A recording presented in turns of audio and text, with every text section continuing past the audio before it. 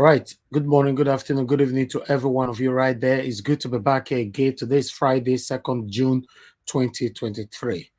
Yes. How on a day today? Happy weekend to every one of you. It's good to be back here again. Yes. It's another wonderful day. As we see them, and so they talk we know they add join them, we know they remove. Update for courts. It's getting tougher. Intimidation does start. Labour Party while use intimidation finish INEC and APC.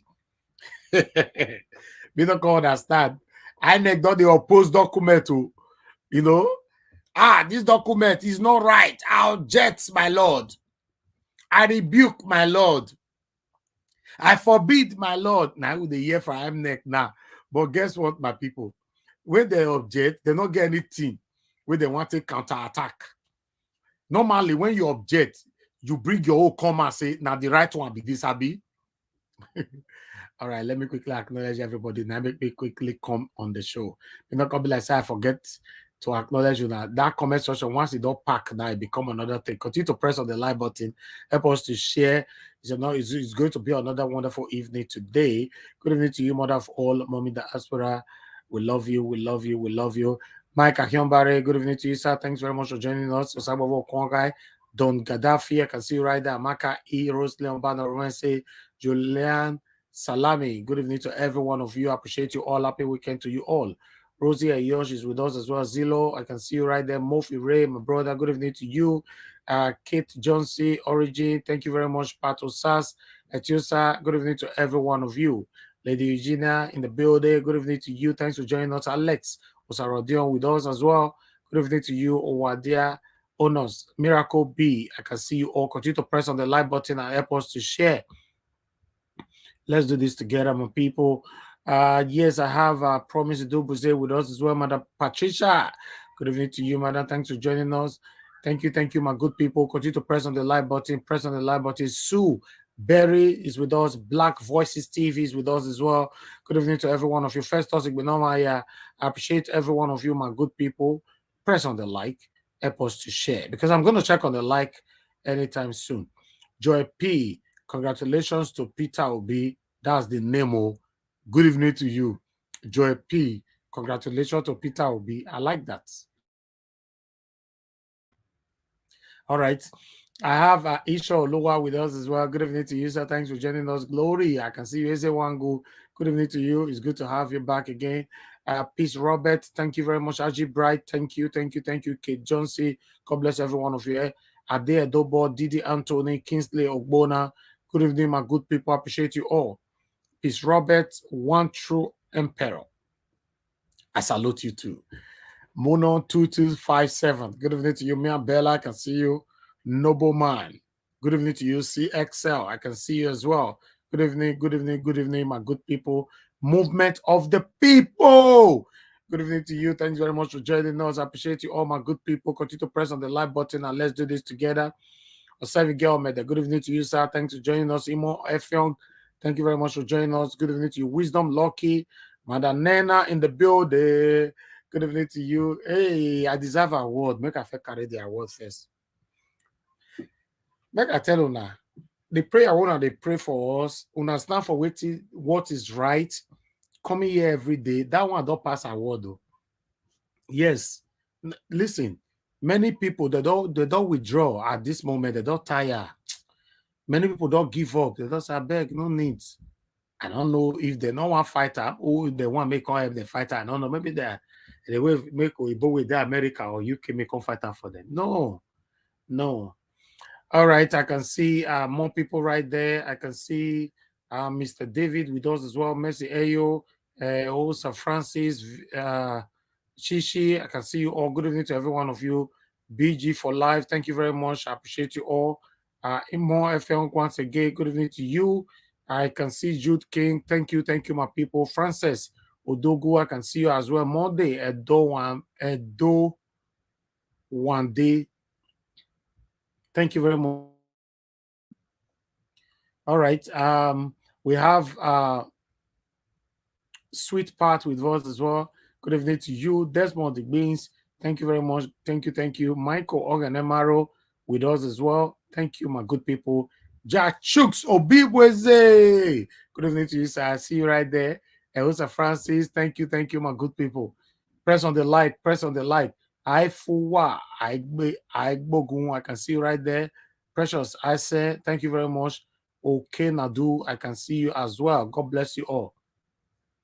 Then I have Uche, thank you very much. I have Eze Go. Thank you very much, sir, for the super chat. I appreciate this. And God bless you. Thank you very much. And I have a Do Live Watch as well. Thank you very much, my brother, for the super chat. God bless you. I really do appreciate this. Thank you, my good people. Thank you. Mr. Ike in the building. Good evening to you, sir. Thanks for joining us. Helen, thanks for joining us. Discussion Channel TV. Thank you. Ami Agba. Emeka Jude, I can see you right there. Thank you for joining us. God bless you all. And I can see Moses is with us as well. Thank you, my good people. I appreciate you all. Continue to press on the like button and help us to share. Discussion Channel TV. Thank you very much. I appreciate you all. In case I don't mention your name, is not intentional. Now, as I see him, now this my gun go tell let me see him. Now, so I take talk him. You know, I see Chris who just join us right now. Good evening to you. Thank you very much, my people. June Obasek in the building. Good evening to you, Atlantic. I see you right there. Now, God bless all of you. Amazing Grace USA. See my people. I come out like say Edoha success. I see you as well. Thank you very much, my good people. All right. As I talk, the tea don't they tough, oh, not be small tea. It don't they tough. INEC is saying, I object, I oppose, I rebuke, I forbid, I cast. Okay, with all this now, where is your counter rejection? They not get. You know your day. He's still not day. They find us with the talk, so he not day. You know, listen, guys, the way things is going now. Okay, make a calm down. May not come be like say make as well. But let me put this on the screen so we can take it from here. Bear with us. Continue to press on the like button and help us to share. You know, so that is it. Here you go. There you go. Okay, let me.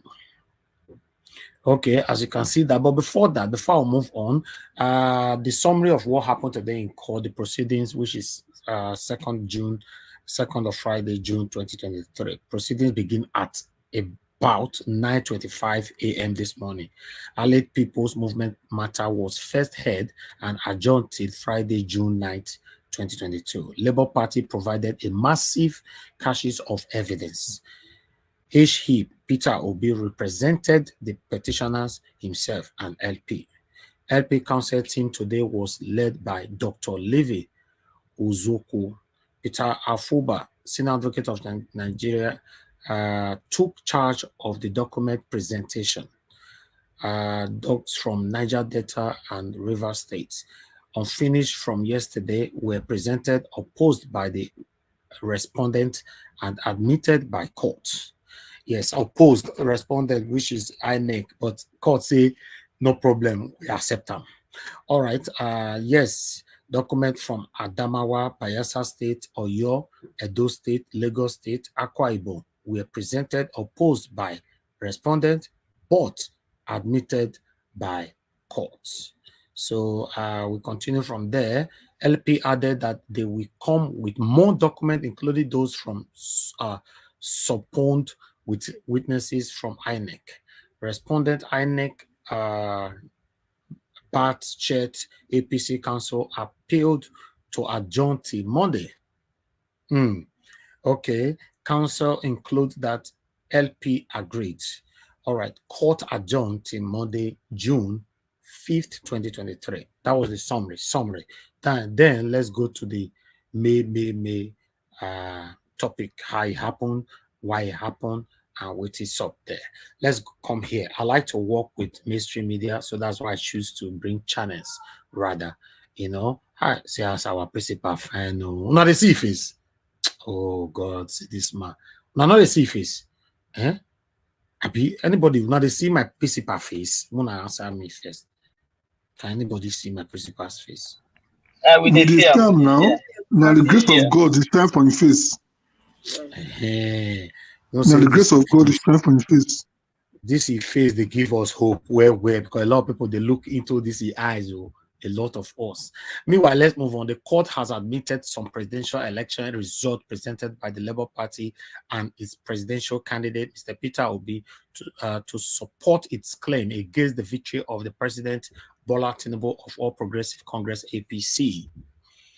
At the hearing presided over by Justice Haruna Samani on Friday, led counsel to Obi informed the court that he had a schedule of more evidence which they desire to render before the court. The counsel continued with evidence election results from Rivers State, Kogi State, presenting certified true copies of INEC election result from 6 local government areas in Rivers State as evidence. Also admitted were results from Niger, Adamawa, Oyo, Bayelsa, and Edo States, tendered by the LP.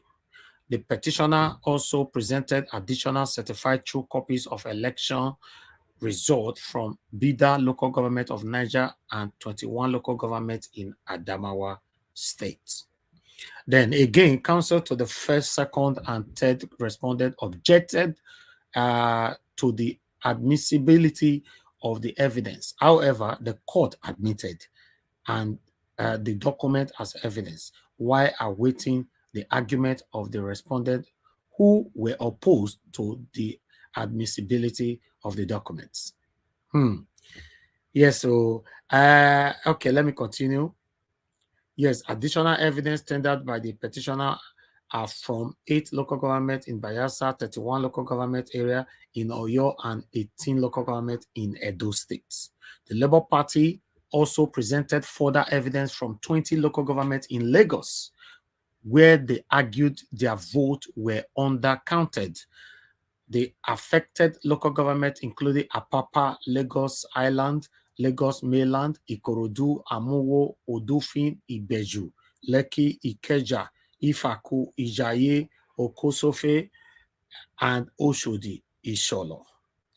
Having presented its evidence from states, Peter Afuba, senior advocate of Nigeria, who is one of the counsel to the petitioner, applied that all the certified true copies of election result tendered as evidence in the court be taken as read.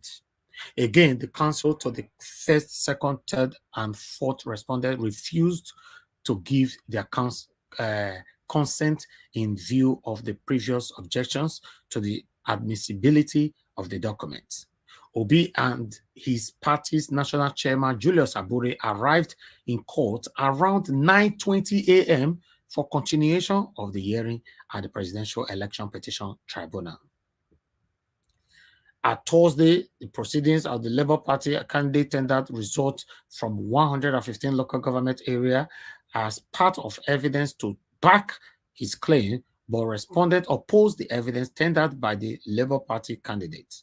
The LP and its candidate challenging the victory of President Bola Tinubu of All Progressive Congress, APC, in the February 25th election. Then I will stop that one. When I see the situation what they now say, I've tell you since say INEC say no. Everything we Labour Party bring, we oppose them, we rebuke them, we forbid them, we disagree. Then where is your counter disagreement document? They not get.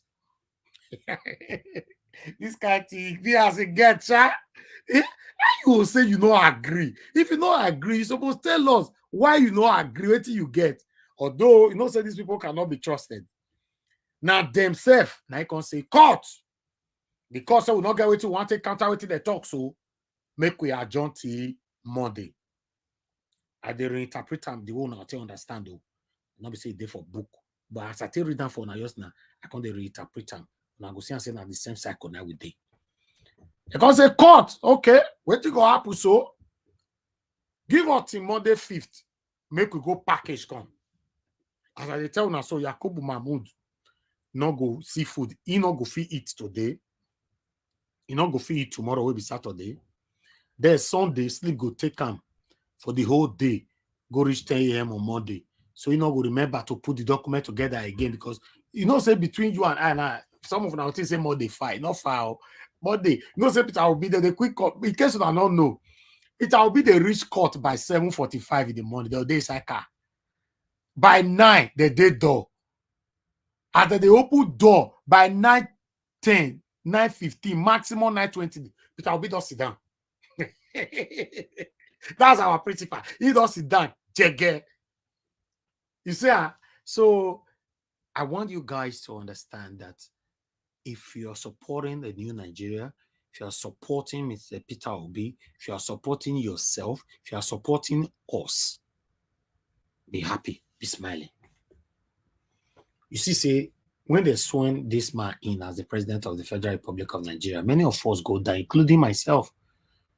Yes, I'm a human being. I was very, very down. But if I tell you the way my body don't take ginger again, because I don't already know, say, what never happened for Nigeria before, then what happened. So, people will not still believe where you know they see that they come again or that they talk again, not to blame them.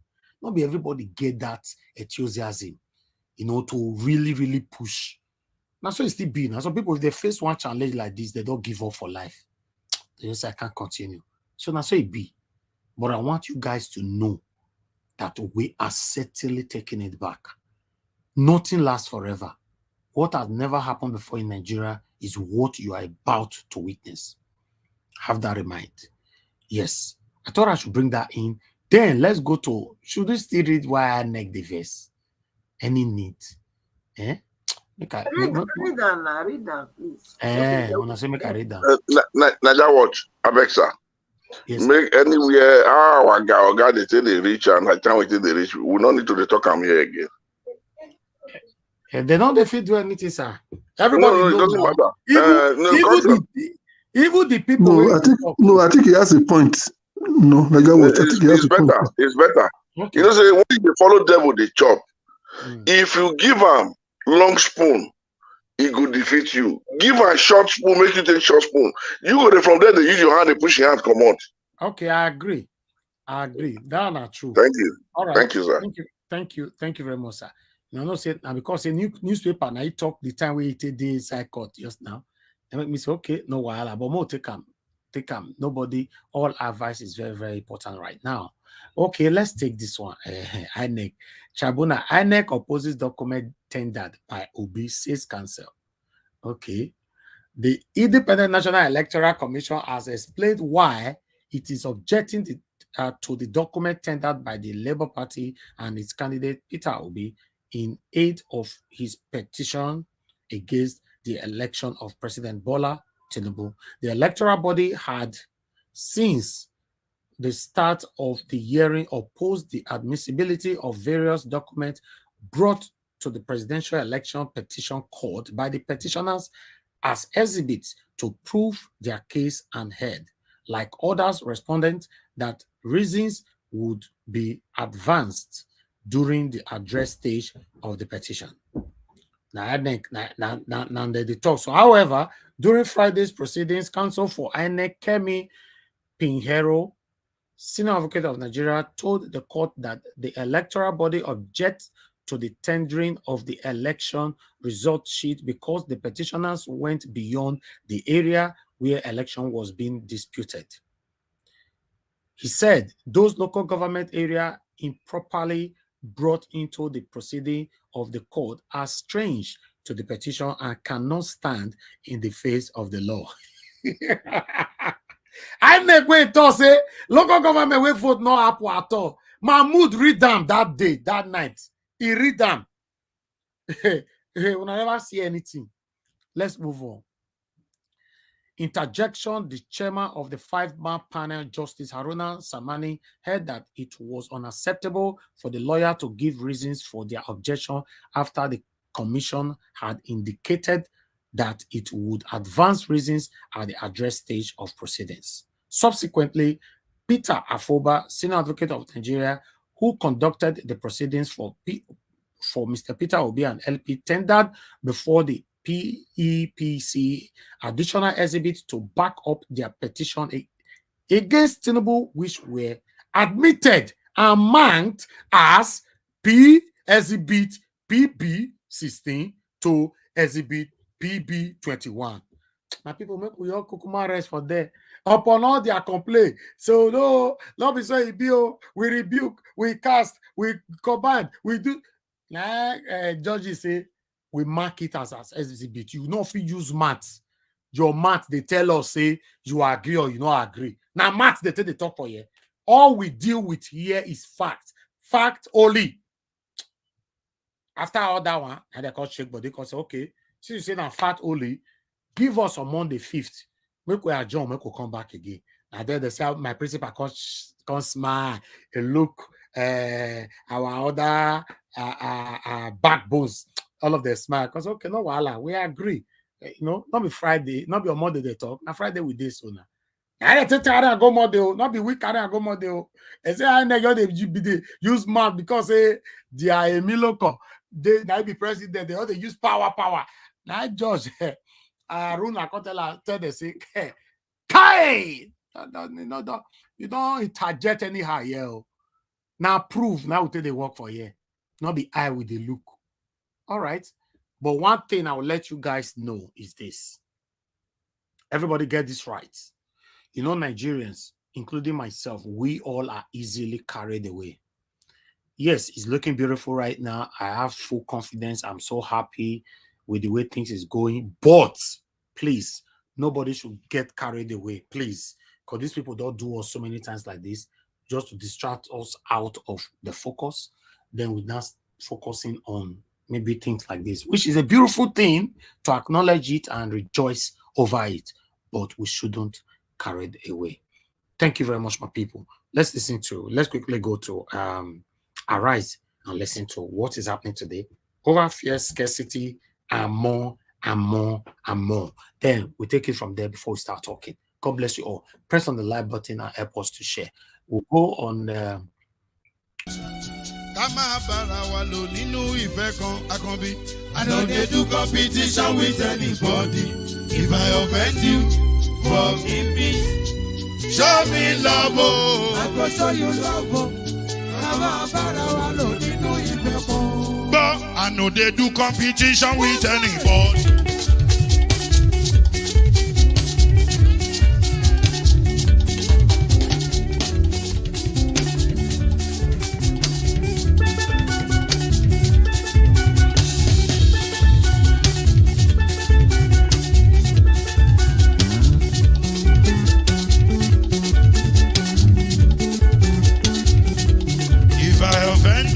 Forgive me, show me love, oh, I go show you love, eh. Kama bara wa lo nínú ìfẹ́ kan. I don't need to competition with anybody. If I offend you, forgive me. Show me love, oh, I go show you love, oh. Kama bara wa lo nínú ìfẹ́ kan.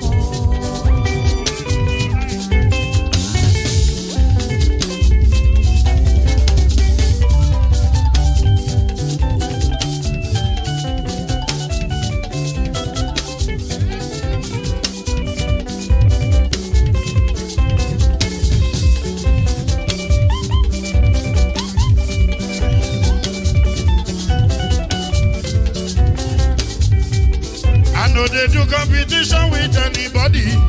If I offend you, forgive me. Oh, tó bá ti sanwó fún Ṣẹ́gun Nàbí o, ẹ fẹ́ jókù. Alákọ̀bí Ṣẹ́gun Nàbí. Alákọ̀bí Sábà Mẹ́la. Anybody? Any bobo. Anybody. Mo ló ń fọlú, ó gbà mí bó ṣe rí mi láti kíníṣí. Délé mo ló ń fọlú, ẹ jẹ́ ń sọ̀rọ̀. Délé o.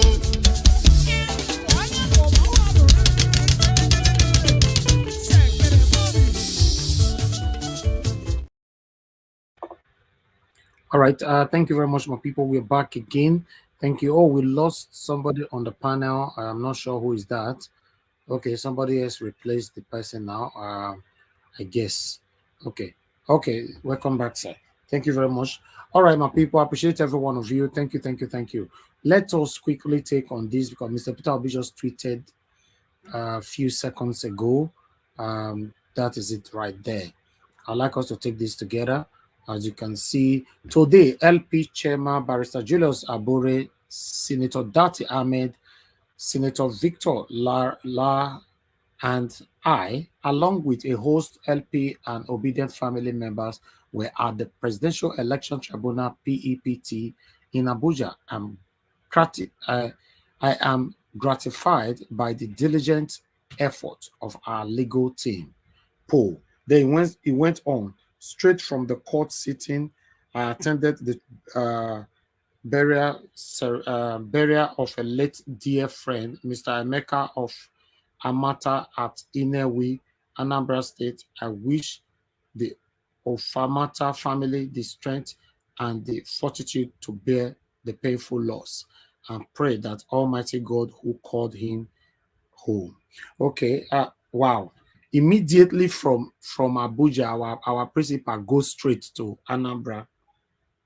Anambra State. Go. This man not the rest at all. Kai, did they try? Did they try? Meanwhile, I thought I should bring that in today. Yeah, that is all we have for you right now. So I'd like us to start talking. Thank you very much, my people. Like I said before, we have 1,290 watching us right now. And the likes, what's happening with likes today? We have 468 likes. At least, guys, let's take that like to 600. Press the like button. I know you are listening to me now. You never press like. Make you just kokoma press them. Except say all our obedient people, don't press them. Or everybody will need new Nigeria through Mr. Peter Obi. Don't press them. The rest people now, the APC people. Is that what you are telling me? Our position? No. Press on the like button. May God bless you all. Meanwhile, help us to press on the dollar sign, support what we are doing here as well. Thank you. I'll call on the first person on the panel. Give us a mandate. Let's talk to us, sir. 8 minutes. Thank you very much for the time again. I'm always love coming here to do this as a Nigerian. Thank you so much for all of your efforts. Thank you, my brother. We'll continue to pray for you. Deuteronomy 28, verse 12. One part says that the Lord will open the heavens over you. So we're praying that God will open the heavens over you. And something go do you, but what go do in a blessing. Money go do you. Good health go do you. Amen. House for Bodo Yibo, plenty has go do you. Better picking, better wife go do you. What you again go do you? Better car go do you. Better money go do you. So, but thank you very much. If will not go do you, sha. Now good will do you. Amen. Amen. And you. How many wife now you want make him get? Wife don't do I beg that question. I beg. That question, not your gender prayer. I beg. So, well, I mean, the videos are very. The borrow leg. No, I don't need that kind of prayer. My brother don't pray prayer. Make una your liver like that. Go ahead, my brother. So, well, I mean, based on the videos, it's just interesting to see how this whole thing is playing out. But I mean, to Aisha Yusufu, one thing is you can take away your platform from me, but you cannot take away my voice. That is what she told you to. You can choose to take away your platform, but you cannot take away my voice. And it just shows again to the words of Kenneth Okonkwo, the arrogancy of power and the humility of purpose.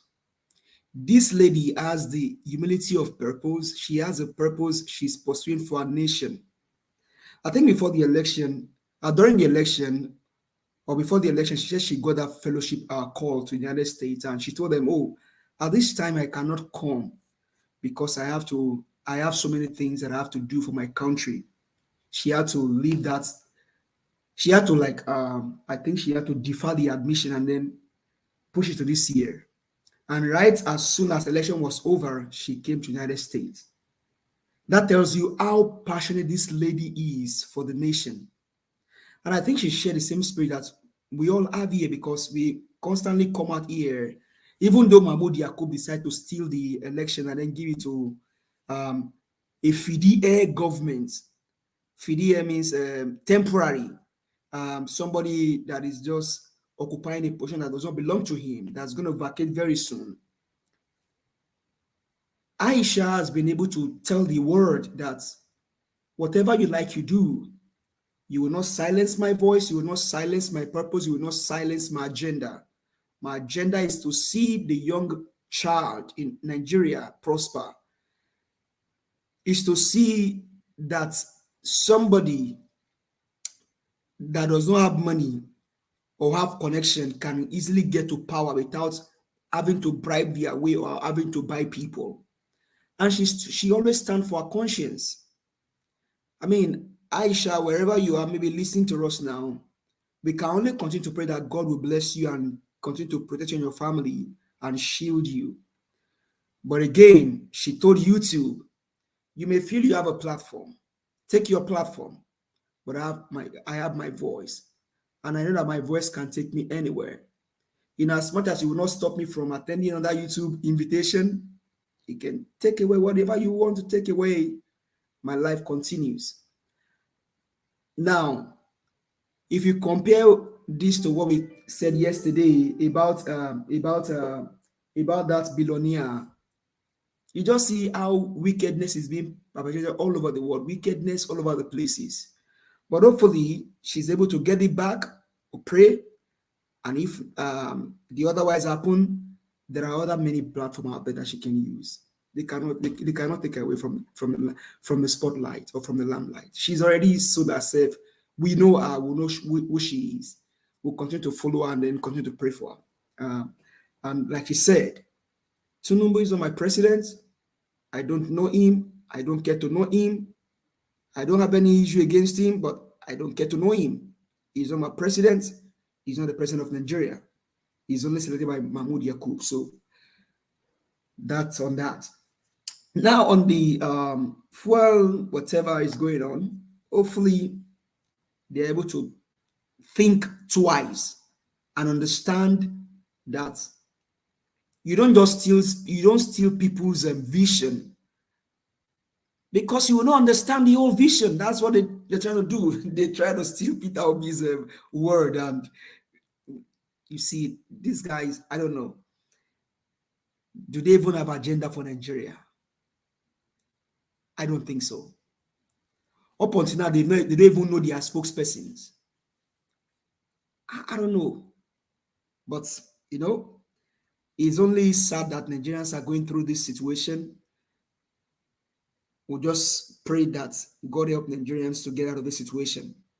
But like we said also, we always come here since last year. Vote the right person. Do this, do that. You guys do this, you guys do that.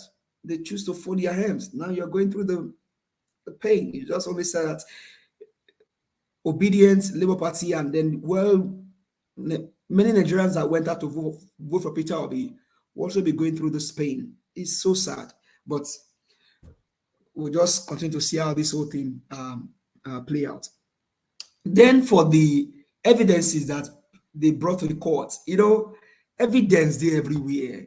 You go on Twitter. My brother, not forget to now Lorry, they take big evidence. Lorry. Mr. Elvis, Lorry is too small. Lorry is small. Even inside market, that market where they Irome Junction, evidence they there. That market where they Yanoba Junction, evidence they there.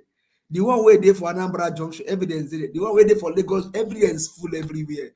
INEC, don't act like as if you don't know. You yourself know that you can easily call on Saliu now. Saliu, that election will happen. Give me one evidence. They will quickly send you evidence there everywhere. It is only sad that INEC, you don't even need to truth. You don't need any CTC. You don't need any certified true copy. Evidence full everywhere. Okay, go Citizens Hub now. Citizens Hub, they have evidence. IRF have evidence. Ninja Watch himself get evidence. You call a Paidu now, you get evidence there everywhere. INEC. No, you cannot escape this. But one thing is, the judges, I only wonder why they're asking for evidence. 25% of Abuja is alone to be evidence and then throw this whole thing out. And that is where we all should be able to understand that you don't have a president. You don't have a sitting president now, honestly. It's in the constitution that he must win Abuja. Did he win Abuja? He did not win Abuja. So you don't have a president because that's against the constitution. That is what that Obama said. If you swear him in, you have just destroyed, you've trashed the constitution because he did not win 25 Abuja. Rivers State was rigged. He did not win Rivers State. Lagos State, he didn't even have up to maybe 100,000 votes in Lagos. Plateau, or that told us what happened in Plateau. So evidence is everywhere. I wonder why this, God have mercy. And elders, please, I don't mean to be arrogant or to abuse you guys. I wonder why these elders are doing this to the young Nigerians. Why should we continue this wickedness? Judges, you know, you yourself, you know, some of you, I mean, if not all of you, voted for Peter Obi. And you are asking for evidence like as if the Labour Party will go and manufacture evidence. Evidence is everywhere. Okay, let's call Peter's side now. If you bring Peter's side, he will give them evidence. I like me, I don't understand what I can do now. I beg, if you need evidence, ask Mr. Harless. Evidence there, evidence there on my junction, everywhere. So, but you know, hopefully they're able to get this thing done on time. 25% Abuja is enough to end this whole matter. It's enough to end this situation. But let's see how the whole thing plays out. And for Peter Obi, I think I said it here some weeks when this whole thing was going to happen, that if he can be given like maybe a snippet of what happened in the court. Okay, I was in the court today, and I think maybe he doesn't need to. I mean, he's doing that now. Thank God he's doing that. Just to keep the momentum going. That's how you carry your people along. Thank you, Mr. Peter Obi, His Excellency Peter Gregory Obi, the President of Nigeria, the President of Federal Republic of Nigeria, GCFR. You are my president. You are the one I know. You are the one I support. You are the one that Obedience know, Labour Party know, and Nigerians know all over the world. You are our president. Bola Tinubu is not our president. Thank you. Have a lovely day. Bye. Thank you. Thank you very much. Give us a mandate. God bless you. Thank you for your submission, and thank you for your prayers as well. Mr. Chuks Obibweze, thank you very much, sir. I would like you to talk to us. Thanks for your patience. 8 minutes. Yeah, good evening, Mr. Elvis. Can you hear me? Yes, sir. We can. Okay. Yeah. Once again, good evening, fellow panelists, and those watching us. Yeah. Today is a very, very bright day. The more they go to the sitting, the more we become more excited, become more hopeful. I mean, with the way the argument is going, it's only going in one direction, and that direction is reclaiming the mandate. There's nothing that will stop these people. I mean, we used to say it here that the evidence is overwhelming, and when the evidence is overwhelming, there's nothing anybody can do about it. Imagine it, INEC, you conducted an election, you gave a certified true copy, and you are arguing about it. Does that not tell us something? For me, it says more about where this is going, And I know the judges are not stupid. They know what they are doing. They know that, look, this is not a time to mess around with Nigerians. Give us our mandate, rightly said. If we go check how these people voted, 70% or even more would have voted for Peter Obi. Go to the barracks, go to the police. You see all these people because they know who really care. It's not about for Mr. Peter Obi to win Aso Rock. I mean, some of us don't even realize what that means. We don't realize what that means for you to win in Aso Rock, the seat of power, and the same party is contesting. Come on, man. That is not an easy feat to achieve. It doesn't matter who that person is.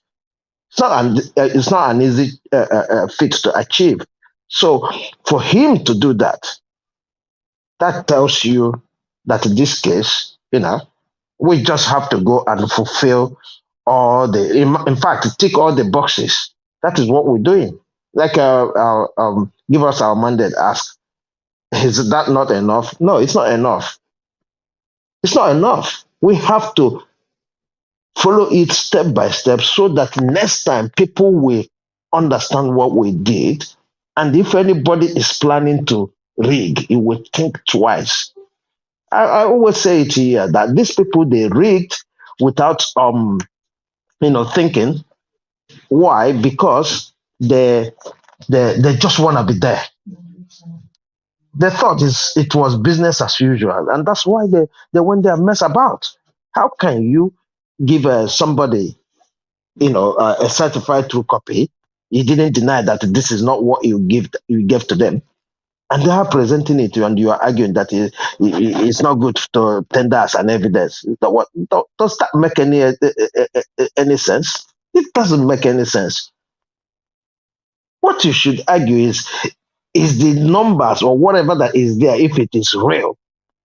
That is what you should be arguing. Not that it's not admissible. What do you mean it's not admissible? If you said that the election was held in a certain local government and there's no election there, and you give us a certified true copy, and we are having it and presenting presenting evidence that there's no election that was held there, why are you rejecting it? So you see, this one they don't carry bad market, and nobody is gonna buy that. Even the judges are not buying that from them. So to see that happening right now, we should be very happy and moving forward. Let nobody, and that does not mean that we shouldn't continue the way we are going. The energy is there. Let us continue to give that energy. I'll quickly talk about Aisha. Look, there's categories of people, that their name will be written. Just like the people who fought for 1993. This is another heavy fight. In fact, this one is even heavier than when the military was there. So there's so many people that their name will be written. Aisha Yusuf has taken her place. Elvis has taken his place. Dr. Gora have taken his place, and so many others. When I'm saying taking place, I'm calling people who are not into active politics, like being a big time politicians. So that's why I'm mentioning these names. Because they are not a politician by default. These people are not politicians. They don't belong to any political party. So, but right now, look at the fight that everybody is putting on. Her going there and doing us proud. We can look. These people will know it is not business as usual. You see where we're going. We're not waiting for them. We're not doing anything to say, hey, we're gonna allow them to continue like this. They can seize our media. The social media is there. And that is one of the things that are giving them problem, because the social media right now, make it tough for them. It's so unfortunate that they underestimate what the social media can do, because this is the same thing they use in coming into office, and right now it's being used against them.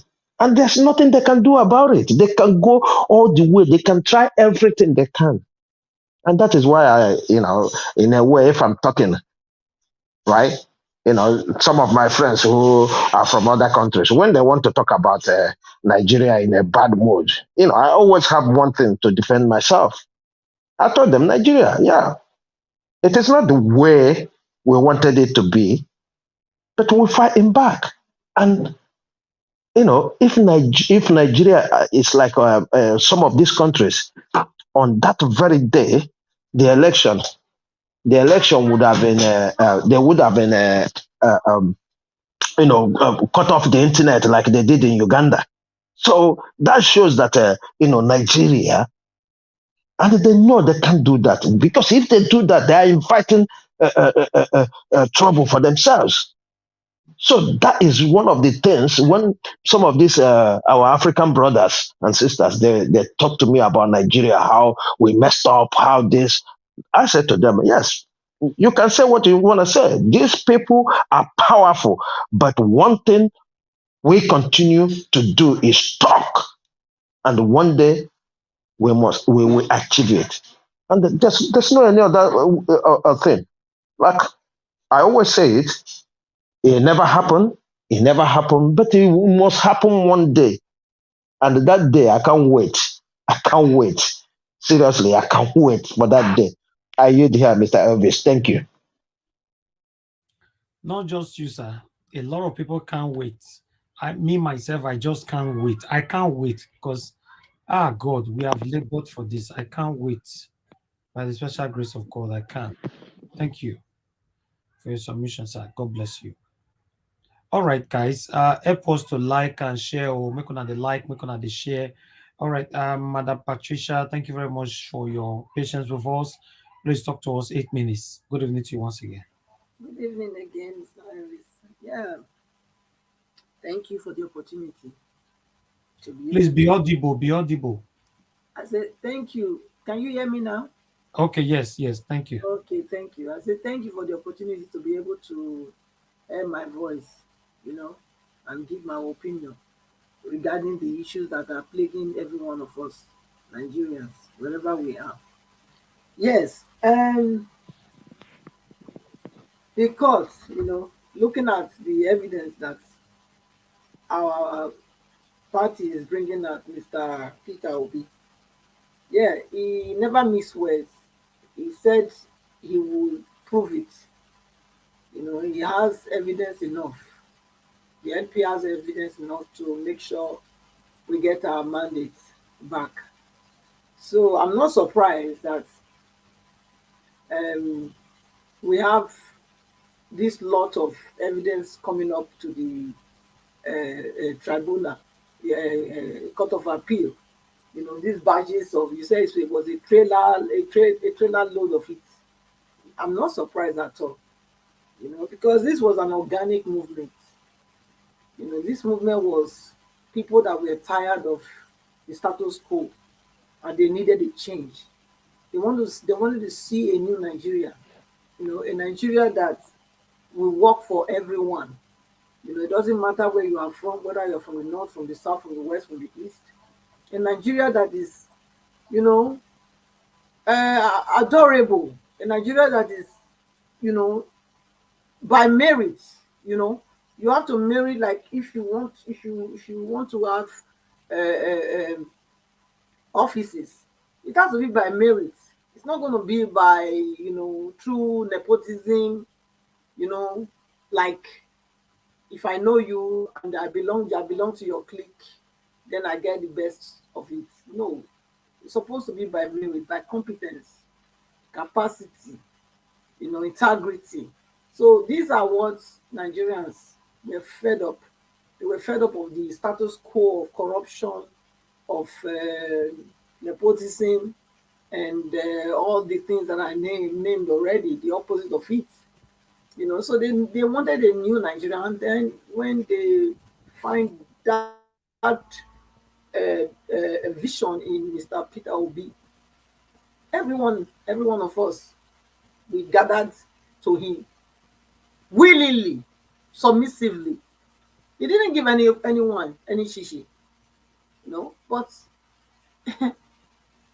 our love for him grew because we can identify with him.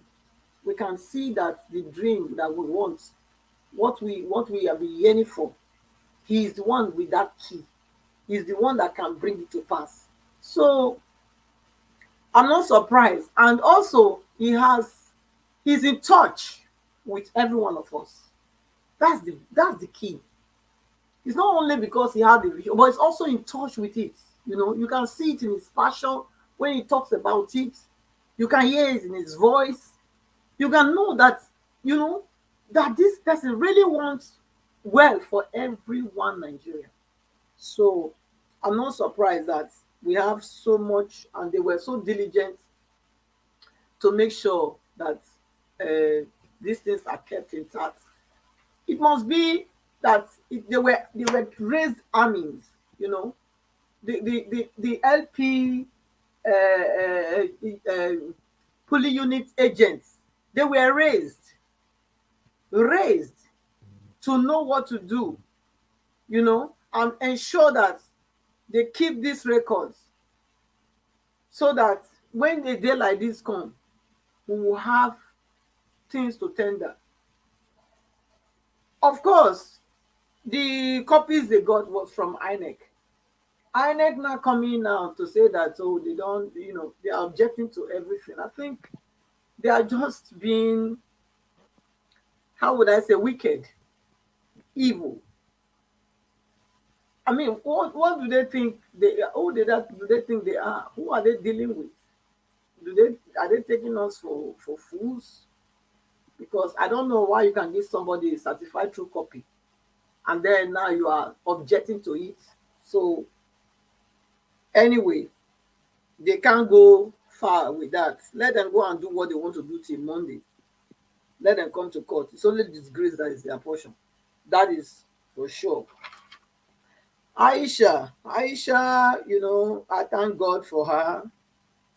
Thank God for her that what God has used her to do. And God will continue to use her to do more. Yes, you can kill the person with the vision, but you cannot kill the vision. You can't. The dream, you can kill the dreamer, but you cannot kill the dream. You know, so that's what happened here. If anything like that, you know, but we thank God she's gone higher. She's been promoted. Now she's talking to the whole world through other platforms that she can even use the K word freely. You know, if it was in, I believe it was in YouTube, she can't use that K word. We are not allowed to use K word here. But on that other one, she could use it. So it's all good. It's all good. Say what they thought for evil, God turned it around for good. So that is what it's going to be for us as well. We, the LP people. They meant it for evil, but God will turn all these things around for our good. In the name of our Lord Jesus Christ.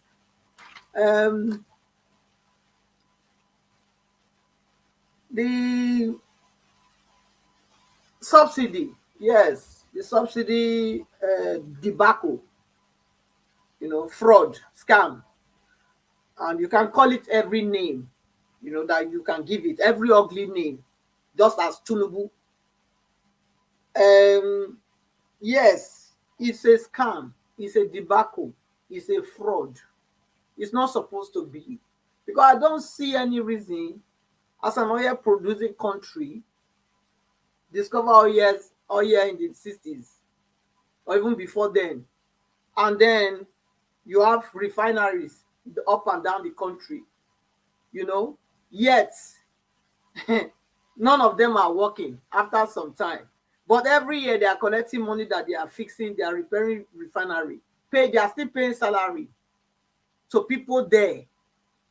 These are ghost workers. Of course, we know how it is, which means it's individuals that are collecting those money because those refineries, they are not working. They are not working. Now you put us into subsidizing our oil. I mean, who does it? Who does that? Because they don't have any. They are blind leaders. That's the reason. They are blind leaders. Why even the subsidizing the petrol, the crude oil you have when you have refineries? Do you mean you could not refine yourself? We were refining. They were refining when I was a teenager. Yes, we were refining. The Warri refinery was working. The Port Harcourt one was working. I think Kaduna also had one. Yes. So I don't know. After all these people came, they killed everything. They siphoned everything to themselves. You know, they collect money and do all this. So, I mean, it's time. But the way they implemented it is what is not right, because they don't have the people at heart. That is the reason. Because if you have your people at heart, how can he even have you at heart? Somebody that doesn't care, he said, I must be president. That's what he said. I must be president. And he went to prove it. He wasn't quiet about it. I must be president. He did everything. He mobilized people to do what they did. They buy people. They maim people. You know, for him to get to where he is, how can you act? And on the day when INEC, Yakubu, when he go, you say we shouldn't use it. Okay, fine. Yakubu, when he go, we are make a liver. Oh, you know, 4 a.m. in the morning, when he did what he did, what was his first speech? I know many of you did not vote for me. Okay, many of us did not vote for you. So are you there? So which means you know already you came in through fraud. Your money bought you this place. So how would anybody expect somebody that came through the back door to work for you? He doesn't. To start with, doesn't have the people at heart. It doesn't. If he did at a point, he wouldn't have even done. He wouldn't have done what he did. It's not possible. Look at the difference. Jonathan said, no Nigerian blood is what his aspiration to continue to be president. This one said, run with it, snatch it, and whatever. Catch it, you know. So what are we talking about? It doesn't have Nigeria interest in heart. So he's never going to do good. But I know his days are numbered. So there's something they say, Benin say, die, you know. Okay. That's what he is. So that's where I leave it. They don't have the plan. Their plan is grasshopper or a plan. You know, grasshopper when he's sleeping. He leaps with eyes closed. So that's what it is. Anywhere they land, You know, that's their plan. So, like you see them now, that's why you see the problem now. They are grasshoppers. Grasshopper leaping, that's what they are doing. You know, they land here. And when they land here now, you see what is catastrophic. That is katakata everywhere now. Nigerians, more suffering, more pains. Thank you. And yeah. So thank you, Patricia. God bless you. Thank you. All right, Mr. Edwin, sir, please talk to us. Thanks for your patience. Talk to us, sir. 8 minutes. Mr. Edwin, are you there? Yes, sir. How are you, sir? I'm very fine, sir. Talk to us. Thank you. Thank you very much, fellow panelists, Niger Watch. Comment section, I greet all of you. And it's nice that we're talking about all these things today. And I congratulate our president in waiting, Peter Obi, because I see him as our president in waiting. And let me start with the evidence. They are arguing up the evidence because they thought they staffed Labour Party with most of the required documents to be able to stand their ground and back up their claim. They thought they've done that.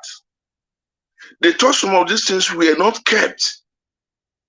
So that was why they were dragging to give them some vital documents in order to deny them from presenting their case beyond reasonable doubts.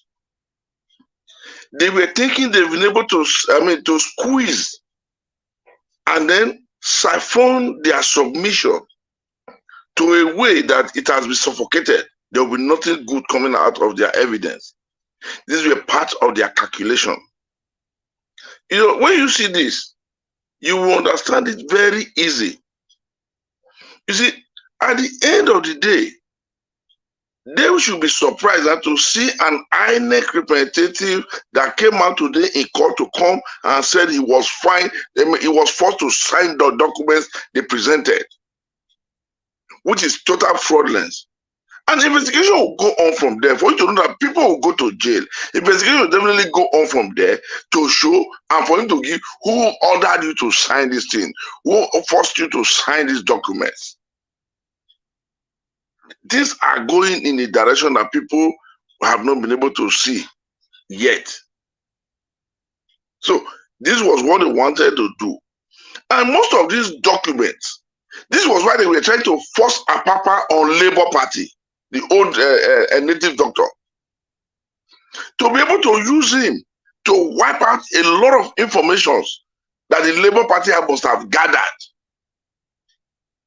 And if this man had been there, he will now try to lay hands on those documents and said, as the chairman, I have done away with it.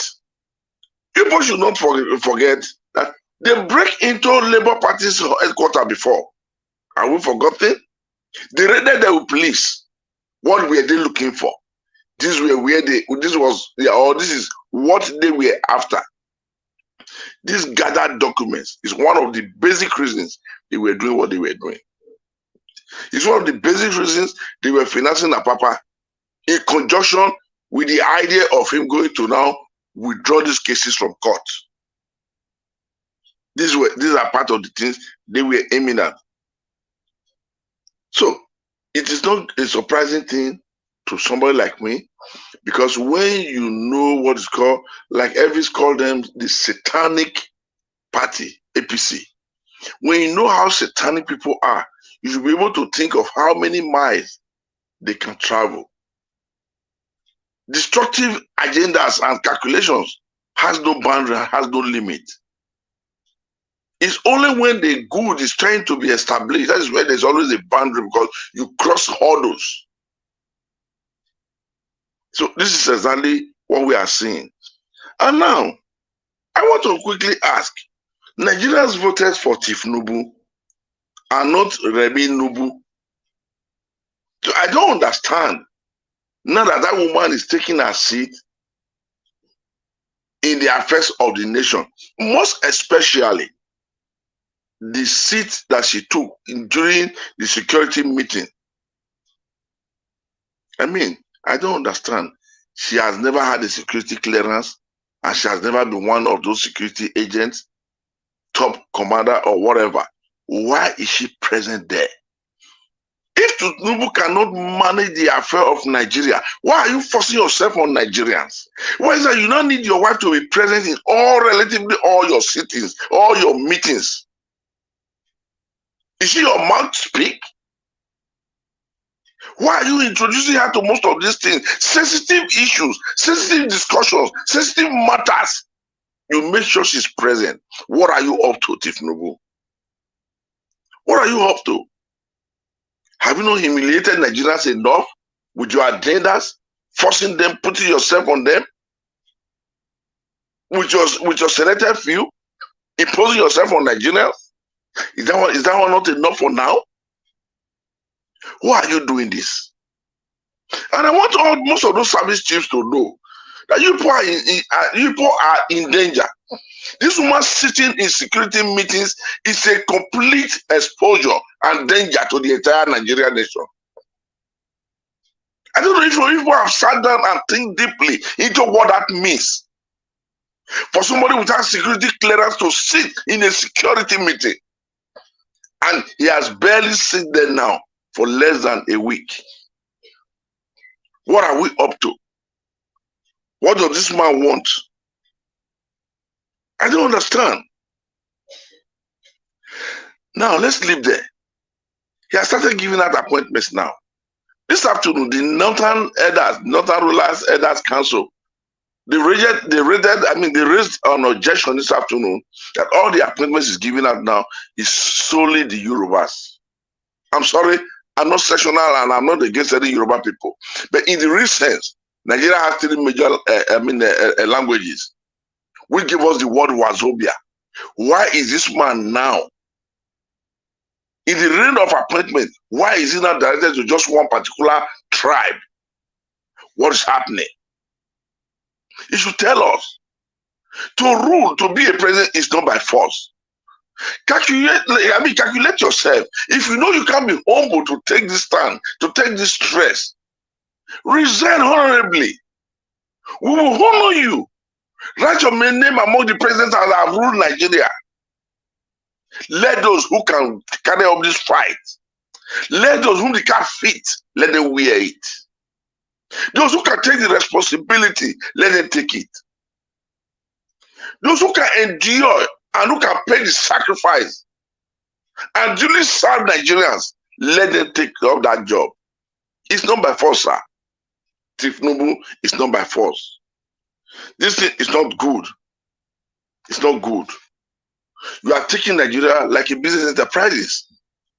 You are taking Nigeria like airport toll gate. You are taking Nigeria like Lagos. This is not the entire nation and not a state. It is too much. You are biting beyond what you can eat and what you can chew. You can't swallow all these things. What do you think you are doing, sir? Tifnubu, advise yourself and withdraw from what you are doing. And now, I want you to recalibrate yourself when it comes to the issue of your children. Now, your wife is on one side. What is Nigeria doing with your children? Why are they not trying to impose themselves on Nigerians? What is their business in Nigeria as a country? The entirety of Nigerians never voted you and your entire family. They voted you alone. Then what are you up to? What are you doing? What do you think you are now calling for? A chaos for this country?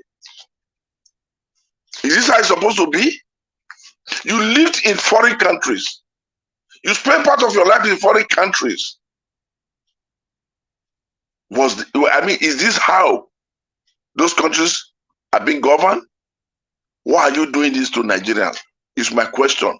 Tifnubu, can you answer us? Can you give us an idea, the business of your children in the affairs of Nigeria as a country? I don't understand. All these things boils down to say you don't have the energy, the capacity, the zeal, the will to rule this country. Why don't you resign then? Must it be by force? Is it a do or die affair? I'm asking you, Tifnubu. Please let us know. Then I now come to the refinery we are talking about. Gentlemen, Nigerian refineries have long been made an empty environment. Nothing is being produced there, and they silence and put away all the refineries, put them out of being function. Why? They did all these things, and so that they cannot create room for this fuel subsidy. Now, Nigeria, our refinery is not functioning. So we now have to get this thing outside Nigeria. And if you are getting it outside Nigeria, we will not be able to pay for it. We have to subsidize it. This is how they started this game. And now that when people are not supplying it, they will not give Nigerians price. They now make Nigeria refinery irrelevant. Now Nigeria started buying what they have from people who don't have it. Import it from people who don't have it. Why the refineries have now been made a skeleton within the environment of Nigeria. The vast land those refineries have taken can even be used for farmland, if nothing for. But they are lying down there as a complete skeleton to the environment. It's not becoming an environmental waste, it's causing an environmental nuisance. At the end of the day, what has Nigeria done for you and you people to destroy this nation like this? So now I can see our vice president in waiting, Dati Ahmed, the way he's smiling now, it's like when you set sawdust on fire. When it's picking, you see it going down in a very slow mood. And I will yield for now, Elvis. Thank you very much, and fellow Nigerians and fellow Nigeria Watch. I greet all of you. Happy weekend. Thank you. Thank you, sir. Happy weekend to you too. Thanks for your submission. God bless you. Guys, I beg, make gonna press on this like, or I beg. Press on the like. We currently have 611. Can we take that to 700? It don't tell why I ask for that. So now they do it for me before. It is the sub today. And a weekend now, not too much work. So let's be flexible. Press on the like button. Let's take that to 700. God bless you all. I'll call on the next person on the panel. Yes, ma'am. Sorry. Yeah, if I wanted to interject before, but like you said, okay. With Mr. Epa Obotao. Go ahead. I believe they hear you. Is he hearing me? Okay. No, I just wanted to, because he mentioned Wazobia, the Wazobia thing again, that the office that Tinubu is giving out now, that it doesn't reflect the Wazobia whatever, and that the Northern Caliphs, they are already agitating over that. So I wanted to also interject on that, because it's not only Wazobia that we have in Nigeria, and that was the way they trick Igbo people to buying this nonsense in the beginning of the whole thing. I remember, when they came with this Wazobia revelation of theirs at that time, the Igbo was happy that they were also in among the tribe that so-called this. And I was telling them there, I remember I was telling them, look, if you people are happy that you want to create a language that is befitting for Nigeria, according to you people, is it only Wazobia that is in Nigeria? So what are you people trying to do? Are you not trying to tell us that we don't count? So I told them that I said it will not ever work. And it didn't work. We have seen it now that it has failed. So please, we shouldn't be using that Wazobia of a thing, because my language is very important. No any other language is more important than my own. I come from somewhere. I'm a Nigerian, so it's not only Wazobia that they have in Nigeria. So if you cannot include my own, don't even mention Wazobia. As far as I'm concerned, no. So that's my point. Because Nigeria have 300 and how many languages? So hello, Madam Patricia. Let me tell you one thing. Wazobia is just a word for 3 major languages. And after it being said, let me tell you, do you realize that the amalgamation of Nigeria is Northern Nigeria and Midwestern Nigeria? And the head of Midwestern Nigeria is that a Bendel state? If Bendel state does not sign any division, let me tell you something. Let's leave this game they are playing. Does not sign any division within Nigeria, it will never work. Go to United Nations, let people confirm it to you. Yeah, but what I'm saying, at the end of the day, listen, please. Now, I just said it's a country of its own within Nigeria. This is why we call it the heartbeat of the nation. Yeah, but you are not Wa, you are not Zo, you are not Bia. That's my point. It doesn't matter. Let them be fooling themselves. Madam, listen. Wait,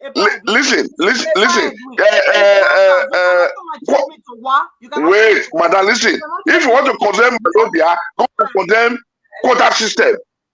Go and condemn quota system. The quota system they introduced is how they now brought Wazobia to top it up. And that quota system is dying gradually.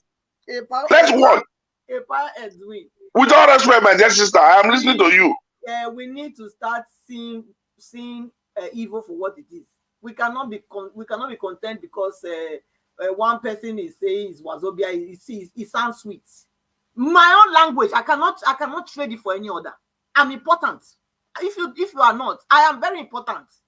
My language, they must include it for it to stand. They must include my language. If they cannot include my language, let them forget that Wazobia. Because it's not only Wazobia that we have in Nigeria. So that's my point. I'm not being, so thank you. If I may come in, Mr. Harvey. All right. I guess the interjection don't finish, right? Can we move on now? Yes, sir. Yes, sir. For me, I've submitted. Thank you. Thank you. Thank you. Thank you. Thank you very much. I would like to, because we have people waiting. Mr. Alex, thank you very much for your time. Please talk to us at 8 minutes. Am I in now? I thought I was the last person. That's what I was thinking. Okay, that's good. That's fine. Maybe some people left and they came back again, so they lost their spot. Yeah, because the last time Yes, I but we know they hear you well. We know they hear you well. You know they hear me well. And now you do with the hear you now. For now, one talk, Okay. one be close to now mic, I beg. Go I ahead. put the thing for I will put them for my mouth self. Just that. Okay, talk to us. Sir. But you can hear me better now. Yeah. Okay. So in my contribution, once more all protocols I observed. God bless everyone. The issue of this cabinet or whatever, I think it was very, very, for me, it's not important at all, because this guy is not a person that is supposed to be there. So whatever he does or is planning to do, it's not really interesting to us. I think that's their problem. I will just put it that way. Mr. Alex, your audio is very bad. We not hear you. It's only me. I can't hear anything. Everybody is struggling to hear you. I beg. Is it better now? Okay, it's good now. Okay. Yes. Okay. Like I was saying, I think the concentration should be more on our case in the court, how we are progressing. From all indications, the Labour Party and Peter Obi's team, they did a very good homework. That was why I was so confident when this election result that INEC announced or their selection, they said, we know we won this election and we are going to prove it. You see, there were a lot of doubts, a lot of ups and downs, and people were already getting confused and kind of being, the hopes were a little bit fading. But the past 2 days now has shown to us that it is good to be patient. With the judiciary, doubts were there that maybe we will not even come to this extent. But we thank God that we are on the right lane and progress is being made. So all our attention should be on how we'll be successful in this course so that we can reclaim that mandate back, the mandate of the people. Because Nigerians, overwhelming Nigerians voted Peter Obi. We all know that. It was stolen from us. So the way we are going to recover this and put somebody there or let the right person be there that can lead Nigeria out of this dungeon that Nigeria is in now. That should be our main concern and our main focus. And something about the fuel subsidy. Everybody knew this from the beginning that it was a scam. For years they've been scamming us and they've made this to look as if they are doing us some good with the prices or whatever. No, it has always been for the elites. They've been siphoning the money, they've been doing whatever they wanted with it, and it's the same group, these same people that is still there. This same guy is among the cartel, So why does anybody think that he is saying something on that day that the subsidy is gone? That's going to be it? No, it's not going to be it. He didn't make any provisions. There was no plan. He just wanted to sound tough or to say something. That was why he made that statement. Can you imagine? I was hearing a sound bit from him today where he said it has come to stay, even if they protest or something like that. You know, there is nothing. In fact, what am I even talking about? What was anybody expecting from this person? What were we really expecting? Nothing. This guy is not really cognitive there. He's not there. Physically, he's not there. A lot of things is just not working with him. And this the person I will keep in my heart, don't swear for somebody or whatever, is this Yakubu guy who decided to put this thing on us. Because if he has stood his ground, I don't think we'll be debating or talking about these things now. If this guy has just stood his ground, follow the rules by now, it will have been something else about Nigeria. We would have been thinking of how we are going to go better from where Peter Obi would have the direction would have been leading the country to. So it's not all hopes are not lost. Before the swearing in, everybody was already most people gave up. Said when he's sworn in, that's it. But you see, there are a lot of things that are happening in Nigeria that didn't happen before. There's always a first time. You know, they didn't see Peter Obi coming. They underestimated him. It's the same thing that is going to happen again. The judiciary that everybody has just kind of lost hope on might be the people that is going to rescue Nigeria. So we have something to hold on to. I keep using this analogy of saying, let's not always see the cup as half empty. Let's see it as half full, so that we can get something to add to it to make it full. There is something there. There is something we are holding on to. If Labour Party or they went to court and they were bringing scanty evidence that doesn't even have weight, would have been talking about something else. But look at the surprise they are giving every one of us. I have to be frank, I never expected this to happen. I was thinking, wow, they didn't allow them to check they didn't give them the results, I didn't even know that these things are already at hand. You know, to surprise the whole nation. So we have hope. And this is the hope we should hold on to, encourage ourselves, and push this agenda to make sure Nigeria becomes a better place. We should not expect anything good from these people because All right, Mr. they Alex. are what they are. As for my sister, Aisha Yusuf, We all lost need you. to Your do voice, is to don't keep lose her praying again. for her, encourage Just her one way or the other, and the fight she's fighting, that she's been on, she has been consistent. She has your never voice been is bad, somebody sir. who's fake. So we Round up, know round those up. who just Mr. Alex, can you hear jump the me? carpet or turn from left Hello, to Mr. right when it Alex. pleases Mr. them. But Alex. she has always been part of us to see a better Nigeria. So all we have to Thank do you. is to encourage and pray for her. Thank you very much. Thank you very much. Your audio is very bad, sir. I think you can leave and come back again. In case Okay. we come back to you again. Yes. Maybe there's something wrong somewhere. I don't know the headphone they use. Thank you very much anyway for your submission. We hear some of them. We struggle with some of them. All right. Let me come to Madam Nena.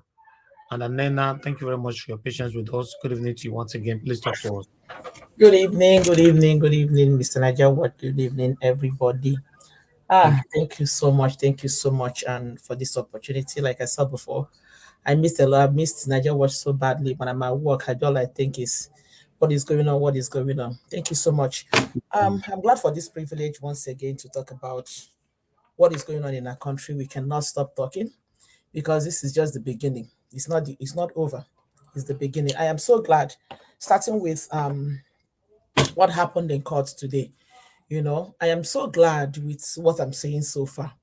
The reason why I say I'm so glad is this, when this whole thing started, all everybody is saying that the judiciary is on trial, judiciary is on trial. Those people, they are human beings. I want to believe that they're hearing what Nigerians are saying. I want to believe that they know what is at stake with this thing because we have run, we have gone everything, and we're here. We are where we are at this point, and everything is in their hands. So far, so good. I see that, I was listening to somebody that was saying something. I think, I don't know if that guy is a comedian or somebody that was analyzing what happened court today. So each time he says, oh, they accepted this one, he said, God bless their soul. God bless them. So what we say, the judiciary, God bless you so far, because everything we are bringing in court, they are being accepted. Because if this everything is being thrown out, that means you don't have a case with that. So that means that what we have is substantial. It's an evidence that is worthy of submitting. It's not something that anybody, at least it's not something that people can just throw away and say, oh, this one doesn't make any sense. They say where they throw away that of PDP.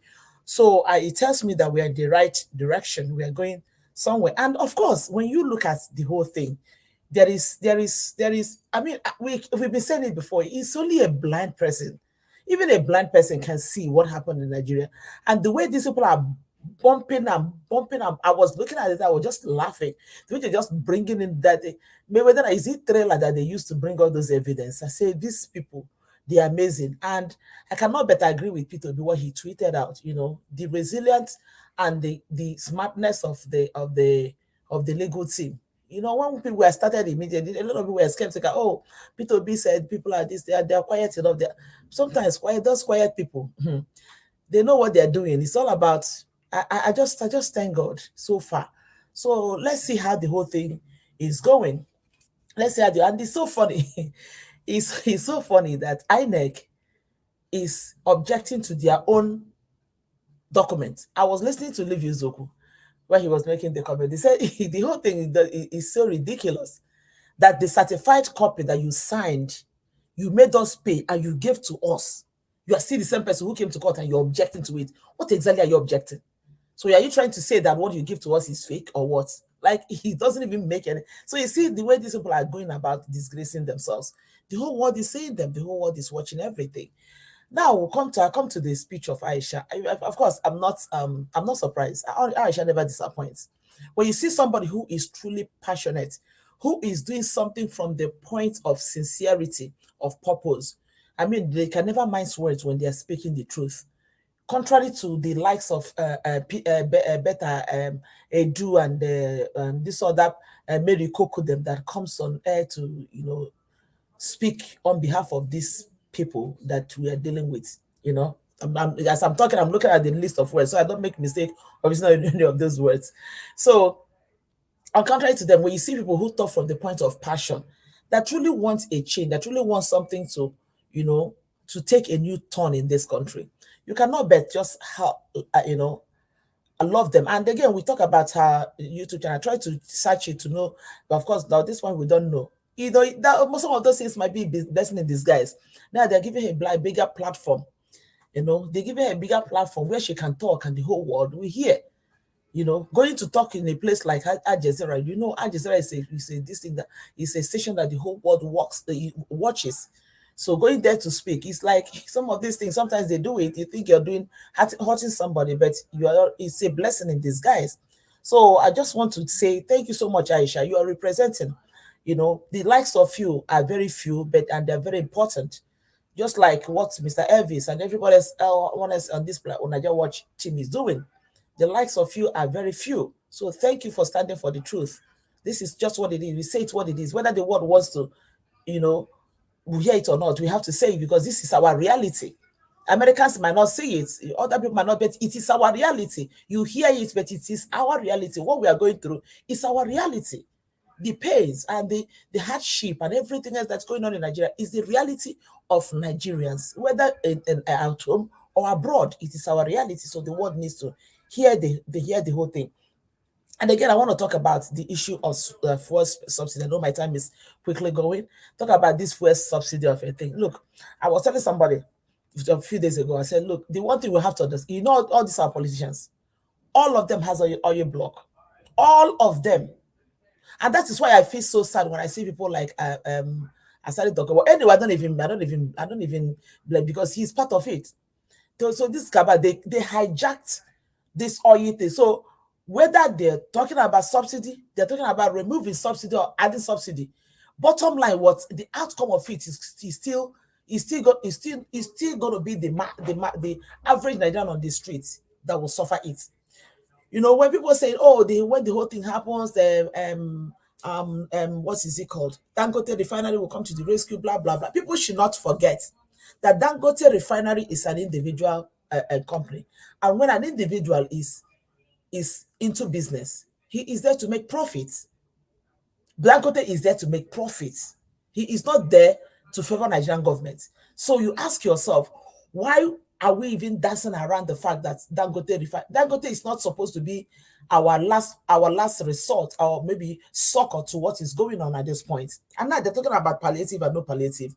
Nigerians who are jumping up, they say they've collected how many millions of dollars to give palliative. What, like Arise was saying this morning, they spell it out. How is the palliative going to come? And who is going to get the palliative? So you see that Nigerians, look, I was telling it, and some people think I was being sarcastic. It's not sarcasm, it's the reality. Because when this whole thing started, I watched and I realized that people were just, I said, look, if you are one of the people that supported this government that they just, that you just manipulated and put there now, enjoy it. Enjoy it, because this is what you asked for. Okay, now everybody is queuing, everybody is crying, everybody is going through this. It is not only the APC, it's not only the Labour Party, it's not only it's not only the Hausas, it's not only the Yorubas, and it's not only the Jaws, it's not only there's no part of Nigeria that is not feeling what is going on now, and that is what it be. And this is just the beginning of it. This is just the beginning of it, because we are in it for a long haul. People find it's important for people to understand the person that is in power, the person that they just put there now. I saw yesterday when they were talking about the daughter changing her status as the first daughter of Nigeria.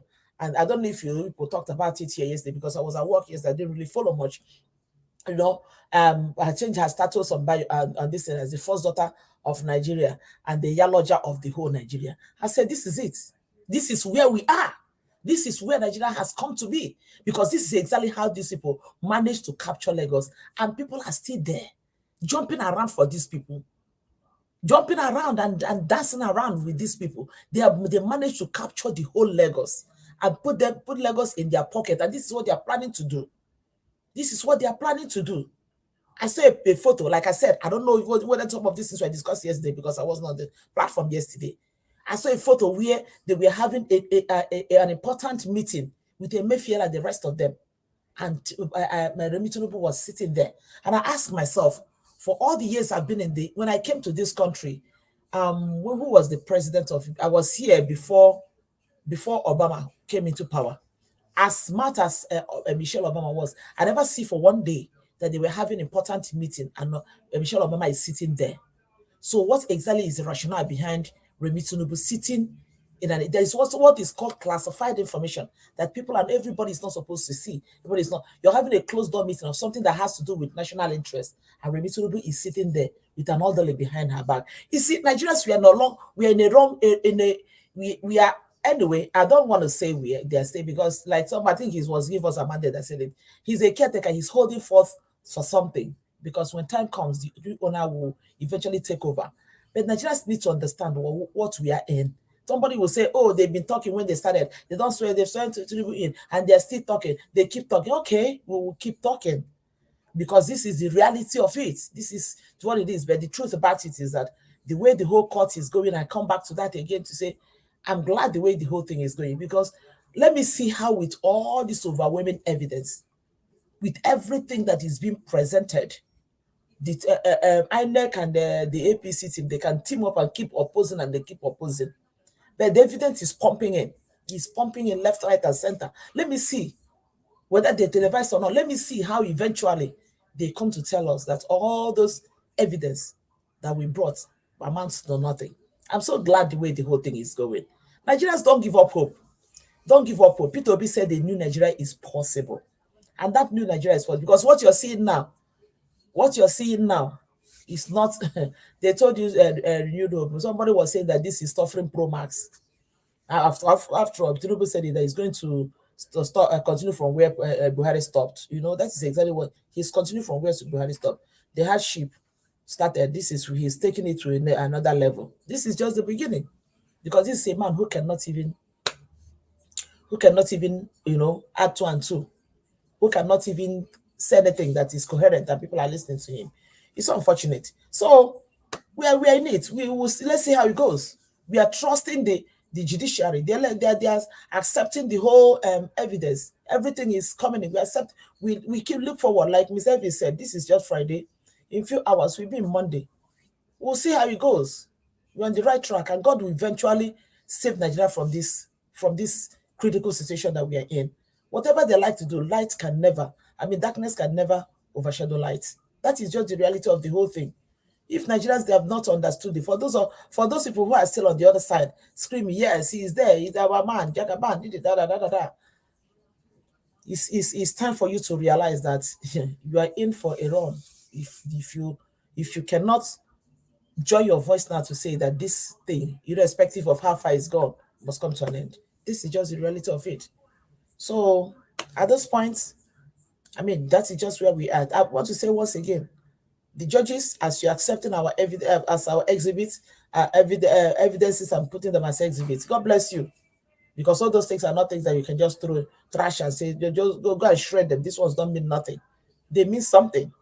So thank you so much. Nigerians are still looking up to you. Nigerians are still, hopeful that we are still hopeful that something is going to come out of this positively. And I speak my voice now I said it from the day one, since the 26th of May, that I, for one, like Aisha said, can never recognize Tinubu as my president. I cannot. I will never. That is just the truth. Anyway, at this point, I yield for now. Thank you so much, everybody. God bless you. Thank you very much, Madam Nena. Thank you very much for your wonderful submission. It's good to have you back on the panel again. I understand, yes, sometimes we all can be busy, but I want everybody to know that, yes, we all belong here. It's good to have you back. Sorry, I just got this new job that is just choking me, but it's okay. I'm free. I'm home today, so I'm glad I'm able to come in now. That's fine. Yeah. Thank you very much. Thank you. All right. Before I call on the next person, I'd like to quickly use this opportunity to appreciate one of our own, Martina Obasuyi TV. Thank you very much. I wish you a happy birthday today, guys, on the comment section. And those of you on the panel as well, if you want to contribute, just help us. I appreciate and wish our team a happy birthday. Martina Obasuyi TV, today is a birthday. Happy birthday to you. I wish you long life, good health, and I wish God grant you all your heart desire, including the new Nigeria that we all are clamoring and fighting for, in the mighty name of the Lord Jesus Christ. Happy birthday. Thank you, thank you, thank you. I appreciate every one of you right there. Thank you very much. I would like us to take a break with this birthday wishes to one of our own. Thank you very much, my people. You are the pillar that holds my life. You are the pillar that holds my life. Master Jesus, you are the pillar that holds my life. Lily of the valley, you are the pillar that holds my life. You are the pillar that holds my life. You are the pillar that holds my life. Lion of the night, you are the pillar. Chickadee, you are the pillar. Daddy, you are the pillar that holds my life.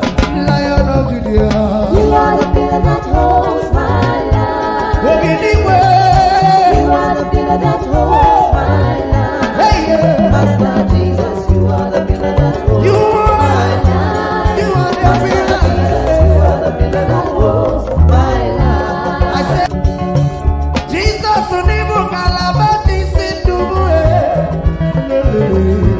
Nibu kalabati sinduwe. Ojo biende, nibu kalabao. Nibu kwa kalabano. Nibu kwa kalabati sinduwe. Ojo biobi ko nibu kwa kalaba. Chikani nibu kwa kalabamo. Nibu kwa kalabati sinduwe. Okay, yes. Happy birthday to you once again, Martina Obasuyi TV. Thank you very much, madam. I appreciate you for all you're doing for us here. And God continue to bless your home. In Jesus' name, amen. All right, I would like to call on the next person on the panel, which is Better Nigeria. Thank you very much, sir, for your patience. Please talk to us. Yes, thank you very much, Mr. Harris. Thank you, sir. Fellow panelists, now well done. No? Now do well. Thank you very much. God bless you, sir. 8 minutes. Are you hearing me, please? Yes, very clear, sir. Okay. As there's much I will say, I want to start with Apapa. You know, we thought we have forgotten everything about our Papa, but just today now, there is this news that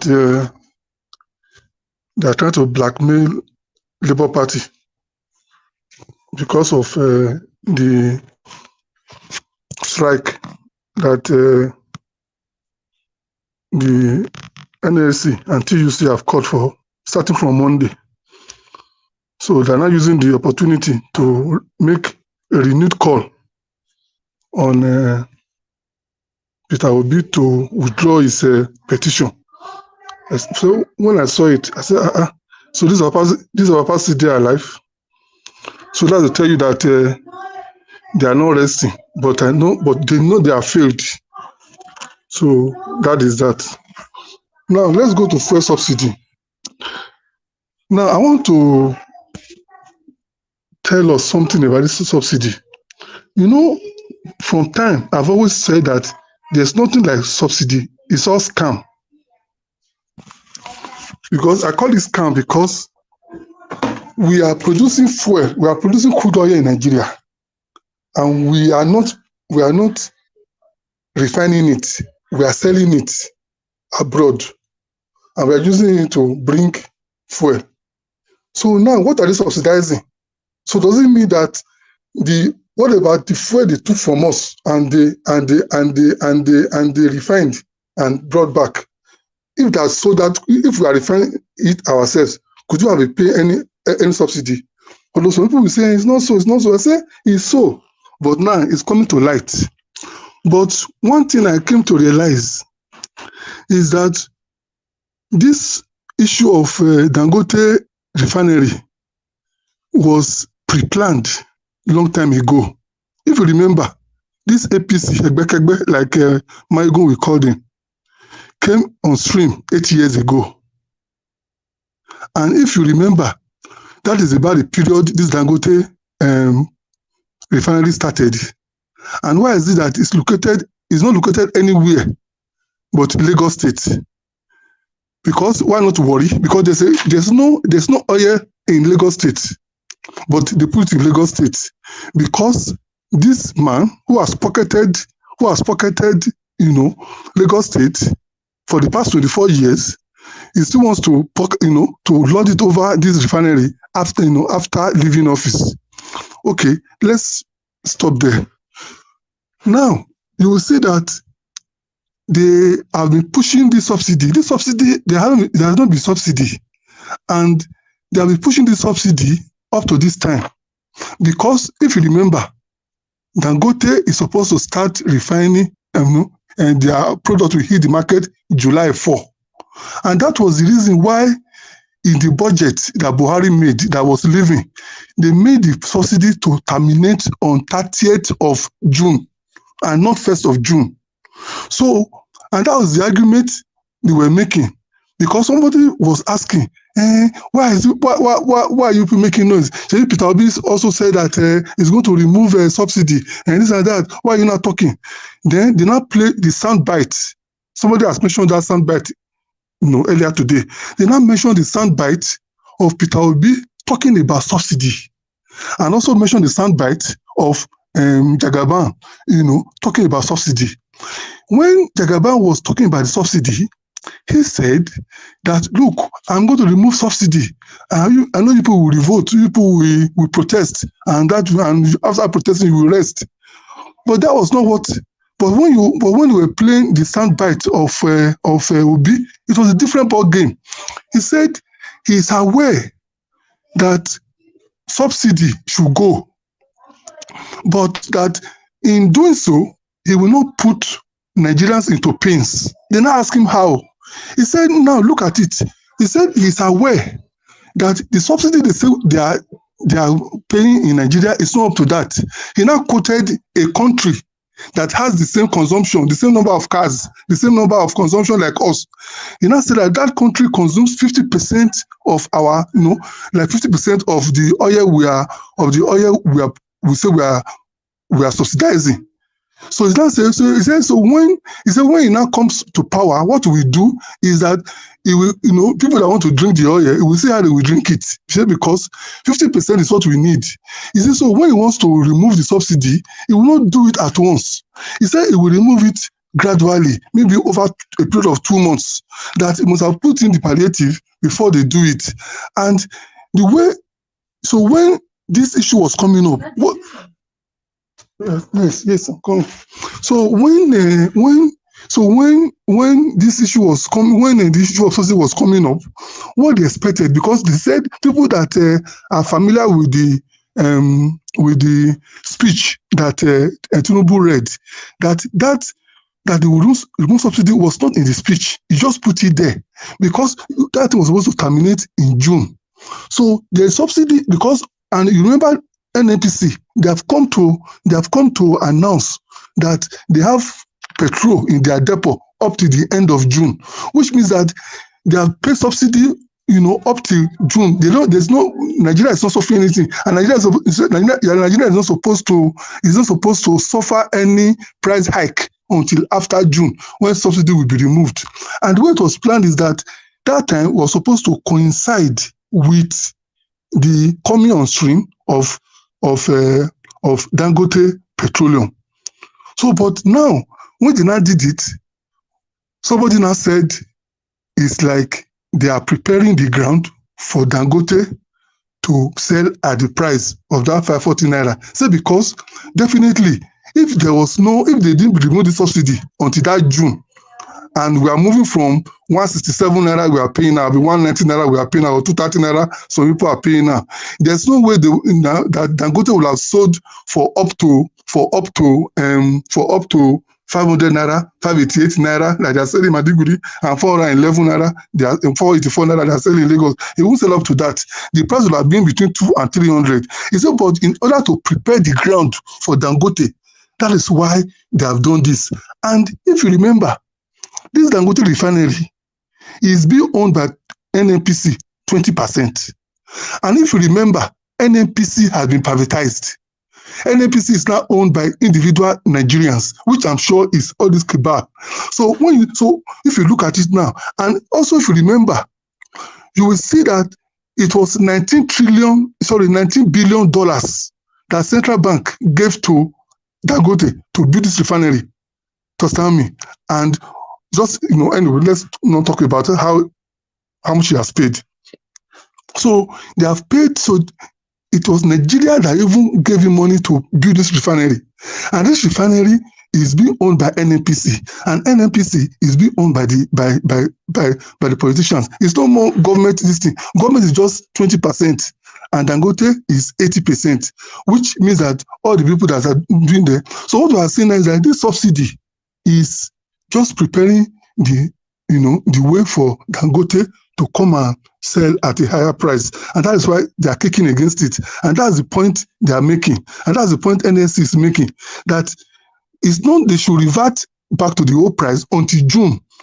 And don't also forget that they have already borrowed $83 million as palliative.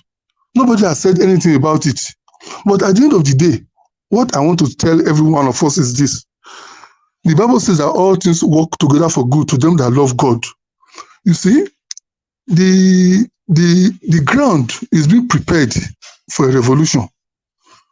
It's being prepared for the people to really come out, because they felt that if the people protest because of election, they will say it's election. But now this is one that affects everybody, and that is why. We don't. So what I'm saying, we don't call for things like that, sir. Okay, good. I'm sorry. Okay, I will draw it. So what I'm saying is that. So what we are saying now, we are now waiting. We are now waiting, and Peter, our principal, is being prepared to actually take over, because it is a man that wants to become president, with a vision. Unlike the other man who wants to become president because of his ambition. And that's why you see, and he knows that he doesn't have the capacity. That is why you see that all his children, his wife, are now acting, they are not acting for him. Because I don't see any reason. Yesterday I was surprised when the wife was at the meeting with the vice president at the meeting with CBN governor. Why the daughter is now saying is now the ideology of Nigeria. So that will tell you the way they have pocketed Lagos State, they now want to pocket Nigeria. And before you know it, Alpha Beta has been collecting, revenue for Lagos State for the past 24 years. Before you know it now, they will now move that Alpha Beta to federal level. And don't forget that this Cardoso that they are now saying it will be the director of FIROS was the person, was the head of LIROS, Lagos State Inland Revenue Service in Lagos State. Now he's being moved to this thing. So what you are saying is that at the end of the day, the way things are going, the man that is there is just an interim president. God will remove him by the grace of God. And that's why when you look at the court case, I want to round up now. When you look at the court case, the evidence that they are getting, and I want to thank God for the cooperation the court is giving so far. Although somebody has said that we should not be carried away, but so far the court is cooperating. Because if not, they will have long frustrated this case when INEC themselves are not ready to accept all those evidences they have even given to INEC to produce. So what they are saying now is that what they are planning now is that 3 options, which I want us to start talking about now from today, because that 3 options. That option 1 is to say that because of national security, that even though we know that actually he didn't win the election, but because of national security, we cannot remove him. We know that one will cause problem. So that they may not go there. Number 2 is that they say, okay, there's no way, since this man is not winning this election, and this man came third, I think what you do now is to do a re-election, maybe to do a fresh election. And that is why you see that they were demarketing Peter Obi. And so that's why I want us, as we are praying that they will give a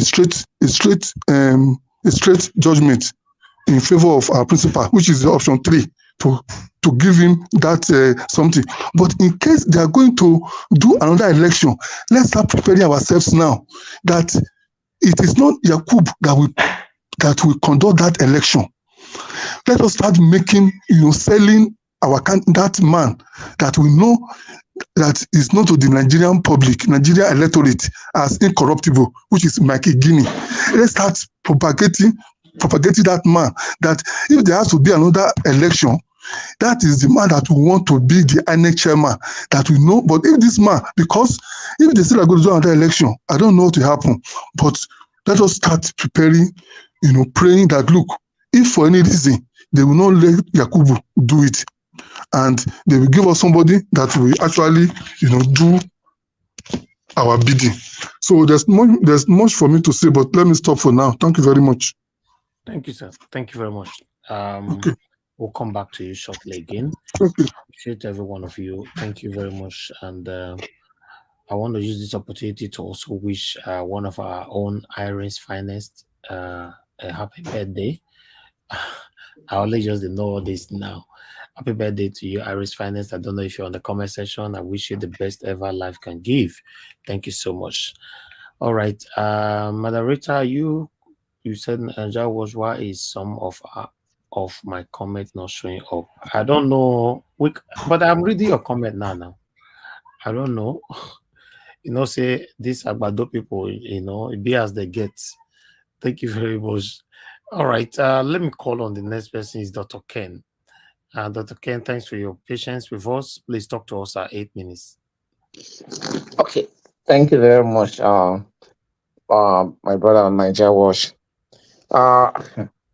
Every day there's no day where I can just keep waiting to able to express my mind about the way things they happen for the whole country.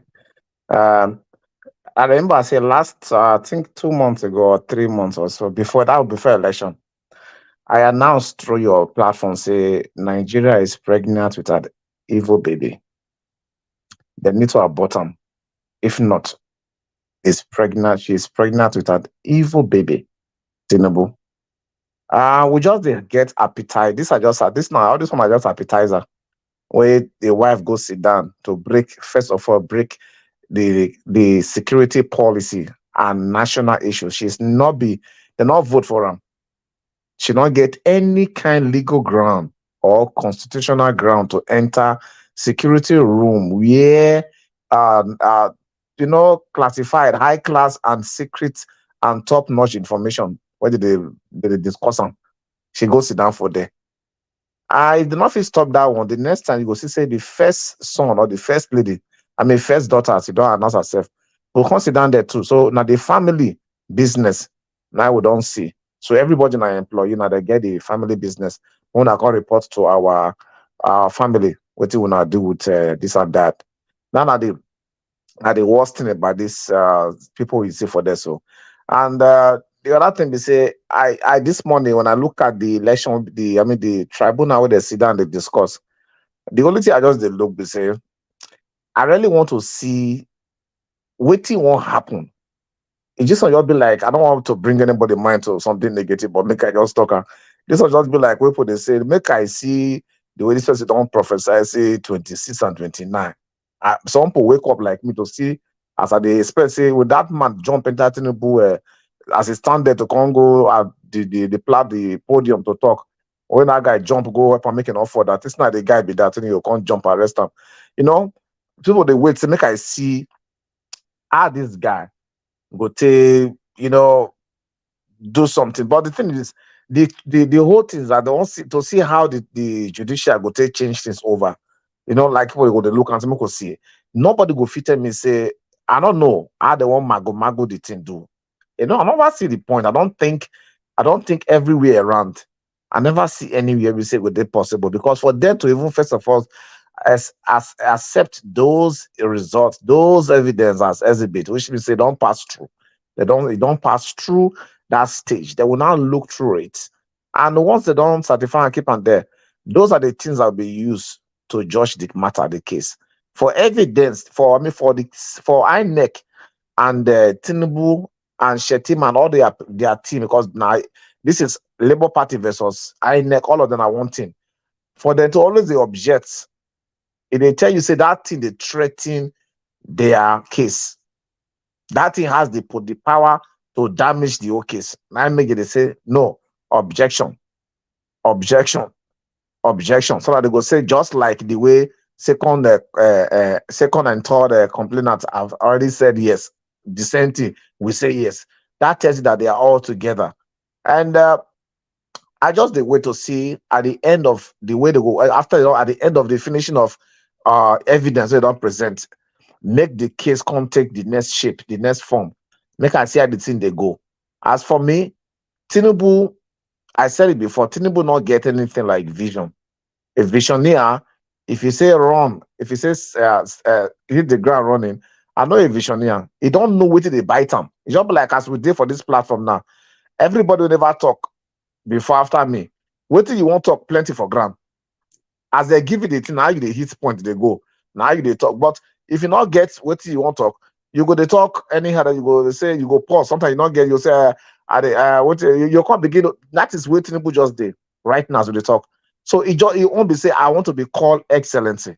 I want to be the president of a particular country. But those things, they are not going to stay for a long time. So the tribunal are my main focus. And as I see the way things they go right now, currently as it is, the last session of Nigeria was yesterday. Even though I was busy, I not fit join. And I think the topic was if our judiciary has, I don't know how Elvis put on. It's about the integrity of our judiciary, whether I don't come to stand in a neutral standing. Yes, I put it in, but I couldn't join that thing. But the thing we say, tentatively, okay, the way they're right now as it stand, they are not for us and they are not for anybody. They are just going according to truth and the way things supposed to be. So if they follow that same way, the way things supposed to be today by integrity, follow the truth and be honest and be straightforward, not try to suppress somebody's point and not stand for somebody. LP gets every point to right now that they go win the case. And not just LP, Nigerian people, they are poised to win this case. And I'm just very happy where I did, because Tinubu, what would they see just now? What would this behavior of 3 days? What would they see now?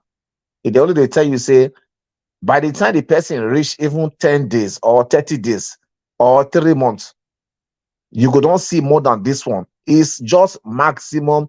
It has a maximum case in dementia. He don't know what he want to do next. And in they sleep, they think of what he want to do the next day. He go just let them just look at the way he address people during the campaign before he even kick off the campaign. What did he go chop? He say, okay, the youths, recruit the youths. So he don't forget what he want, what he did for a mindset. Yeah, recruit the youth. What would they eat? 50 million youths. What would they eat? But beans. That is the same way it is right now. That is the way they approach every issue, and it is laughable. Yes, it look like say Nigeria na joke. Now, place if you want to do comedy, you go come inside Nigeria and use Nigeria as comedy. Not this, not even saying a fictitious thing and a reality with the step for you. You go they take and they do comedy. Now I will just do like this. This kind of country be like this. You go tell me, say, if anybody get business, maybe say a Nigeria Limited or a Nigeria, that be your business, and see the way the business don't crumble some kind of way. And you want somebody say they very, very strong mentally, and it is strong with will and physical ability. Now you they look for. Now, tunable kind of person you go recruit. That is why you see, when you look at the way they are, so that some people, and they blame some people, they will say, Moku just scatter this country. Not because they really want to scatter it, because they feel, say, with the way they employ people to run this country, we no go where we they go. We go there backward. Peter Obi, from every angle, is most qualified, and then we choose them. So why people would they always they go this way, like that? That is why I say many people say, let us just split this country and go away. But I thank God, not our last hope, our hope right now, which is the judiciary, the way they are going now, it is fine. And I think say they are really aiming at redeeming their image, or they want to try to clean up, they don't have their in-house meeting, say, look, it's time for us to stand for the truth. It is time for us. And I know the reason why all of them they kick against Peter Obi. I sure say some people, allegedly, they feel some people say that they play big role and that they enjoy this, the economy the way they right now. They don't even vote for Peter Obi, because they know say voting for Peter Obi is voting themselves out of illegal business.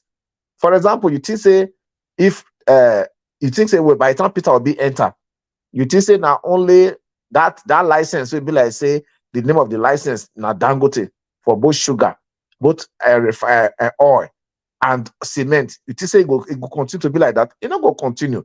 They know more than we know. Make I tell you, all of them way down where they around Tinubu and this gang for their platform there.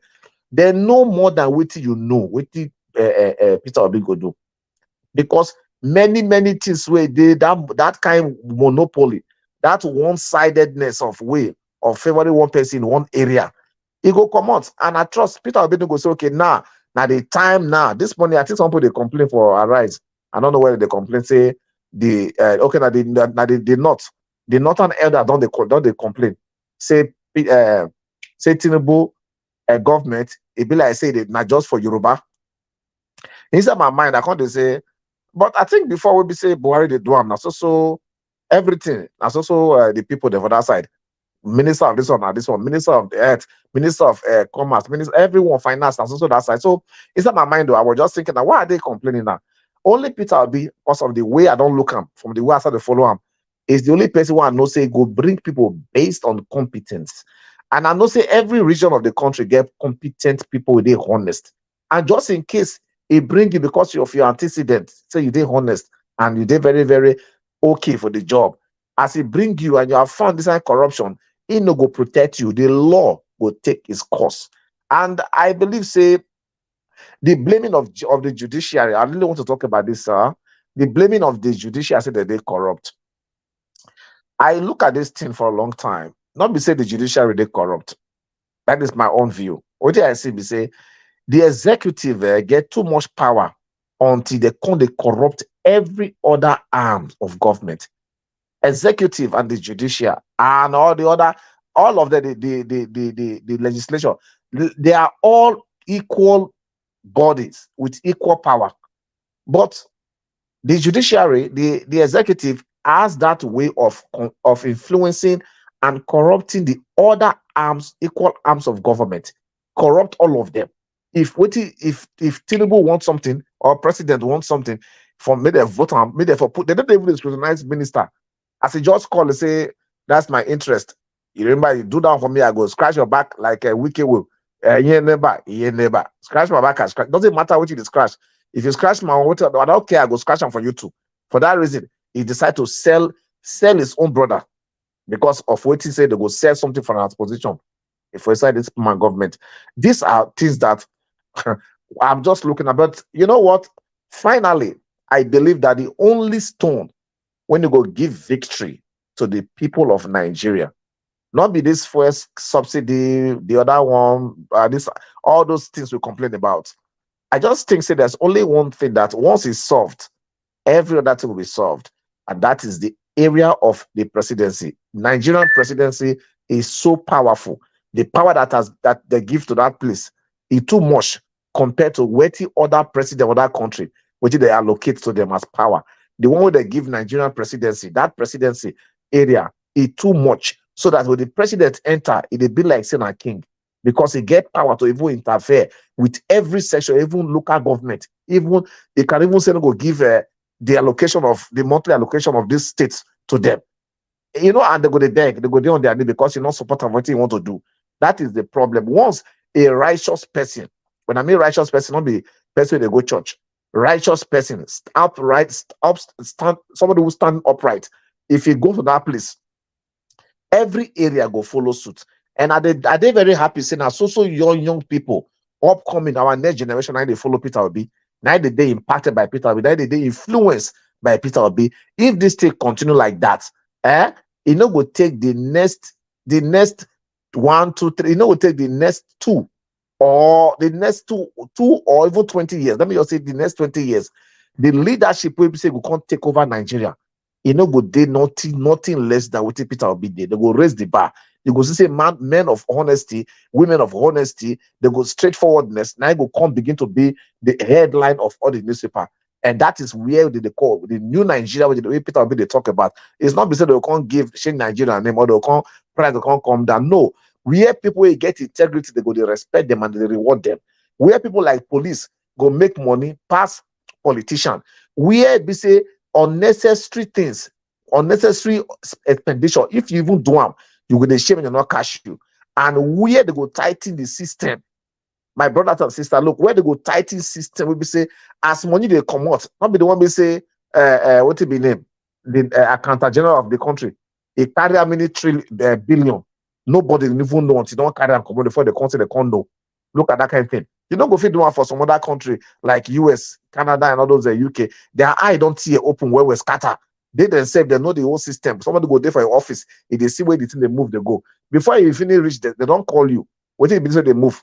You know go fit one. Where you want carry and go. That the first thing. But our own day poor because people they benefit like that. So now so the status quo. People don't use the money, they sponsor election, buy bribe, do this for everything. In time for her to gain them back. And they bring it. Look, if I keep Nigeria while I can make you the sick, even when you don't want the sick, until doctor will say that you are stressed up. You don't know what it cause those stress. Right now, I'm just so happy that the case they go like this. I assure, even if you see the way the judges even they laugh over some matter where APC people they bring, you go no. Today they were talking when they talk, they said that you people accept, they say no, they object. And in the future, they say we go bring our point why we object. They don't even get them now, but they want to make that space. Oh, say they don't accept them. So that by the time they can't go sit down, they can't say, okay, I will go deal with this one. I will go take one. They can't come back. Which means once you know the truth, once you have the truth inside you, you know the object and say, I go tell you why I object in the future. No. Right then you go let them know say this because the truth lives in you. But now you won't go cook lie, make you put different spices, make it taste like truth, but not be truth. And as they go, and then they miss every day, they follow them every day. And by the grace of God, I know say we go come out and rejoice at the end of this day. Una, thank you very much for listening to me.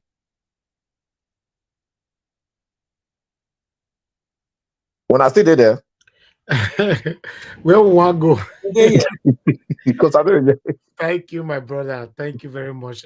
To be honest, I never wanted you to stop. Thanks very much for the wonderful submission and in-depth analysis. Yes, with the way you give your submission, it shows that there's 100% even hope for Mr. Peter Obi. There's hope for every one of us on this journey. I like the fact where you say the judges are just trying to be neutral at this moment, though. At this moment, so I don't want us to be carried away. But yes, thank you very much. You're welcome. Let us hear from the next person here, which is Edie. Edie, thank you very much for joining us. Good evening to you. Please talk to us. Good evening to you, Mr. Elvis, and thanks to everyone and to you for giving us this opportunity to pitch our 2 cents on a daily basis. Thanks, sir. Yeah, so I jotted some points here. First thing is Aisha. Kudos to her. I mean, I'm quite impressed with her and her commitment to seeing a new Nigeria. Not many of us would defer an opportunity like she did just for the sake of politicking. And for that, I say big kudos to her. And that was a very intelligent display in the Al Jazeera interview that she partook in. There was a point she highlighted which really resonated with me. That was the point of the West's seeming preference for African stability as opposed to African progress. So the West, they would prefer that, they have leaders in Africa that, they can easily, manipulate or bend to their own advantage. They'll prefer that, in times when they see Africans agitating for more, they would prefer that, okay, well, let's just maintain peace as opposed to maintaining justice, which is quite hypocritical on their part. And I'm glad that she highlighted that. She also highlighted the issue of political coup, which I think I've had the opportunity to discuss that with some other persons on this panel.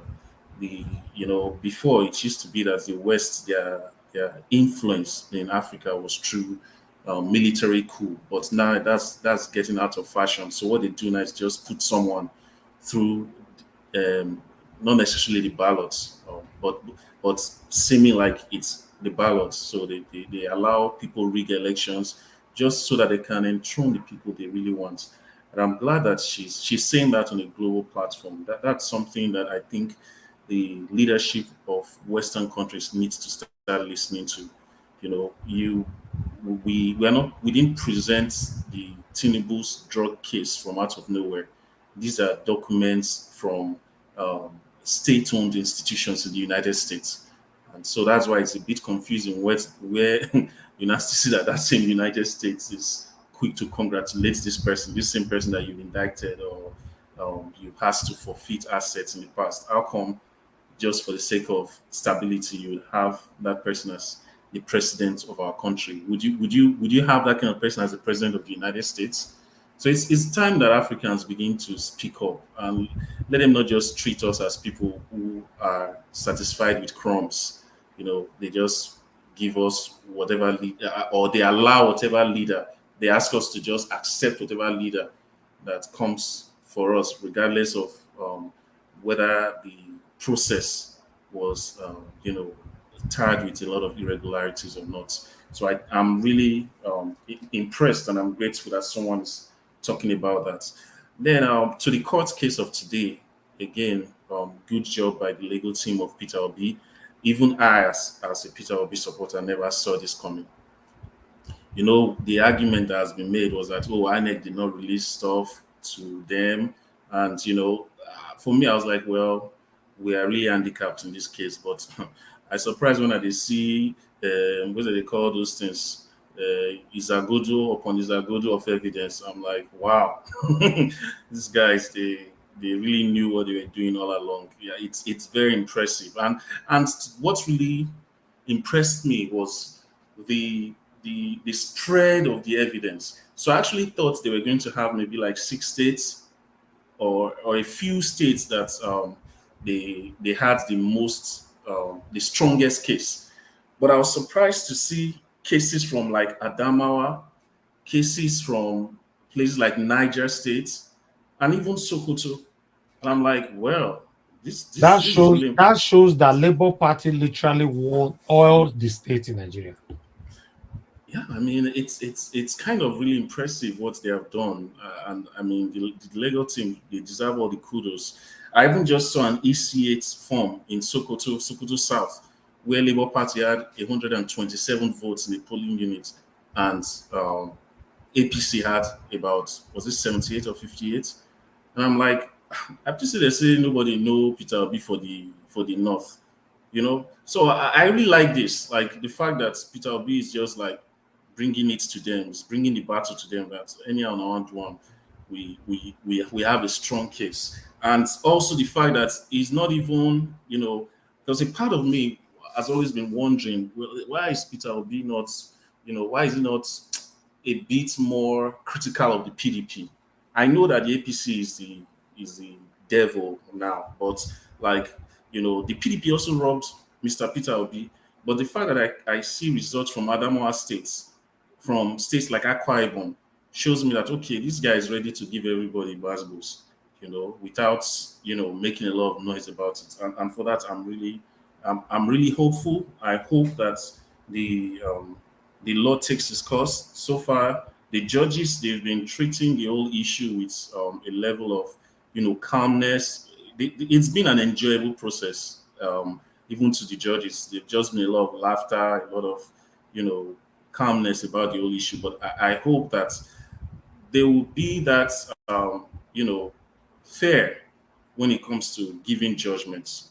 I really hope so. And the fact that INEC is the one always opposing, I'm really waiting for that their response that they say they will give as to why they are opposing the evidence that Labour Party is presenting in court, because it's a bit contradictory to me that you are the one who certified these copies. How come they are not tenable to be used in the court of law? The next point is the issue of the Dangote refinery. So I think it was David Udeni that posted something, a link from Bloomberg, where they had this particular tweet. And the tweet was that the long awaited opening 7 years late of a giant new oil refinery in Nigeria, that's they're referring to the Dangote refinery, is looking a lot like a ribbon cutting exercise. So you know what that means? Like, you know, the way our government works, they could just come, cut rope. They not do project, oh, you know, they fit just go, maybe they want commission borehole, they'll just go put tanker for there. Some people could just drink water.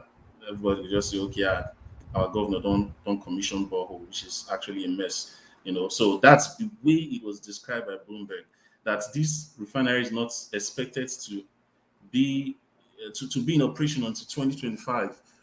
I don't know how true that is. So to the argument about, oh, we are removing fuel subsidy because we can guarantee some supply through Dangote, this just makes that argument fall flat on its face. You know, that there was really no provision. It was just a knee-jerk sort of announcement. And we should expect more of this, you know, because the man in question, the president, he wants to showboat. He wants to show that, oh, I'm in charge. You know, I think he also gave commands to the security agencies today to say they should. I mean, just giving commands to like show this strong man persona. But we'll see how that goes, and we hope that the law can take its course and we can have a real, authentic form of leadership. And then, lastly, to the issue of the Northern elders who are crying wolf about the seeming lopsided appointments of Mr. Tinubu. As much as I denounce nepotistic appointments, they actually laid the template for this. You know, I don't see why they should be crying wolf. Like our former president was known as the king of the north, you know, because all his appointments were lopsided. So Mr. Tinubu is just, you know, taking a page from the book that Buhari wrote. So I don't see why they should be crying. If anybody should be crying, is the rest of Nigeria, not really the north, because they had a very sumptuous meal served them by Buhari in terms of appointments in the last 8 years.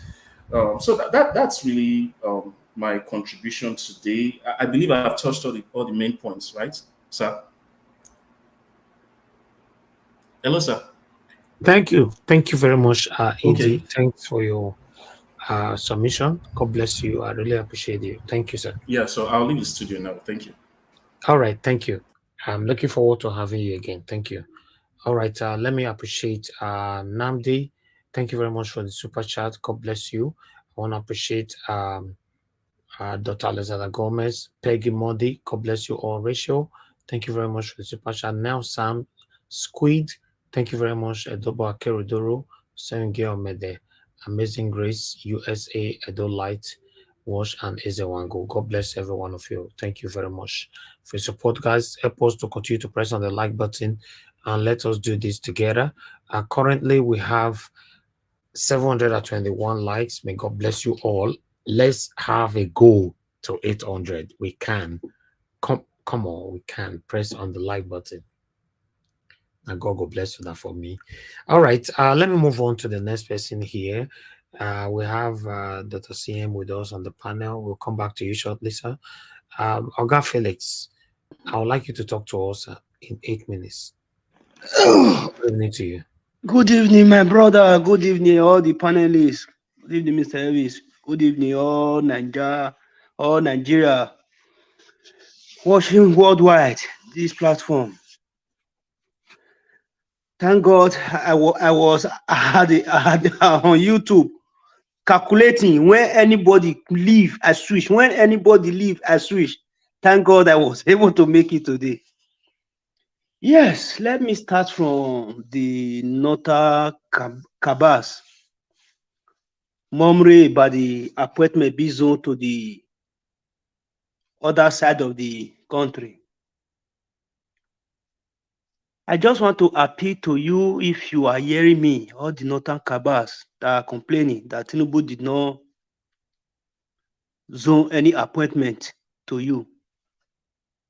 Please, this journey of new Nigeria, make it easy for us, because he promised you people that is going to do this, is going to do that for you. That was why you guys help him to do the ringy. Since he did not keep to his promise, all the evidence, please, we need it. Show it to the world so that this journey we are fighting for will be lighter and easier. For the INEC, because I don't know if I should call it INEC or INEC, the highest bidder group association, objecting about the evidence, all the evidence be presented to the court. It's not a new thing. We expected that. That is why we get prepared. If they like, on Monday, they should go and do wuru to know how to figure out to counter. I said it yesterday, I have been saying it for long now, that as they go, now so it go they tough. If the more tougher a film is, you will know that it's going to an end. Be expecting more. We are prepared to counter them. Anywhere they pass, come, we did there, they wait there. I don't even want to talk about the refinery, because all those who are for me now, it's of no use. Anything that concern claiming back our mandate, that is where I'm concerned, most especially.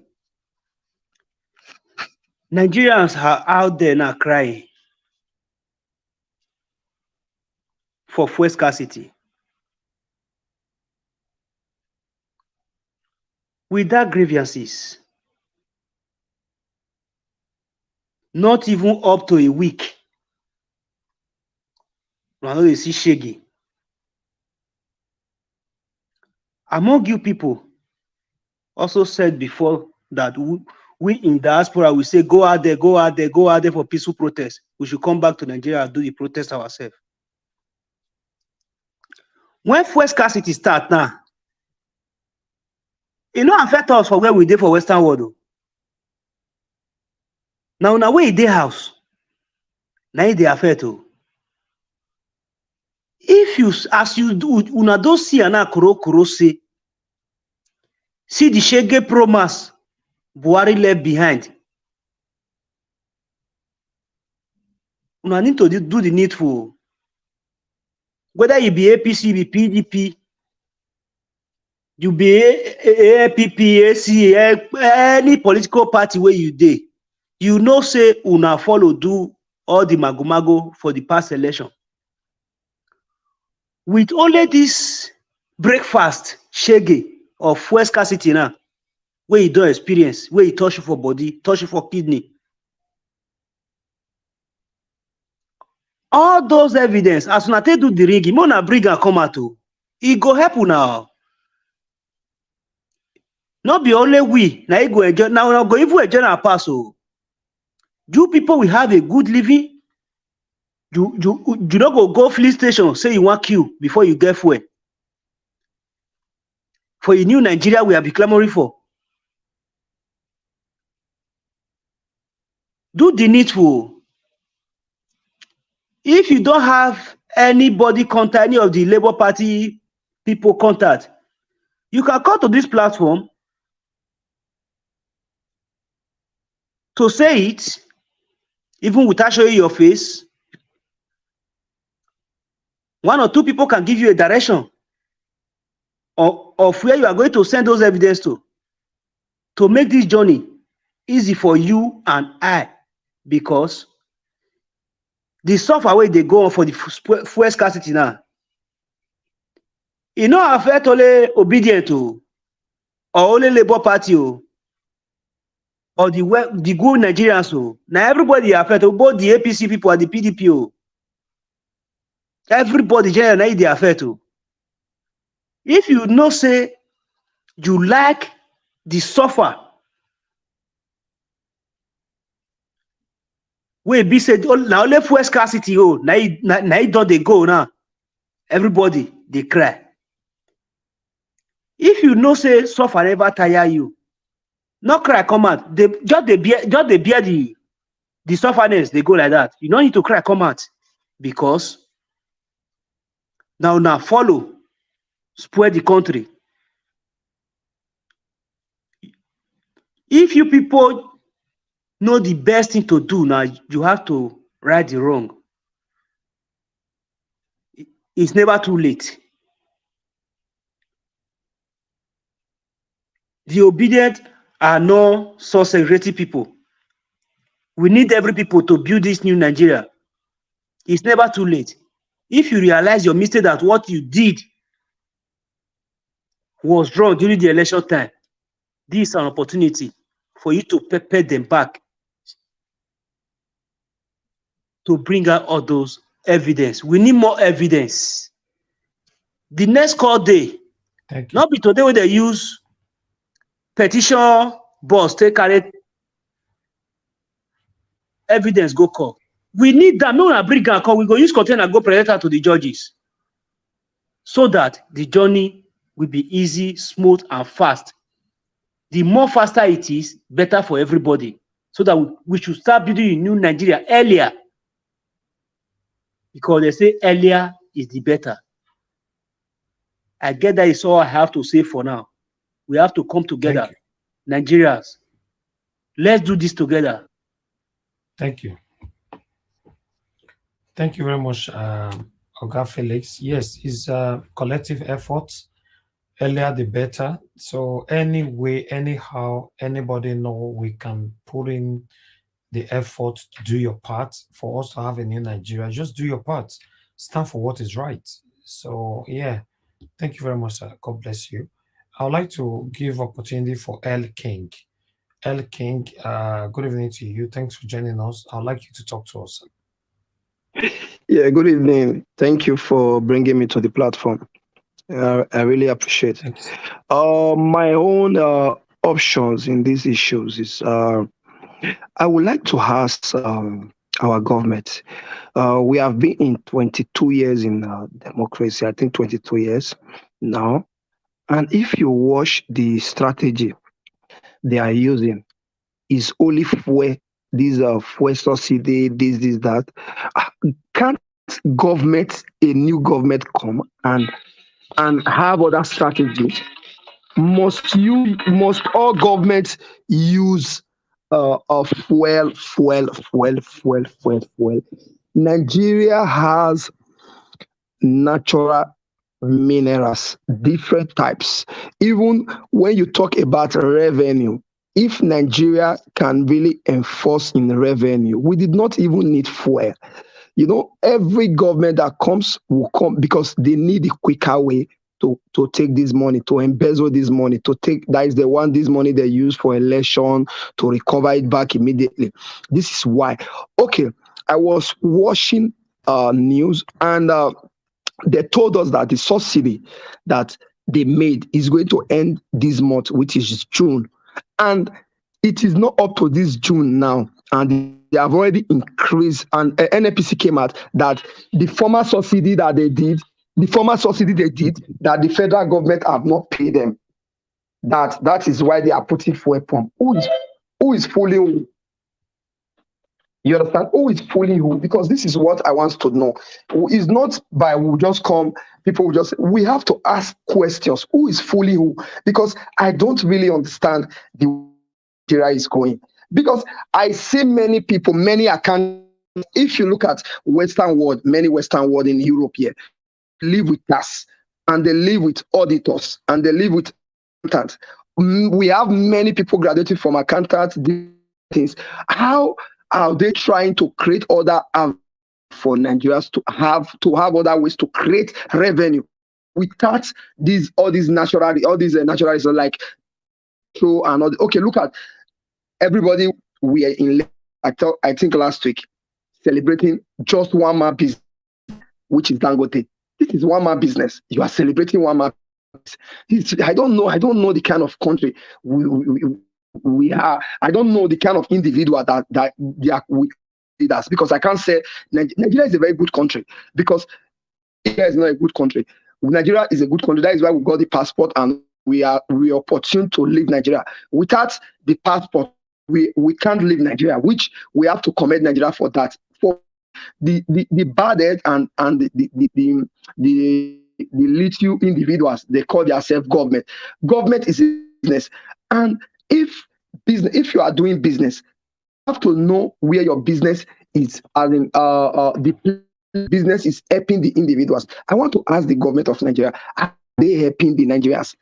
How is their own business helping us? I think their business is only for their own, and which is wrong. We have to talk about this. For me, for the issues of Labour Party, I understand the way the election went.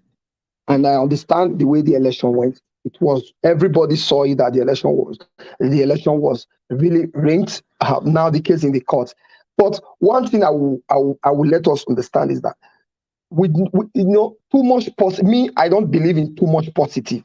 Sometimes I believe in disadvantage, which is a disadvantage. That was what really happens towards that election. If maybe we know, many people knows that they are going to bring tolls, they are going to be ringing it, or maybe if they did not send that paper to INEC portal, that they will tell you that when they get to the office, they will seize all those people hostage. They will make sure that that is why that was the negative side, but nobody thought about it. Also, the same way in Labour Party is in court now. They have to be thinking about the negative side again in case if there's any other way this use. I don't know all this. I don't know these little individuals. Other way around they are going. Okay, look at the way they use for the vice president. Said because Labour Party does not have the right to challenge the ticket of APC, which this guy belongs to the APC. You see the they use there, and which is wrong.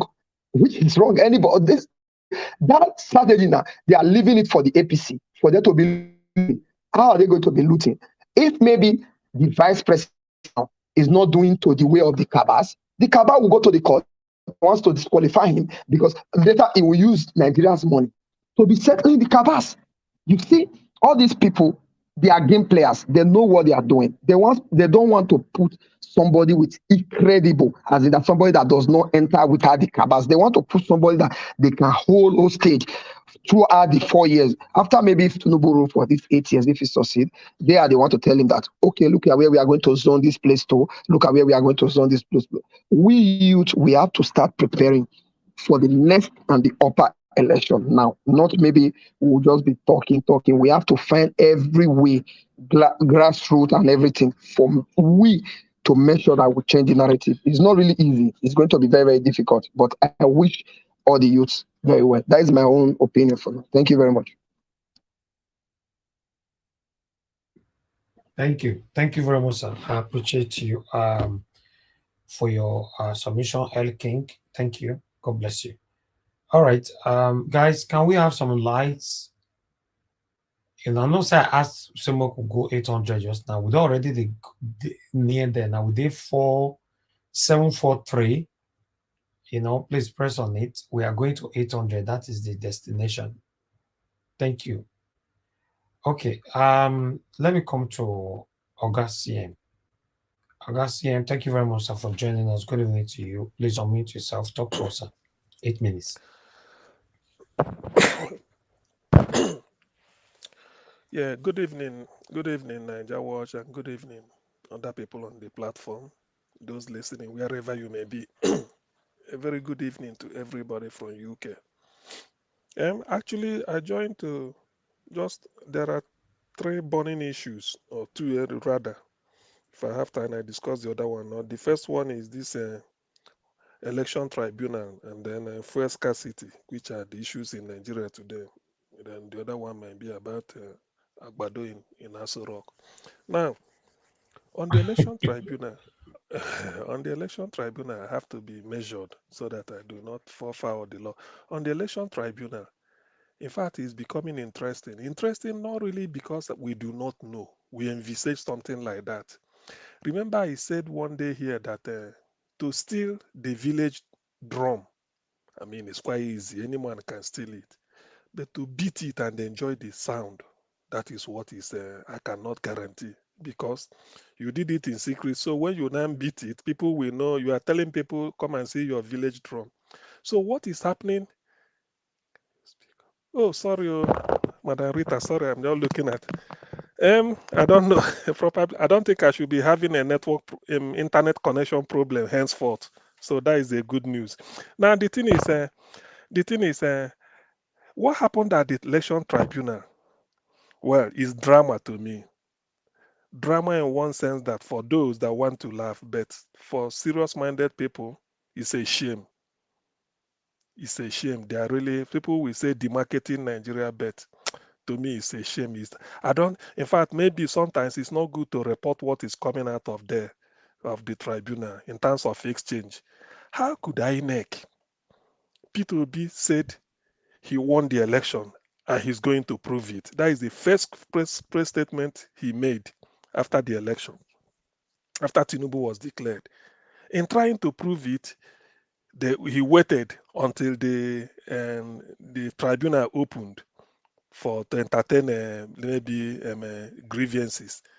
He went there to complain to tribunal first that, look at what I needed to prepare my case. INEC is denying me. Then INEC was forced to come to court, or I think it was a court, and told them that, look, go and give Obi and Labour Party, any other person, what they want, as long as it's evidence they want to use. Then the Professor Mahmoud said, hey, it's a simple thing. I know I saw him that day fidgeting. No, anyone we have here, we can easily, let them just come. I mean, it's that we don't hide, we are not hiding anything. No, the man talking, no, they talk as if they're talking to illiterates. Eventually, we all know, you know as well as I do, it took them almost the 21 days giving was almost elapsing and they couldn't get all of them. Some they have to pay money. Now, part of those ones they paid money. INEC has to say, this is original, we won't give you. But what they call certified true copy, CTC, means that you can take this.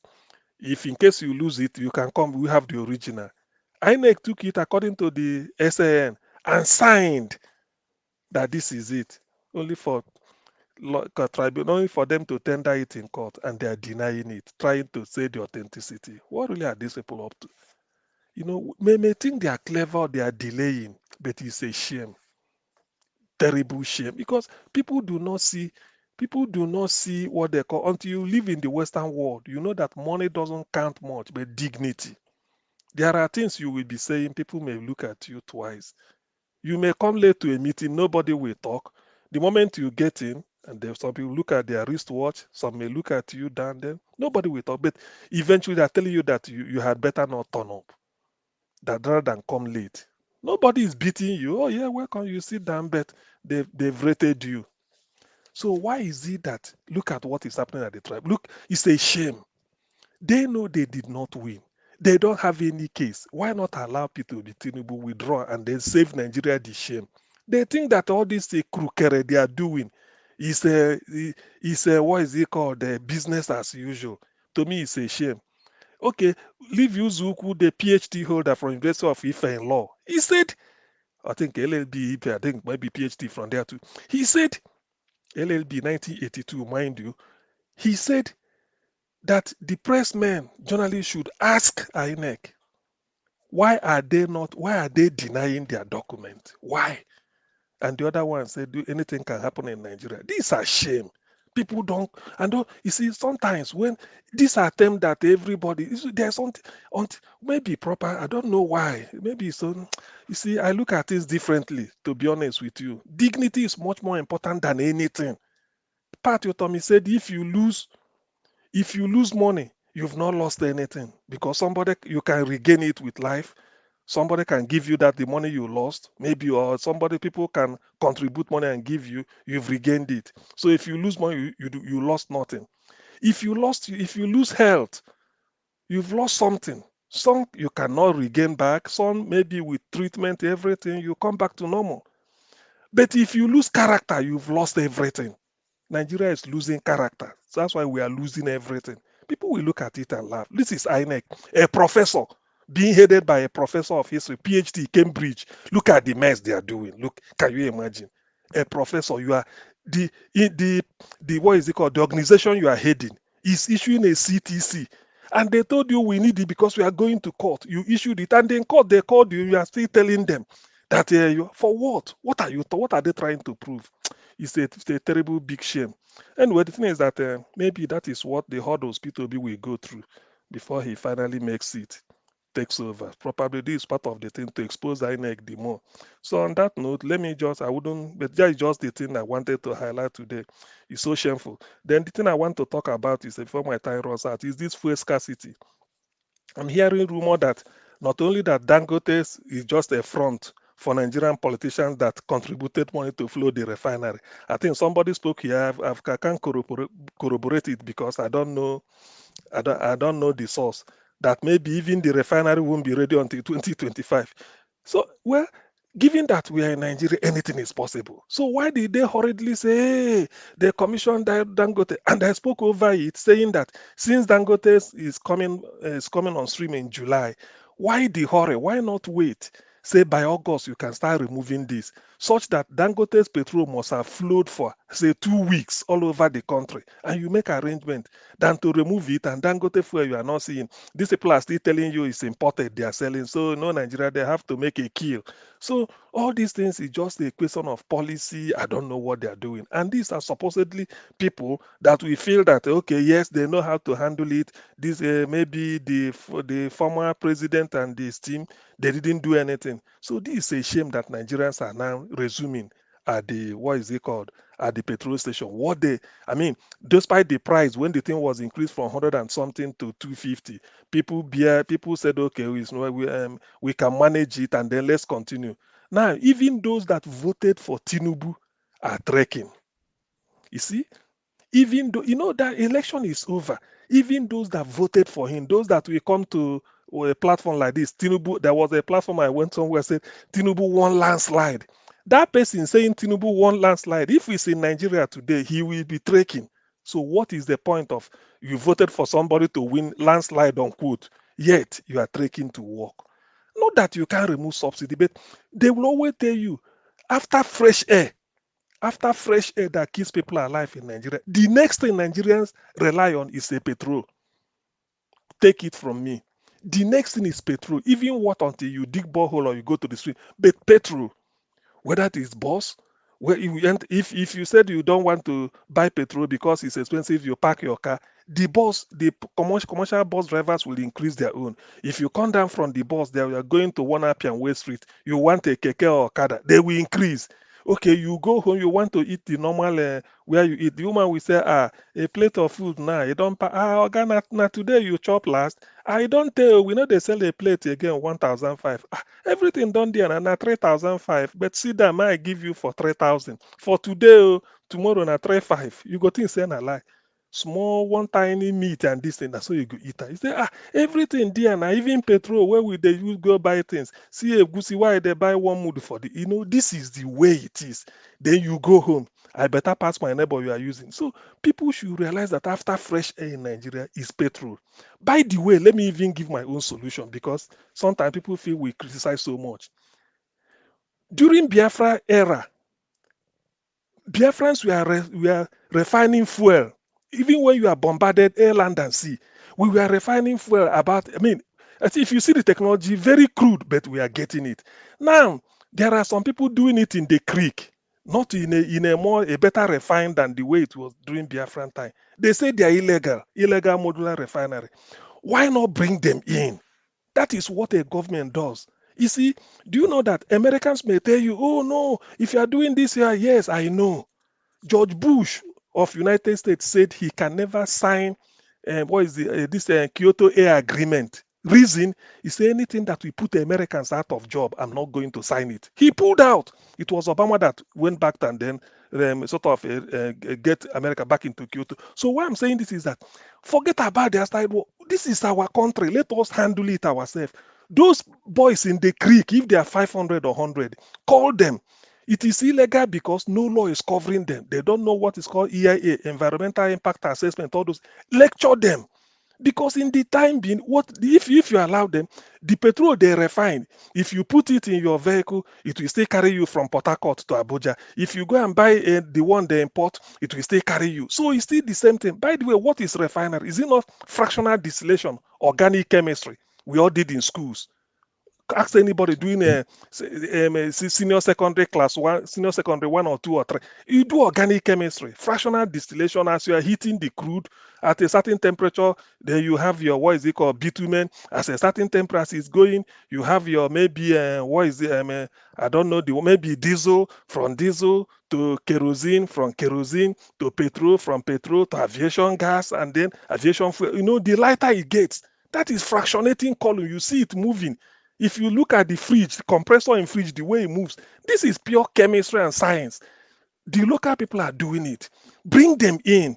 Call the Minister for Justice. You don't tell them you are arresting them. That's why Obi said, all these people carrying laptop, we call them Yahoo. I will bring them in. Tell them this is what maybe you tell some of them, say, I want you to configure a program that will make it possible that anybody who drives at a high speed in the expressway will be caught. If you give this type of job to them, they will think, because they will say, oh, our government loves us. They thought we are orphans. You bring them in. No country can come and develop you without you developing yourself. So no matter how crude it is, this is what government should do. This issue of petrol, we should not be talking about it. In fact, we even congratulate those boys for even doing it in a crude way because there's a shortfall. So what do you do? So okay, with this type of scarcity now, are you telling me that if I see somebody doing it in the creek illegal, I won't go and buy from there? I will go and buy as long as it serves the purpose. Mao Zedong said it is not the color of the cat that matter, but the cat that can kill the rat. So if that one they do in the creek can put it in the candy, it takes you. So well, to hell with the one imported or whatever they are selling in a glass house. So what government should have done was bring these people in, call them. You know, the thing is that they always feel a bit. Bring them. All these people you see they are criminal. Bring them. Have a meeting with them. Say, look, we arrested you people not because we want to prosecute you. We want you to refine your technology and then pay tax and contribute to the economy. They will be happy. Then you give them, help them. But because Nigerian government is the more you look, the less you see. Now they are talking of government of national competence. I don't know whether it's government of Agberu and all this thing they are talking. Where is the competence there? Nothing. Look at the first outing they are making. They are making a mistake. The people do not realize what petrol is to an average Nigerian. That's why they are messing things up. And now the people are suffering. Anything that can bring the people to the street, you avoid it, especially if it is avoidable. Petrol issue is avoidable. We have alternative. The alternative is to recruit those boys in the creek, bring them. All You are right. refining, but it's illegal. So this is the way you do, and give them a good education. I mean, sort of a good evaluation on why you are doing it. Call them together. They will even like you. They will even like it. Bring them 2, 2, 2, 3. They are helping. This is our own indigenous technology. We do it the way we want, and then maybe whatever it is, gradually they will refine. But don't just tell them that they may, they are illegal refinery. We go and close them. If you close them down, they are providing employment. Now you don't have petrol, and you are waiting for where they said they remove subsidy, and people are suffering. The cost of foodstuff will now go skyrocket in the market. Everything. Please let me stop here. For maybe if I have time, I continue. Thank you very much, Niger Watch. Thank you, Augustine. You know, say if we give you time, you will talk for the whole day without the day board. Sorry. Thank you. Thank you. Okay. All right. We have Tunaja with us here. Okay. Tunaja, good evening to you. Please talk to us at 8 minutes. Yeah, greetings, Niger Watch, and greetings to everyone on the panel, and to the chat and the viewers, especially. The whole thing that has been happening in Nigeria recently is beginning to remind me of the mood music you always hear in Nigeria whenever there's a transition in government. You know, you start hearing all the funny excuses, and suddenly we start finding out that unions do exist in Nigeria. They start popping up from everywhere, like, oh, now that they remove first of suddenly we start hearing from NLC. Where were they all this while? When people were fighting on the street and during the election period? Where were they when they were finding out that oil theft was happening? Where were they calling out that the federal government should produce a list of those that were stealing our oil? These people remain quiet, but when they ask for subsidy removal, suddenly you care about the people.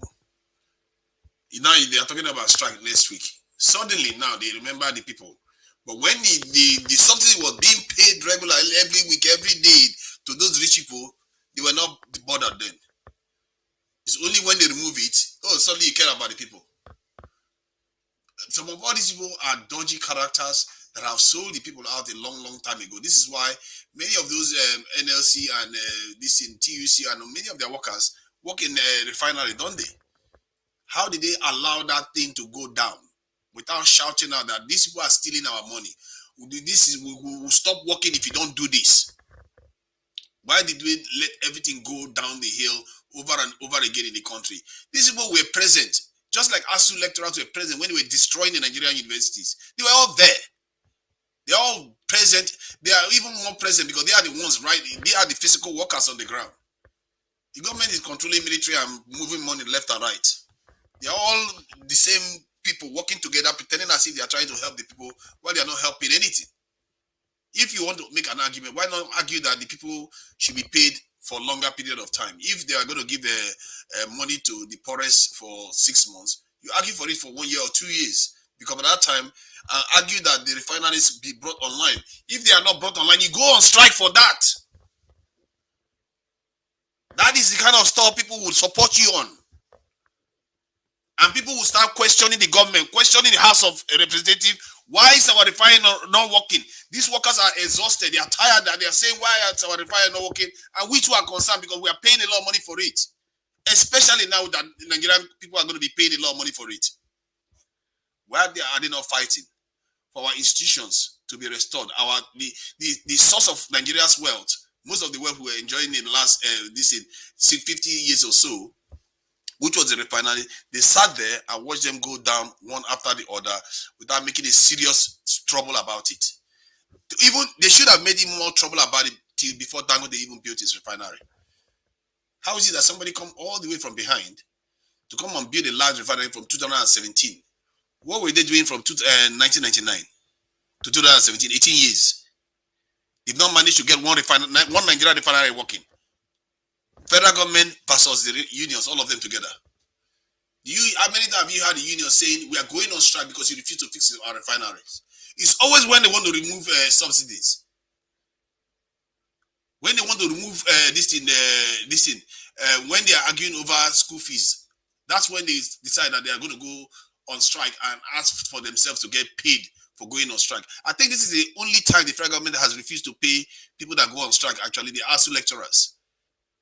Because common sense sooner or later has to prevail. We have to start seeing the con that these people have done to the country. Look at the state of the country.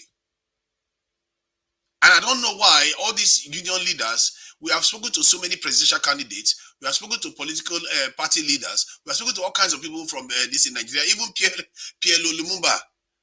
But yet party leaders in Nigeria, the union leaders in Nigeria don't show up anywhere. They are like, you only see them on the TVC and this thing. I thought these people were supposed to be closer to the people. They are not FG. Where are they? They are part of the Nigerian structure because they are always there to ground the country to a halt whenever they need to. And personally, we should also be remembering that we as Nigerians, we should be remembering that it's not only the federal government that is in charge of the chaos that is going on in Nigeria. The other side is also part of it. They are all working hand in hand in cahoot to make this happen. And this will control millions of Nigerians directly. The federal government just rules Nigeria. These ones, they have unions. People that have signed to unions pay fees into unions to sign it. They control unions. If they tell them to go to work, they will not go to work.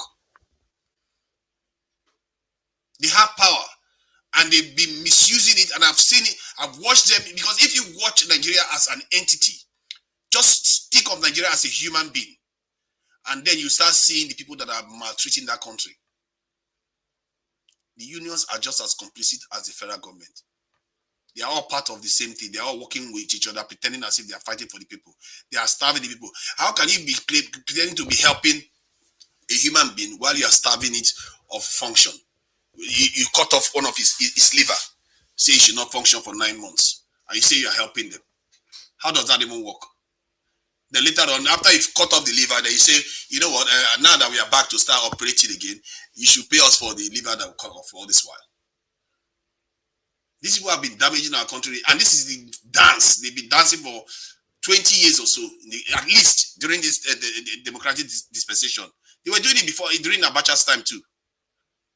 So that's why I'm really, really upset whenever I see these people that are supposed to be claiming to be close to the people, betraying them, and the people don't know. And that is what makes it worse. The people don't know. They just see only the federal government as the source of all the problems. They don't see another side that could be source of the solution that refuse to be, because they are in cahoot. Even when you are not in power, if Labour harnesses the power of the union, they can transform the country. They can force the government. Look at that. One man is saying that they should not be work from next week Wednesday. Look at that kind of power. That is real power. You can change this on the ground. You can force things to happen.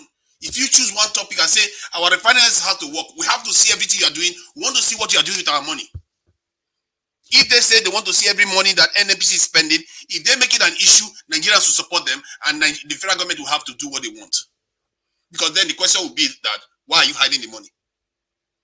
Why are you hiding the money? What is your excuse? But you don't see these people pushing for this type of things. They hardly push for transparency. They keep saying, build the refinery, build the refinery. Build the refinery will just build like that. How are they going to build the refinery when you're not monitoring what they are doing? The only time we hear from you is when you want to go on strike. That I will leave that one on that side.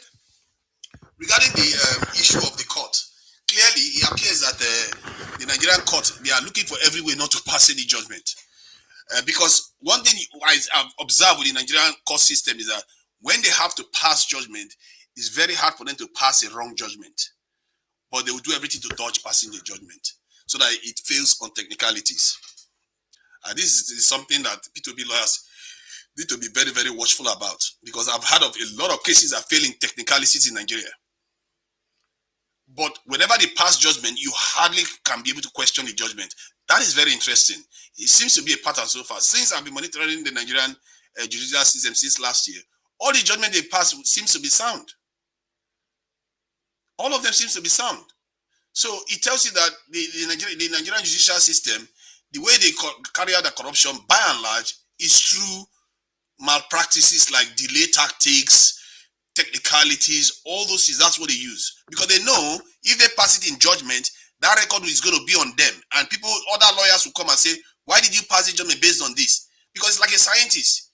You can't just pretend as if you don't know, like a medical doctor that uses this in the sugar to treat malaria. Other doctors will come out and say, what did you just do? And this is why I think they avoid it. They try to sabotage. All this stuff you are seeing is the way they kill cases. And I'm sure the Labour Party, given that they've started submitting documents, and INEC seems to be getting jittery about it, it means that there's something in those documents that they don't want to see. They don't want to face. I'm just frustrated that the case is dragging on forever. I really wish they finish the case as soon as possible. At least one of the prayers in the case should be answered, especially like the Abuja one. You know, give us the 25%. Yeah, give us one. I don't know how hard you know what they are saying now, that the previous judgment about the 25%, they cannot find the document, so they need to find a copy of the judgment they passed previously, so that they can be able to use it in the current case.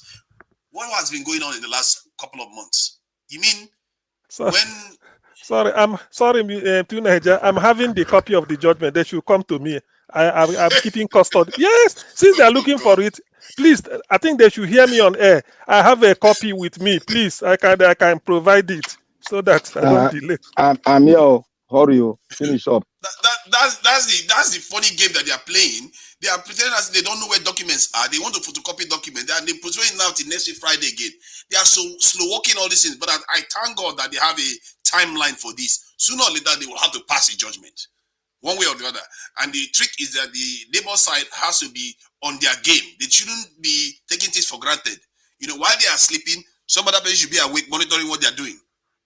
They have to be 24 hours now, waking and monitoring, because these people are very, very clever at manipulating the process so that the case fails.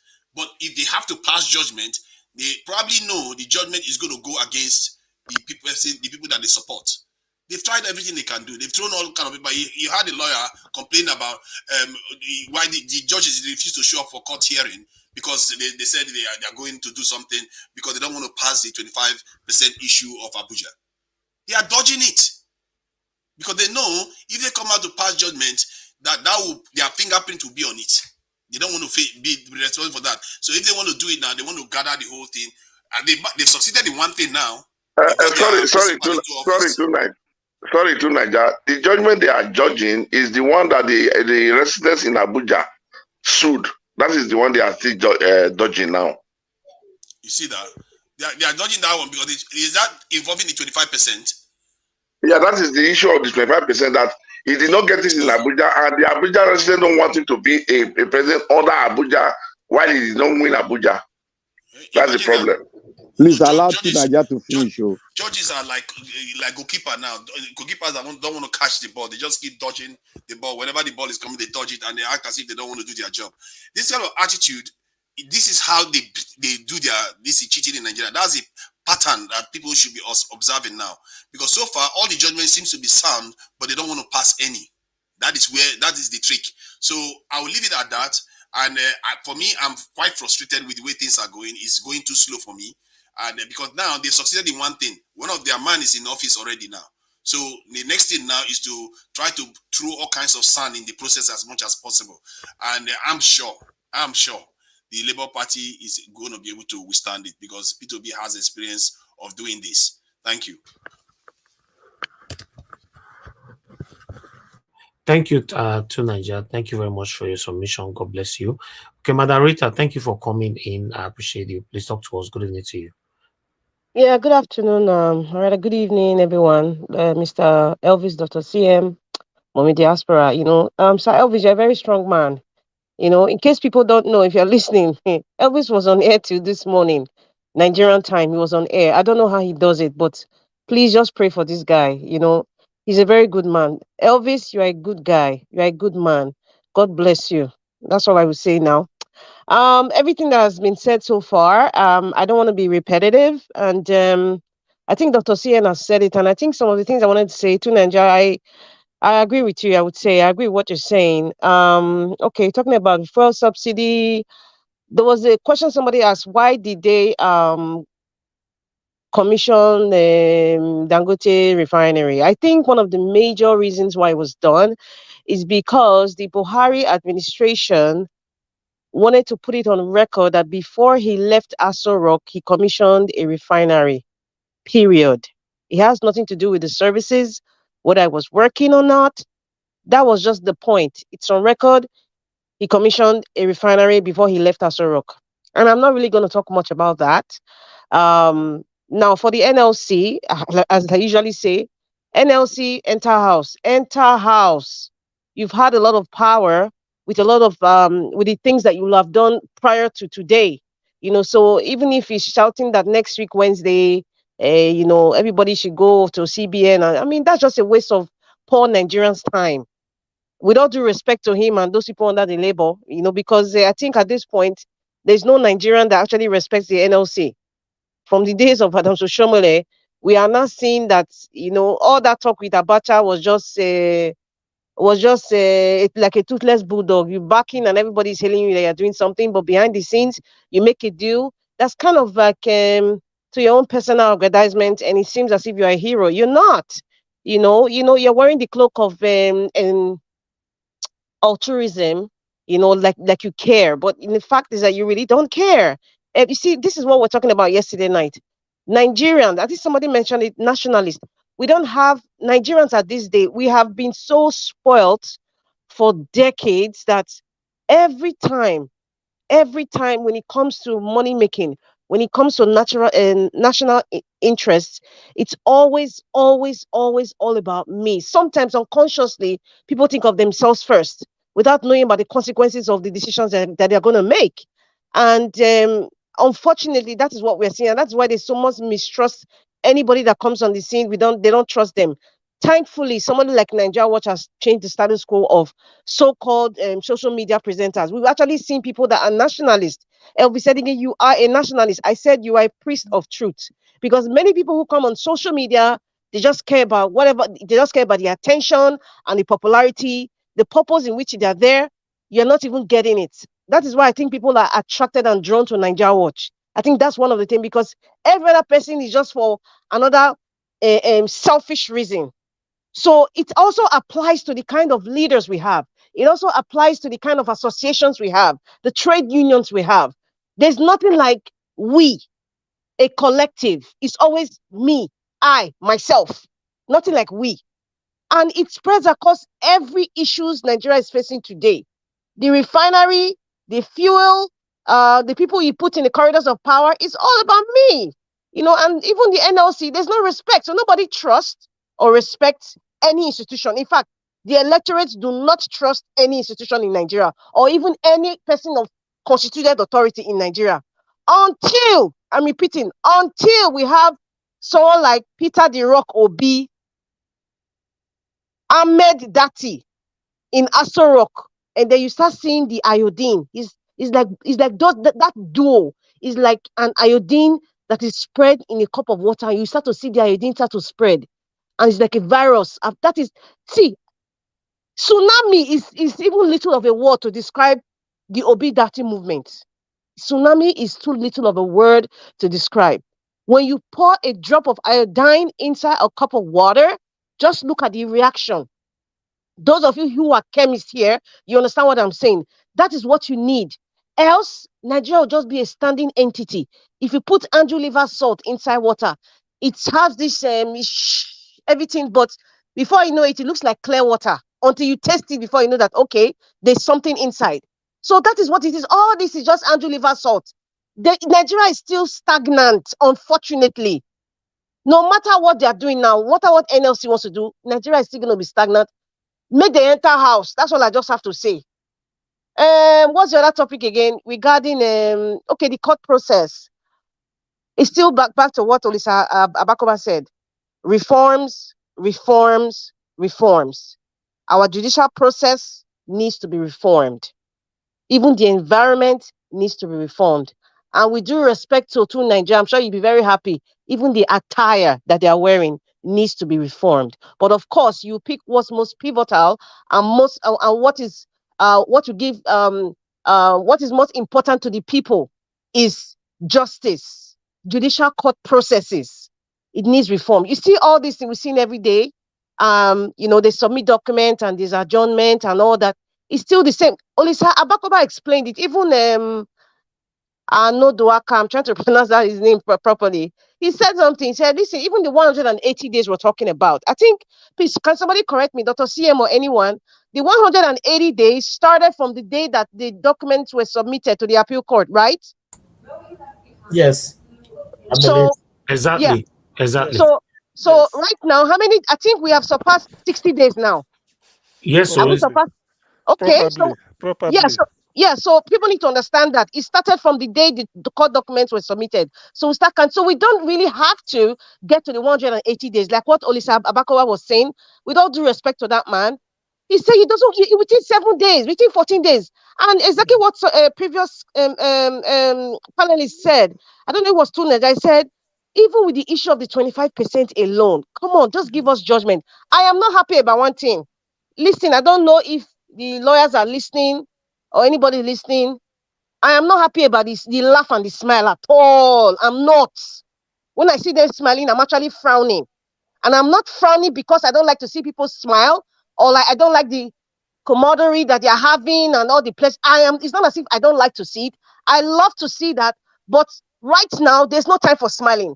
There's no time for shaking hands. Even the judges and the jokes that they're making, they have made a mockery of the system already. Mr. Yakubu, Professor Okoye, they've made a mockery of the electoral process already. Agbado and the likes of Professor Sakamu, they've made a mockery of the judiciary already.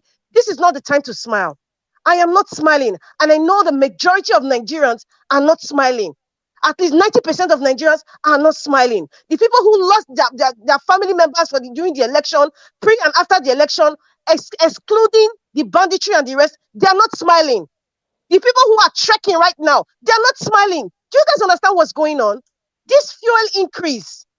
If you have Gary, the price is already inflated. If you have a bowl of Gary, and what people beneath call Uzopo of Gary, for example, if it's 1,000 naira, for example, it's more than that. But if it's 1,000 naira, because of this fuel increase, and because we don't even have people who even track, prices, there's no I'm trying to look for the right word. Dr. CM, you can help me. People who monitor the prices of food commodity, even the trade union, nobody's monitoring that. The fact that they even increase the fuel now, per gallon right now, do you know what that means?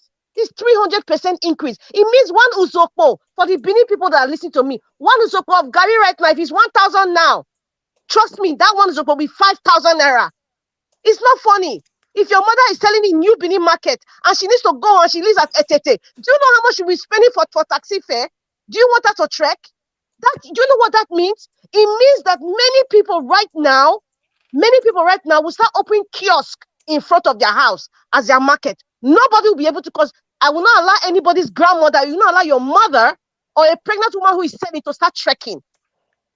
It's a ripple effect on the negative. It's a ripple effect, a very painful ripple effect on the people.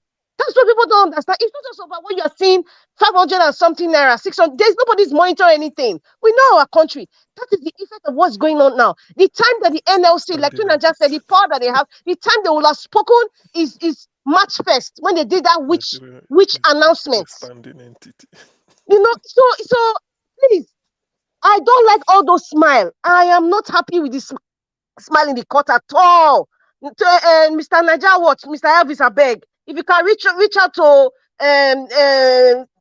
your lawyer, beg, and Chief Ozekome, respected man. If he's listening, Domosa, please, all those smile, they should stop it. If they want me to speak there, I will show my face there and I will tell them, please, no smiling.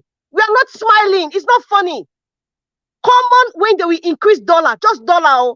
You will see market woman say, hey, dollar don't increase now. It means that the Gary will increase. Now, this one is Koroko. It's not dollar now. It's not everybody that has a opportunity to hold dollar. Now, fuel has increased. Everybody, even the man that is repairing your shoe, your slippers that you use to trek, he will increase it by 500%.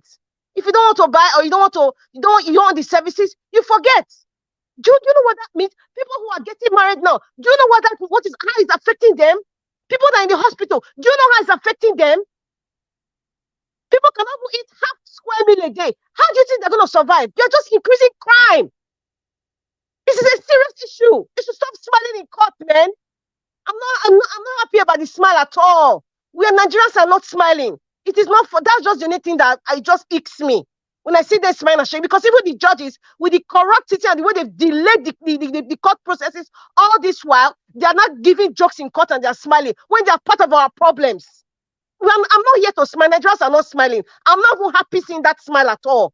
Because this is a serious issue. When we are watching the court case in Kenya or in America, are you seeing anybody smiling? Anybody that comes to court, it means that there's a serious issue that's going on. What's all the camaraderie for? It's unnecessary. It's just making it seem as if it's a joke. It's not a joke.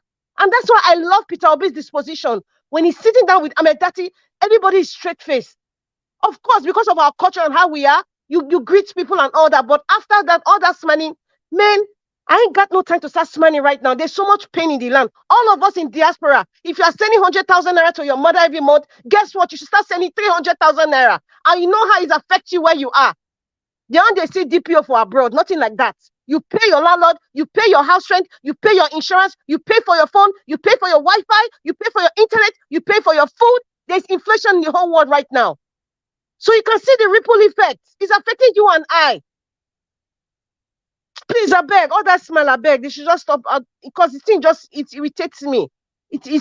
I'm really, really irritated tonight. With all due respect to them, I know they're trying their best, but we actually need reforms in the Nigerian court processes. We need reforms badly. It's affecting cases, it's affecting judgment. All this delay and the dragging is disgusting. It is disgusting. The issues are there. I know it takes time to go through those documents. It will take time, but at least let us hear one judgment from the 25%. It's not rocket science. It's in the Constitution. It's there. It's in the what do you call it? The electoral law. It's there. At least give us a judgment on that. Then we cannot go through the process of checking every EC8 forms. I know that will take time, but it can be expedited. You have to just employ more staff to just go through that. The judges can do that. There's money in the judiciary. There's money there for crying out loud. So they cannot tell us they cannot go 180 days. It's already half of it. We're already getting to after 60 days. We're almost getting to 70 days now. What are they going to start delaying and tell us that the office is too hot? There's no AC for them to start going to the EC 18 forms. Listen, we have gone past that. That's why I say there's no smiling. This is serious business. We're dealing with people's lives. We're dealing with the quality of people's and the quality of people's lives. Nigerians are not smiling, and things are very, very, very difficult. So I just want to say that we just need NLC. It should just enter house. I beg. If it's something else they want to talk about, I will hear. But staying at home and even what is even saying go to CBN building. How does fuel equate to CBN? I don't. Maybe somebody can educate me. I don't understand. So that's what I want to say. Everybody has said the necessary things that need to be said. I don't want to be repetitive about all the things but everybody has spoken well to the best of their ability, and I appreciate that. Thank you very much, Mr. Naija Watch. Thank you, Madam Rita. Can see your passion. Yes, the smiling thing about it is, you know how it is. I think I actually addressed that part yesterday, that I was referring to some of our comedians and all that. So that is what also led to some of the judges and lawyers. You know, we just Nigeria, we like cruising in even especially in a very serious matter like this. Yes, I agree with you 100% that we should take it serious and focus on it. This is about our future. Currently, people are seriously suffering in Nigeria. I sent one of my boys from Benin to Lagos. You know, I have to pay 60,000 naira for to and fro. You know, for road, or not be flight, road transport. You know, he said the bus is 25,800 naira. You know, just to go, and you have to the transport from where he's going and all that. So just for transport, so at least for the journey, it cost me 100,000 naira. You know, so you know what that means. So the reason why I'm saying this is I'm telling other, especially those of us that is saying from abroad, that normally say, "Oh, you know, consign me, I'm not dead there." You know, it's only the people that lives there that is affected. No, it just affected me a couple of hours ago. I pay 100,000 naira for a trip, 60,000 naira for transport. It affected me. That's a lot of money, in case you don't know. You know, so, and for you, Manarita just mentioned just now that if you used to send 100,000 naira, even 50,000 naira to your mother before, automatically now, if it's 50K, it's going to be 100,000 naira now. If it's 100,000 before, it's going to be 200,000 naira monthly. So what are we talking about? So it's affecting everybody directly or indirectly. The only way it's not going to affect you, even though you don't reside there in Nigeria, is that you don't have any kind of affiliation in Nigeria. Like we are talking here, you don't come here to talk, you don't listen to us, you are not interested in anything to do with Nigeria. Yeah, that is fine. If for Igbo people, even bring bucket for your head, make you still follow them there. Don't cry, say where you come from, you know. But apart from that, yes, the situation is critical. It needs to be addressed. In terms of the delay tactics that the court is putting in, yeah, you are right. We are almost crossing half of the 180 days, and they are still doing balablo left and right, adjourning, adjourning, adjourning, adjourning. You know, if I have to support what Tuna just said earlier on, yes, you know, we are submitting everything. You are putting everything as exhibit 1, 2, 3, 1, 4, whatever. You know, at least address one, let people know that this has been sorted out, move on to the other one. You are piling them down. You know, maybe they want to address all of them at the same time. To be honest, I don't just understand anything to do with our judiciary. You know, if God bless us, Peter Obi end up becoming the president of Nigeria, there are a lot of things that need to be reshuffled, especially the judiciary, sort things out there. Then the cost of government, they refine, they talk about it today. You know, these are one of the things that if this man really mean well for us, this is one of the things supposed to address immediately. You know, cost of government. These people don't care. They don't care about us, regardless of the situation right now that is going on in Nigeria. The pains that our people are passing through right now is not affecting these satanic leaders. It's not affecting them, even though you are selling fuel for 2,000 naira per liter. It's not going to affect these satanic people.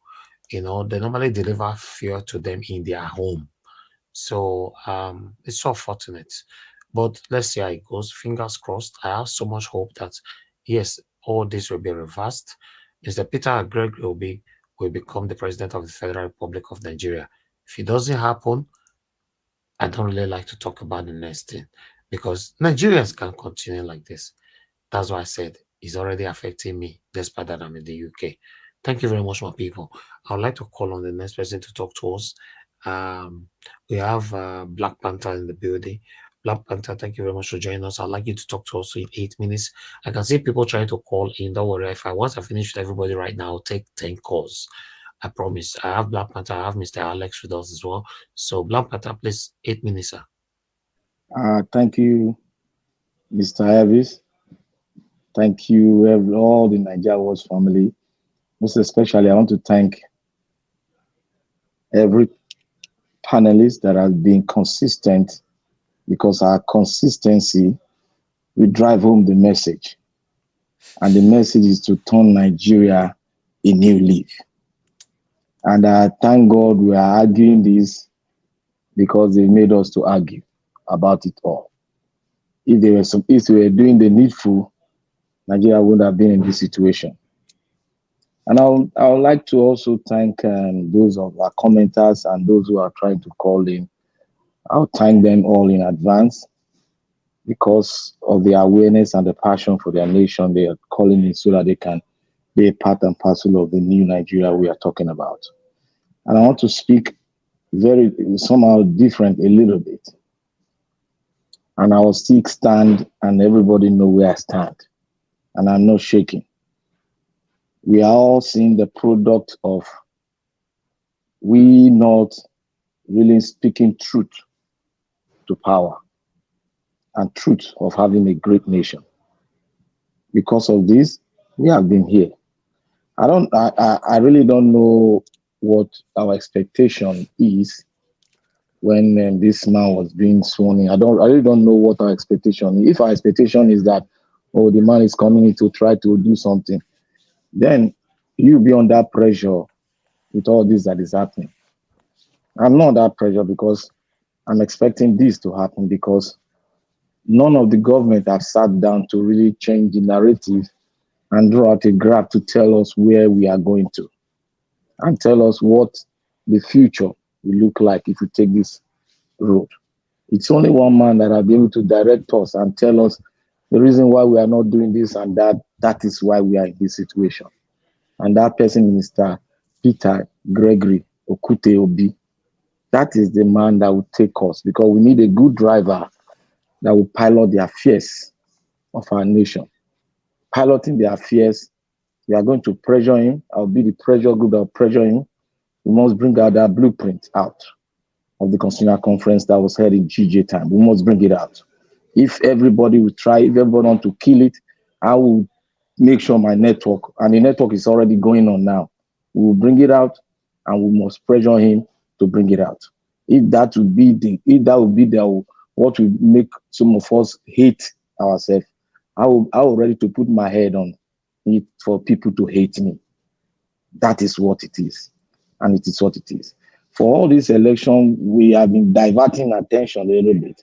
But what I said earlier, thank God I made mention when I was dropping my submission yesterday. I said, look, if the substantial evidence is taken in and everything is taken in, then the battle have gone halfway to victory. Because when you have a substantial evidence and you know the way the court of Nigeria moves, you will know that it's not so fast. Nigerian courts are not fast because we have been asking for judicial reform and they refuse us. So what we have, we should make do of what we have. They say 180 days or thereabout, it's not going to elapse. They must see the target and judgment will be served. And I believe, as Sister my ground, the judgment will serve in favor of the Nigerian people, in favor of Labour Party, and in favor of all the patriots that have been contributing.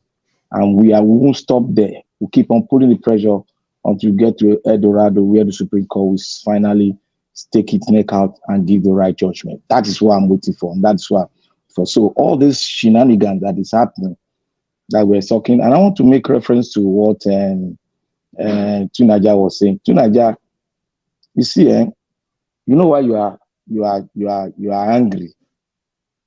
You are angry because you don't know the outcome of this government. We have already told ourselves the outcome of this government, and this is just a drop of the iceberg. They don't have a vision. They don't have a clear path to victory. They don't have a clear path to prosperity. Nothing. So what do you expect? And I want to correct you. See, the Nigerian Labour Party is not a revolutionary group. The Nigerian Labour Party is a pressure group for workers in Nigeria. It's not a revolutionary group. That is why they carved the Labour Party out of them, where the Labour Party is now a political group that was carved out of that place. So they can use the Labour Party to do whatever they want to do, a revolutionary platform to make a change. That is what it is. Labour Party and the Nigerian Labour Congress is for labor, and it's not a group that will pressure the government to do some certain thing. But when it concerns labor, they come in. And I've already told you people that the Labour Party has been hijacked already. But we are just trying to, to pull them to do the needful. And one thing they did, I mean, most of you don't have the record. That is why sometimes if we talk, sometimes I get very, very angry. You see, before Oshimole came, the former one that was the Labour Party chairman during IBB time, the man pressure IBB to upgrade the refinery.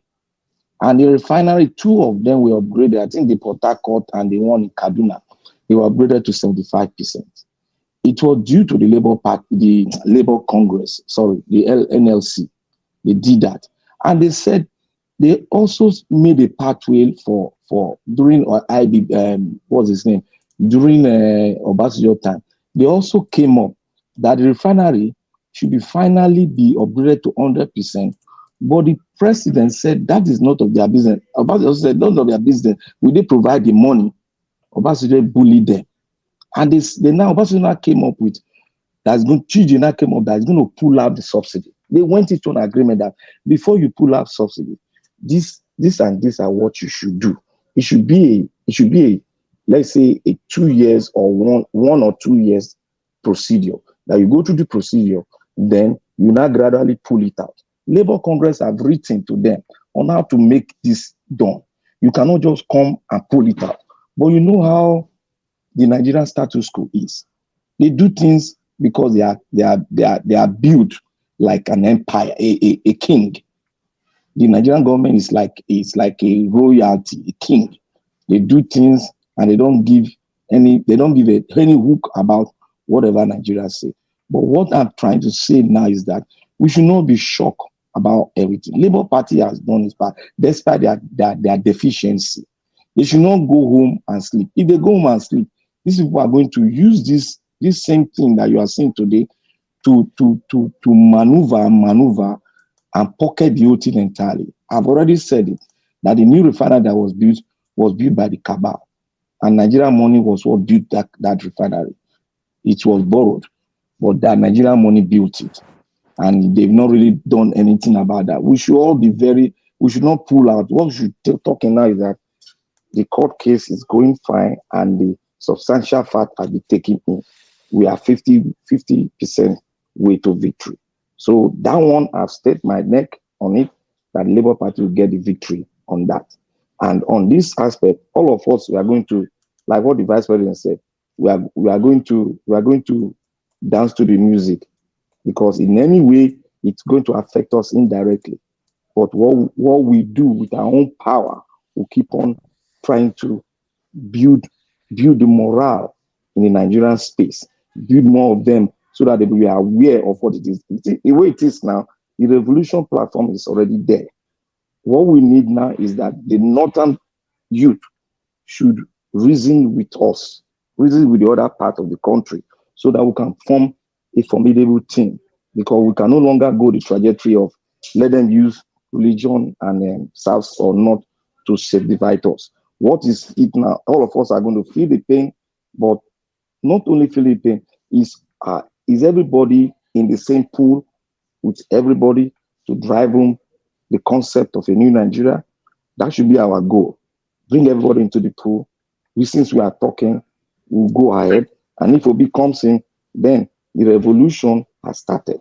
And everything we put in place, and we'll tell our principal to bring that blueprint of the constitutional conference that was held, and it must be adopted either by Cook or any way they want to do it. It should be adopted. That is my stand, and that's where we build a new Nigeria from. Thank you. Thank you very much, Black Panther. God bless you. Okay, guys, make on a like, make on a share. We have Iris Finance here. Happy birthday to you once again, madam. I wish you the best ever life can give. We'd already celebrate you already since Tele. All right, let's move on to Mr. Alex. Thanks for joining the panel. Good evening to you. I'd like you to talk to us in 8 minutes. Yes, thank you, Mr. Najawash. I greet you. Thank you for the work you're doing. And off my heart for you, for your tenacity and your doggedness.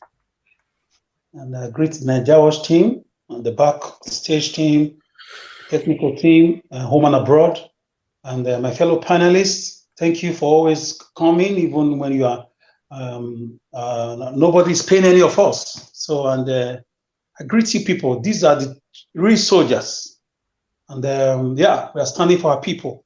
Those on the comment section, thank you. Always keeping a date with us. Viewers worldwide, thank you. Thank everybody. Nigeria Watch, I can't thank you enough. Thank you. Yes, you've unconsciously become a political activist, a positive one. You're standing as a bridge, as an array between the Nigerian wicked leaders, the elite class, and the ragtag and the bobtails. Once again, I salute you. First of all, I want to say, for me,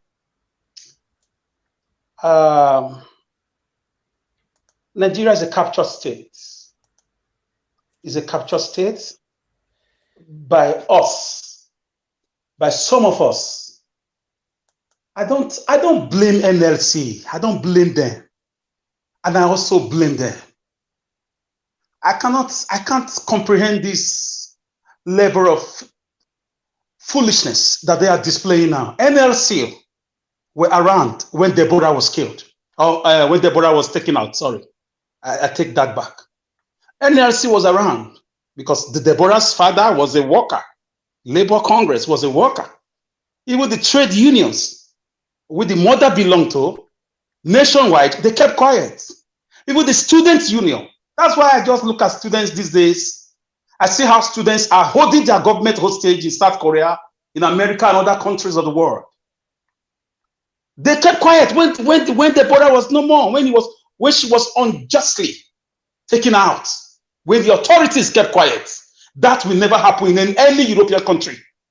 I told you a few months ago, 2 trains collided in a country called Greece, in a city called Larissa. 52 students lost their lives. Guess what? For more than a month and a half, the whole country was on a shutdown. Protest upon protest. As we speak just now, the Prime Minister has been sued to court, fact check me, by some radical students. The Prime Minister has been sued because the person in charge of that train station complained that the security gadget of that place was bad.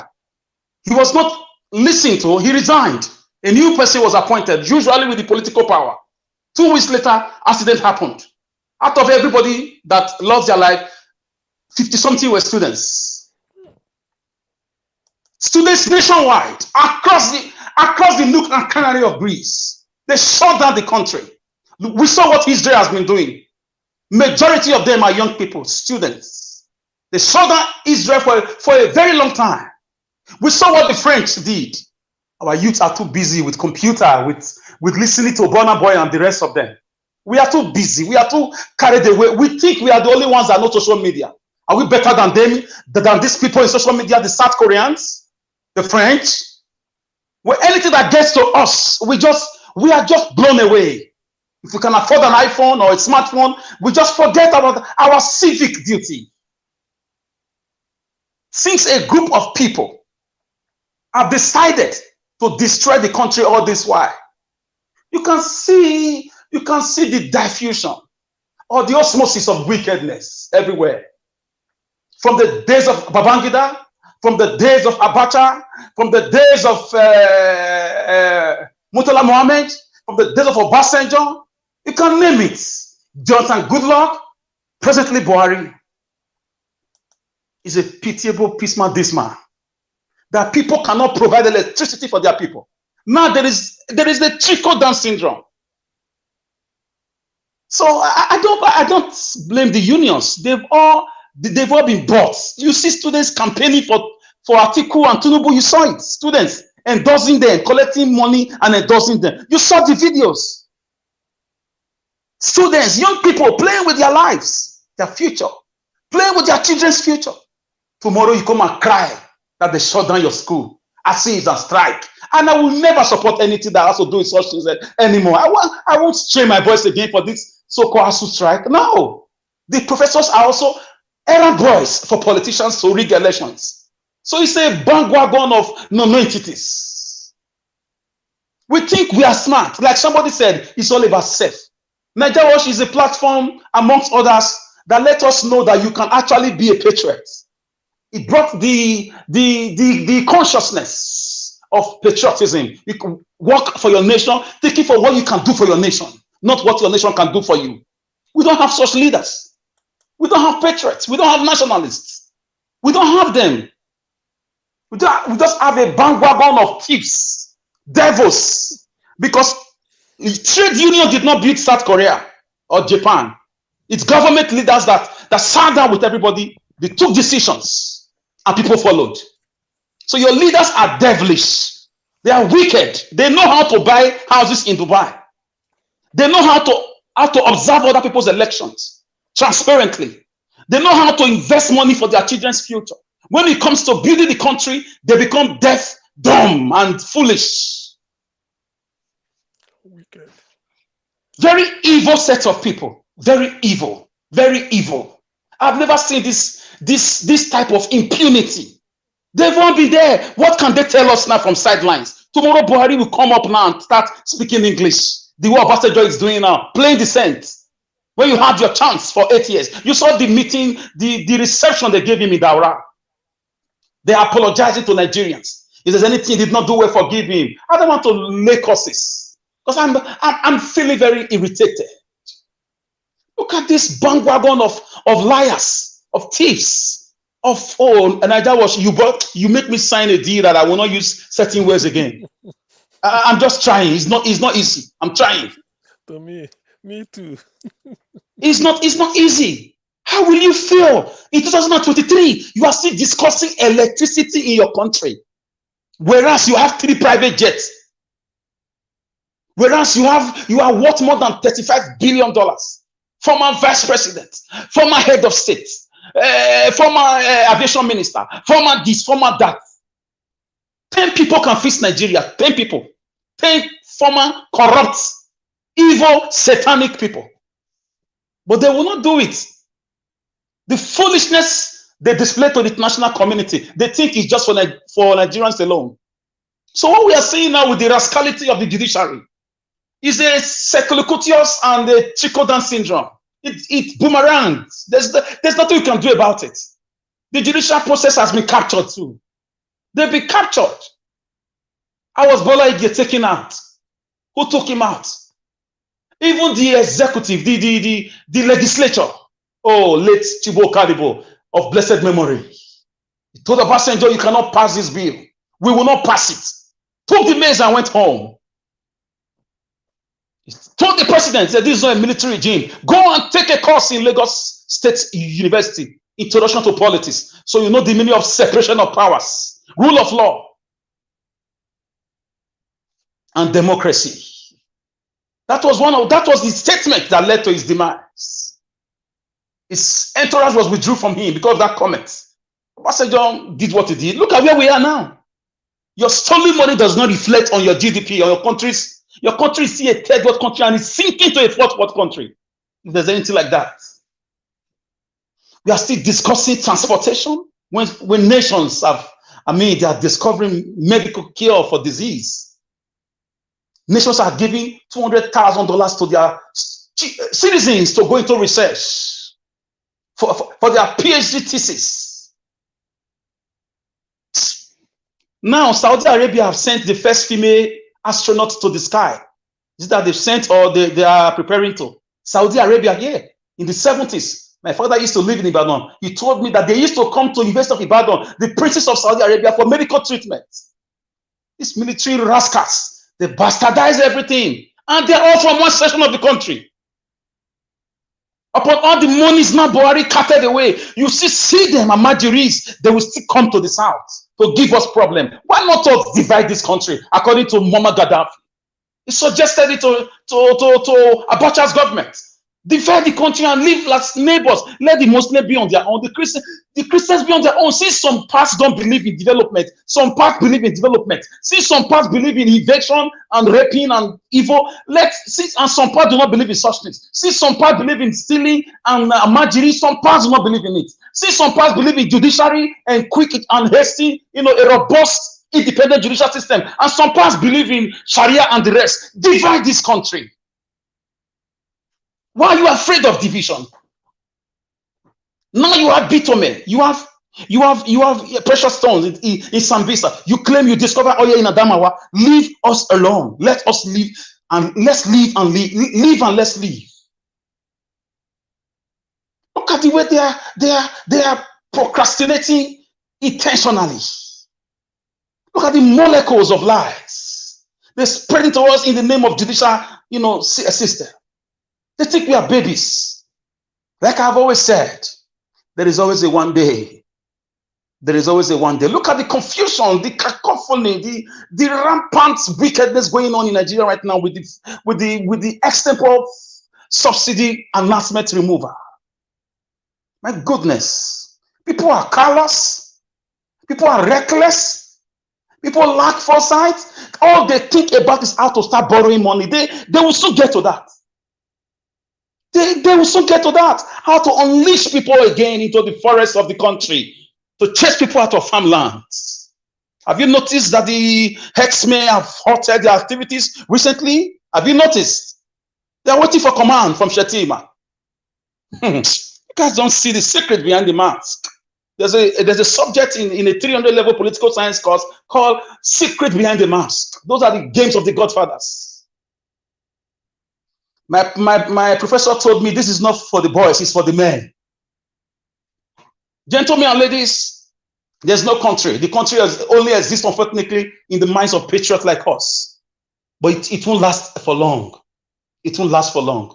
Look at the unconstitutionality going on.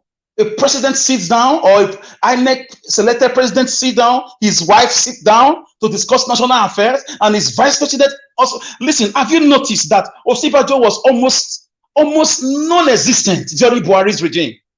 But the so-called Shetima is so conspicuous. It's ubiquitous. It's everywhere. It's even better than Glow. Glow says everywhere you go. Anywhere you sit in the book, you just see Shetima, which is a breach of the Nigerian constitution. The vice president is a silent entity, unless in the absence of the president, unless in delegated authorities from the president. Well, what are we saying? Shetima is so bold, he's so outspoken. The guy, oh my goodness. I'm just watching with my political microscope or telescope, looking at the blunders and errors of the Fulani oligarchy, who have refused, who lied to us that they hate Western education, but they love the dollars that come from the Western education. They love the dollars that come from IMF at the expense of Nigerians' lives. They send their children to the schools abroad, and they let us know that they operate Sharia system. Who is deceiving who? Now the judiciary now is in the hand of the oligarchies or oligarchs. Gentlemen and ladies, I lost my hope in judiciary already, but something is going to happen in the country because the suffering is much. Something is going to trigger something. I don't want to use the word. Now that was, you put a rope on my neck. I can't talk well again because you said I should sign that thing and say I accept. I'm a guy that obeys laws. I don't break laws intentionally. There's going to be an implosion. Because look at the way things are going. What you don't have, you can't give. You don't need to tell me Nigeria Watch has a degree in media or whatever he's doing. You don't need to tell me Dr. Cien got some level of education in the area of his specialization. You don't need to tell me. I will know with your character, not with the color of your skin or the color of your political party. I will know. I will know with the resource. Fortunately, Nigerians, innocent Nigerians, the Aminu Kanu Kalatawas, the hoi polloi of the Oduduwa Republic, and the ancestor of the Benin Kingdom, are the one bearing the brunt of this nonchalantness of this man. Bunch of illiterates who bought degrees, who don't know the sanctity of nationhood. There's no way Nigeria won't break with the way they are treating with Obi, with the way the court is behaving now. We are at the brink. You won't believe how it's going to happen. Nobody washes his clothes and wait for a revolution. No. It meets you at Ring Road. It meets you at Ore. It meets you on your way. You have to save your life. It's going to happen. It's going to happen. It's going to happen. They've taught us what to do. It's going to happen. We gave them the last chance with the last elections. It's going to happen. The military boys are complaining too. The police are complaining. Immigrations are complaining. Customs are complaining. So who's going to fight for them? So, let me round up my Vabadokicore party by saying this to those at Martino Nipos, that the judiciary, even the senators, the House of Rep members, they've all been quiet. These are people that ought to serve like checks and balances. It won't spare anybody from amongst them. It won't spare anybody. That's just the truth. It won't spare anybody. Don't think you are being smart. You are being evil and wicked, unleashing pain on these people. I'm not saying subsidy should not be removed, but at the same time, there should be modalities. There should be a synchronized synergy. There should be a sequence. There should be a way of doing things, not with this reckless abandon. My God. Okay. I greet everybody. Once again, I'll be here. I still have a lot to say. I'll be here if there's time. Thank you. Of course, we're going to have enough time. Today's Friday, so we're going to stay here for a while. It might probably be when you are tired, go and sleep as a normal session. Anyway, let's move on. I have not given, I think everybody on the panel have given their submission.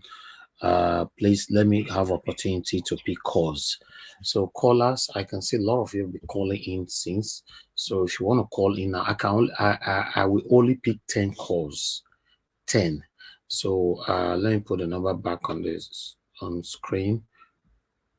It's only 10 calls I'll pick. Thank you very much, my people. I appreciate every one of you. Let's take a break before I start picking call right now. You are the pillar that holds my life. You are the pillar that holds my life. Master Jesus, you are the pillar that holds my life. Lily of the body, you are the pillar that holds my life. You are the pillar that holds my life, dear. You are the pillar that holds my life. Lion of the night, you are the pillar. Chicanica, you are the pillar. Daddy, you are the pillar that holds my life. Lion of Judea. You are the pillar that holds my life. You are the pillar that holds my life. Hey, yeah. Master Jesus, you are the pillar that holds my life. You are the Master Jesus, you are the pillar that holds my life. I said, Jesus, Nibu Kalabati Sindubue. Nibu Kalabati Sindubue. Ojobi Ebede, Nibu Kalabao. Nibu Kalabano. Nibu Kalabati Sindubue. Ojobi Obi Go, Nibu Kalaba. Chikani Nibu Kalabao. Nibu Kalabati Sindubue. All right. Thank you very much, Madam Deborah. Thanks for calling in. Good evening to you. Please talk to us.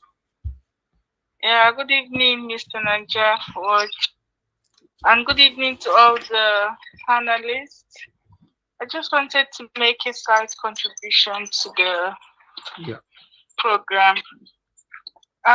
What I just wanted to say is, to be honest, the judiciary, I really don't have faith in them. I don't know, but I just don't have that confidence that they are going to do the right thing. Why? That's seeing what they have done, the way they have acted from the beginning of the tribunal. There's just a feeling I have that they are not being honest in the way they are acting. Because if they are sincere in the way they are acting, There are a lot of things that are not going on right. INEC is not doing what it's supposed to do, and they are not doing anything about it. So how is that the right way to act? You know, it shows that they are being biased. There are some of the things that the INEC supposed to give to submit. They are not doing it, but the judiciary is not doing anything about it. And the question is, why are they not doing anything? We also saw how they acted at the beginning of the whole issue. They're not doing anything. People refuse to come to court. They will not say anything. They will not do anything. That does not show that they are consistent in their action. And but let's hope and see that. Let's still see what is going to happen. Obviously, with the situation of Nigeria now, a lot of people are already seeing that the condition is going to get worse. Yeah. Obviously, a lot of people have been having calls from Nigeria since that day, people complaining. And I told them, I said, this is the reason why you people should have acted when this whole thing was happening. All of you sat there and you're waiting for God to come down from heaven to do the work. When Mahmoud Yakub was reading that fake result, people sat there looking at him. That was the moment that they should have stopped him from reading that nonsense he was reading. I know how I felt that day, how angry I was. He sat there reading those malicious results, and people sat and were listening. So it's just very sad. I just hope that Nigerians will wake up. I've not seen that in them, but I'm waiting to see when people will begin to get angry at what is happening and start acting. It's because the political class are seeing the layback attitude from Nigerians. That's why they keep doing what they're doing. Okay. That is it. If somebody keeps bullying you and you never fight back, of course it's going to continue. Exactly. Until you stand up to say, no, you can't get away with this. He's not going to stop. So if Nigerians are tired of being bullied, they should rise up and put an end to that. Unfortunately, they are Mahmoud not. Yakub was bullying the whole country by reading a fake result. They didn't do anything. They all sat there. They were looking at him. All right. Thank you. Thank you. It's just enough of all of that. Thank you so much, Nigeria Watch. God bless you, madam. Continue the good work you're doing. Thank you, sir.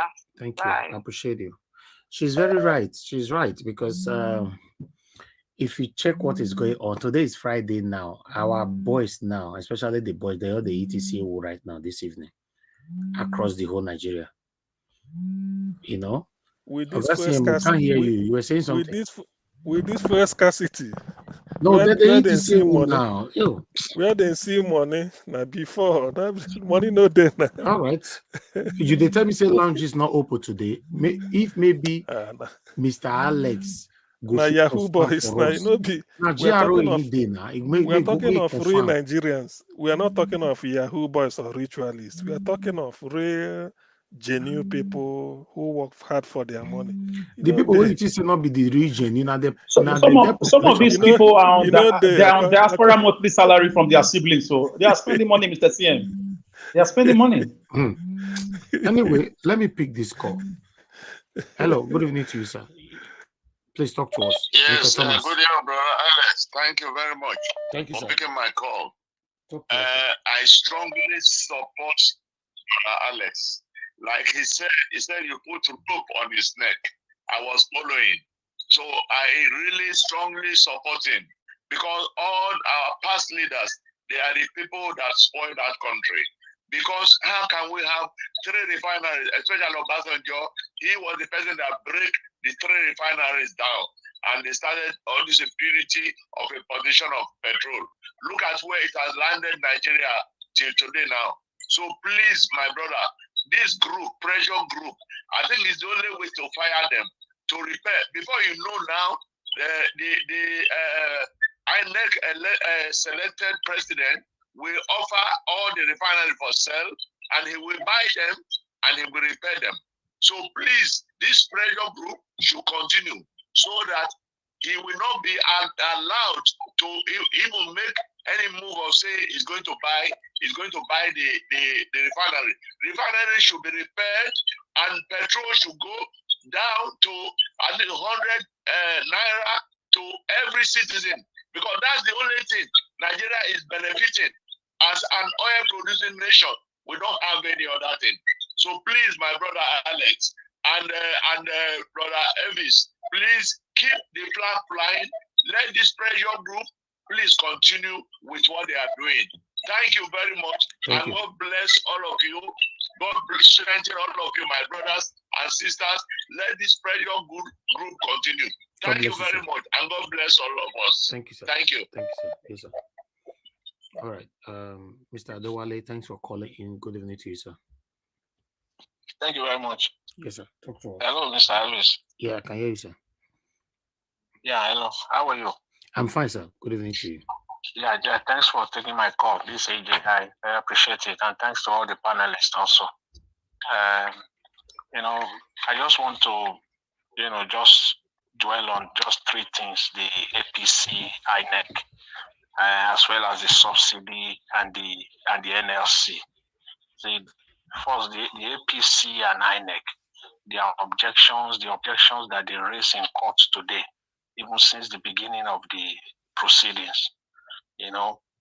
I want to believe that at least their games is very clear. We know where they are heading, where they are going. I've never seen a case, any trial in my life where, two lawyers that are representing a particular client will come to court. There is like the case of a murder, and two people are arrested for the murder case, and each of those accused person have their separate lawyers, and the two lawyers came to court and they will be talking exactly the same thing. I have never seen that before. APC and INEC, if you read the transcript at today's proceeding, it is just word for word. INEC they will rise up, they will say exactly this, they will raise their objection. APC lawyer will stand up and say exactly the same thing. In many cases, word for word, verbatim. So I hope and I believe, I strongly want to believe and hope that the LP, the Labour Party, the OB legal team, they have their game cut out for them. They know where they are going, because all they said, all APC and INEC said is that they don't have any objection now. Whatever objections that they have, they will address it in their final statement.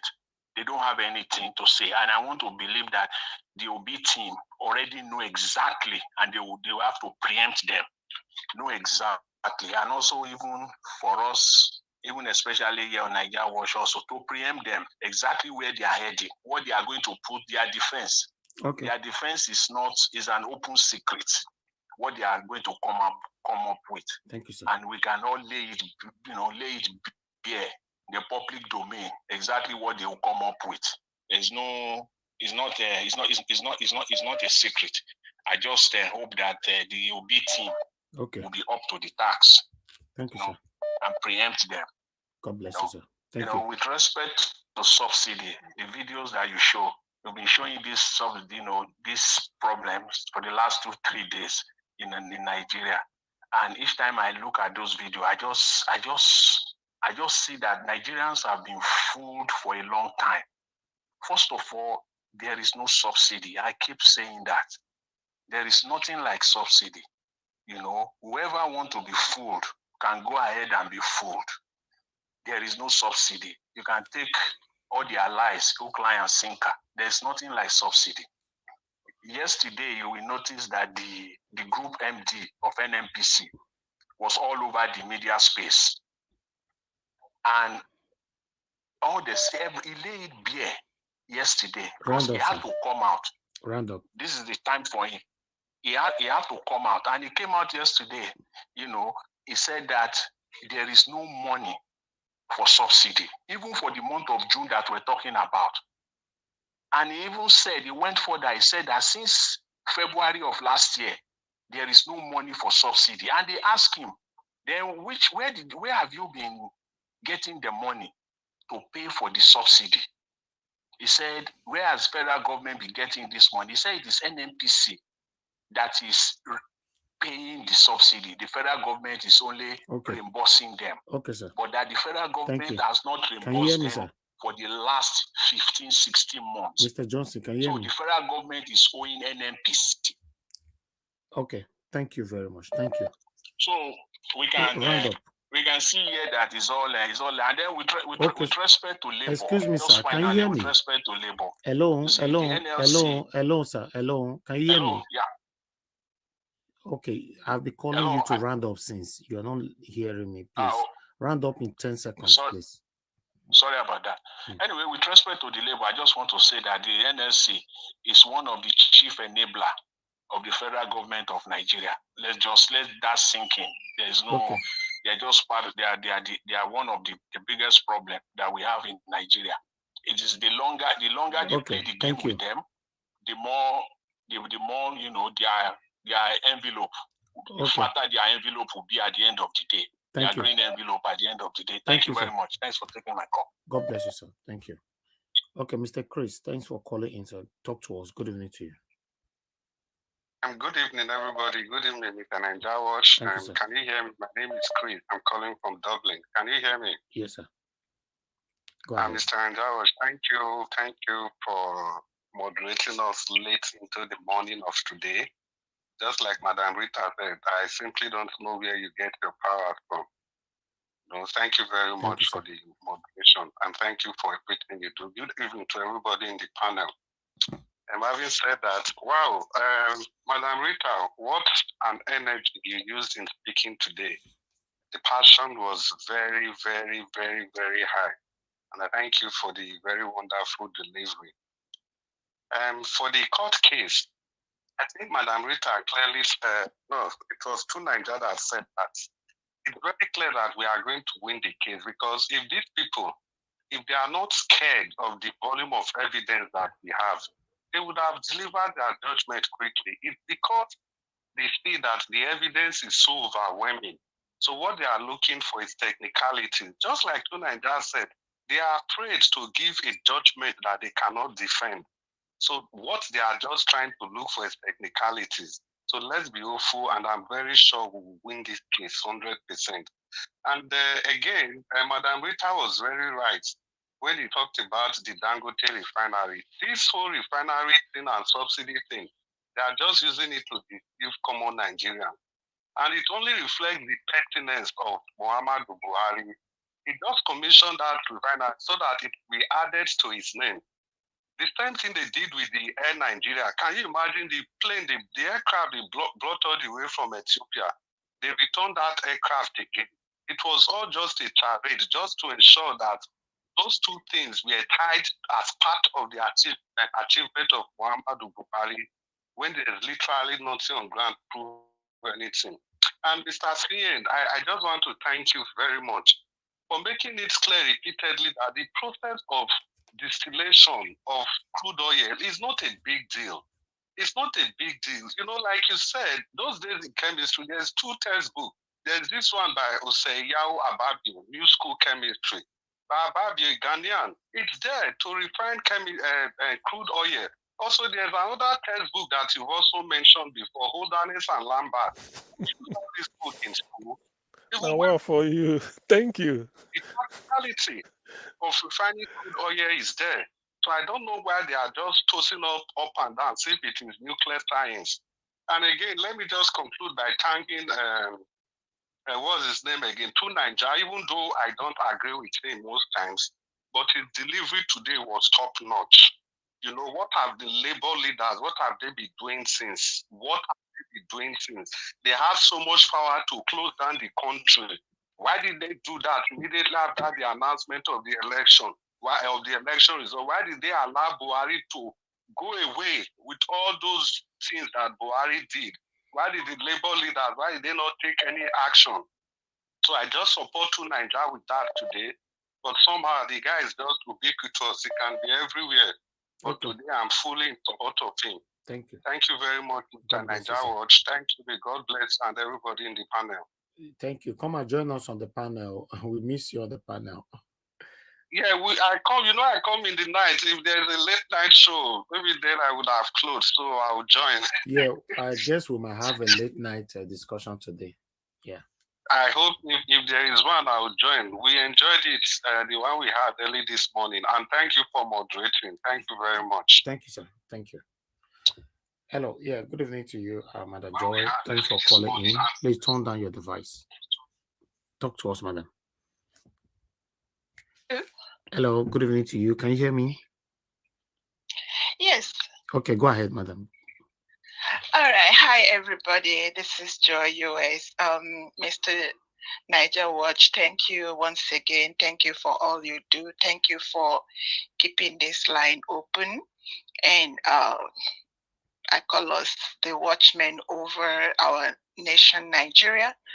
I want to say this quickly before I go to what I want to, maybe what I may call my submission. A new Nigeria is not only possible, a new Nigeria is inevitable. It's either in bits and pieces or in wholeness.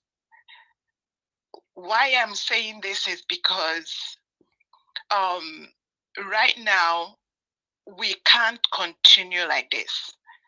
And there is you, Mr.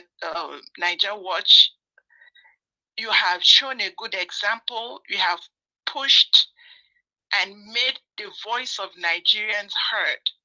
So nobody on this planet Earth will say they have not heard the predicament of Nigerians. Our principal, Mr. Peter Obi, have shown that, have made it clear and have made it known to every Nigerian that what we have had before now are criminals. What we have is a sick government. We have what I will call a boogeyman phagocyte government. They make it look like they are big, they have something to offer, but everything inside is empty promises. But they go ahead and mop out everything, all the wealth of Nigeria. Mrs. Remi Tinubu said Nigeria's wealth is the commonwealth of all. Every Nigeria has a right and belongs to have a right to that wealth. But what we have is, like I said, Mr. Peter Obi have presented himself. He is not a poor man. He had money, but he was ready to stick out. And he has shown, the election showed that the people in the north are not what the elites of the north made it look like. They made us believe that the people, I don't call them common people, Northerners, they have intelligence, but their representatives have made them look like they are a bunch of nothing. So also is the South and all over. They make it look like Nigerians are a joke, but it is the government that is a joke. They are the criminals. They are the ones that are sick. They are the ones that are going to borrow 22.7 trillion, borrow it, but they will now leave the people of Nigeria to pay for it, devaluing the money, making life miserable for Nigerians. So what am I saying? What I'm saying is anybody that is standing to pretend they don't understand what is going on until Peter Obi comes to take the seat of government. And now I address the judiciary. You all are here smiling and laughing as though we Nigerians don't know. I tell you the truth, from the north to the south, to the east, to the west, Nigerians know what is going on. It's just that the cabals, cartel in the constitution of Nigeria, it is saying no cultic person should sit at the seat of government. But that is what we have at the corridors of power. They made it open. It is not hidden. And they are sitting on the neck of upright Nigerians. And they are making life miserable for the upright Nigerians. And I say it again. A new Nigeria is inevitable, either in bits and pieces or in wholeness. I rest my case. Thank you, Mr. Niger Watch. And please, I beg everybody that comes in here to listen, please make sure that you are, because a lot of Nigerians, it will take all of us together. Not one person can make this new Nigeria, whether in bits and pieces or in wholeness, happen. When we come together, let those that are as much as you can do, send these messages out. Whenever you're listening, let other people listen. Let us gather together and deliver ourselves from this wickedness. Enough is enough. Thank you all. Thank you so much. Thank you, the panelists. Thank you, those. I appreciate those that listen day in, day out. Please keep logging in. Let us make this platform continue to thrive. And that is the much we can do now until we get our victory. God bless everybody. God bless you, Madam Joy. God bless you. Thank you. All right. Yes, callers and done. Let me come back to the panel again. I have people that have been with us since. Let me see if some of them are still available or if they're already asleep. Let me start with Madam Patricia. Madam Patricia, are you still with us? If you're with us, talk to us in 5 minutes, please. Okay, I'm not sure she's available right now. So, Madam Nena, are you there with us? Yes, sorry, I'm here. I was trying to unmute myself. Yeah. Okay, thank you. Please talk to us. I didn't know the second person. Now, thank you so much, Mr. Niger Watch. Thank you. I don't know what else to say. Everything that has to be said has been said already, you know. I mean, the situation of Nigeria is very, very dicey at this point, and is difficult. And I want to believe that at this point in time, a lot of people are beginning to get the realization that we are up for what we are up for, and the reason why somebody like you kept a platform like this open for the past almost 1 year and making it a daily thing, you know, running hours to sit down at a place to talk about the situation of Nigeria. Because when you he does it before, a lot of people will be thinking, no, why these people always coming, making noise, doing this, doing that. So, I mean, when people begin to see the realization and the need for what is being said, the need for what is being done, it begins to, you know, make meaning to some people that really want it to be made. Because I always want to use this word, well-meaning Nigerians, because it's not everybody that is well-meaning, and it's not everybody that is ready to open for sensible discussion, because some people are still not getting it. But at this point in time, I want to believe that, you know, gradually people will begin to understand. And just like somebody, I can't remember the person that just said it now, you know, when you look at everything, I keep asking myself, at what point will Nigerians really wake up? And if somebody was sharing, was it yesterday or thereabout, I was seeing some videos of some years, I can't remember the year, that level, you know, when they had that 1 million march in Abuja concerning the fuel subsidy and everything, and people were having the caption, where are all these people that did this revolution? If Nigerians had marched on the streets with that same number, maybe some of the things we are saying now, these people will begin to hear. Like the caller that said, Nigerians have gotten, I mean, our elites, they've seen that Nigerians are, I mean, they're so relaxed. And like the analogy she gives, when you have a bully, if you have ever been bullied before, and the day you realize that bullies usually are people who don't have strength, but they feel like they have something against it, especially when they try to do you, when they try to scare you, and they know that they're able to get you to where they want you to be. They'll keep doing what they're doing until the day you say, you know what, I am done. I cannot take this nonsense anymore. You realize that a bully is not actually as strong or as courageous as they claim to be, but they only act based on the fact that you allow them to be intimidating you.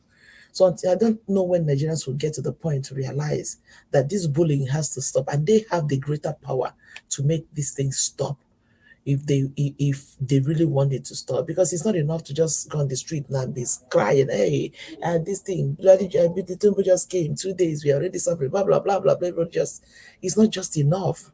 It's not just enough. But Nigerians need to get to the point where people will really, it breaks my heart that Nigerians are not even doing what they're supposed to be doing. And these people think they can do anything and get away with it. If Nigerians have done what they're supposed to, even Mahmoud Yakubu would have even completed that nonsense he started. If people had joined their voices, irrespective of the fact that Dino Malaya is not an LP man or whatever, but if people had joined their voice with his voice when he was clamoring for that, whatever they were doing to stop, this man wouldn't. I believe this man wouldn't have gone ahead to announce this guy as a president at the wee hours of the night. If only people had maybe a few hours after that, altercation or whatever with Dino Malai, Nigerians troop in street and said, no, you cannot continue to announce this result. But up until this point, Nigerians are still, apart from the very few that I commend, the very few that came out in Abuja and did what they did. But hey, you see that these people are not taking us serious because we are not taking ourselves serious. That is the point. They are not taking us serious because we are not taking ourselves serious. I don't know when Nigerians will get it. And like I think it's Madam Rita that's saying it. The Labour Party, I'm so disappointed in, not the Labour Party, sorry, the NLC. I'm disappointed in them. They are the ones that always call for all these protests. Oh, nobody says go on the street and start hurting anybody. But peaceful protests, that's what people have been clamoring for. Where are they?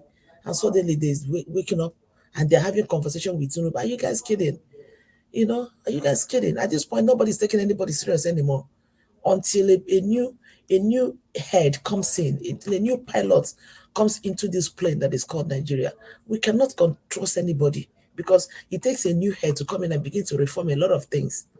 And when the head is good, the body has no option but gradually to begin to get healthy. And that is what we are clamoring for.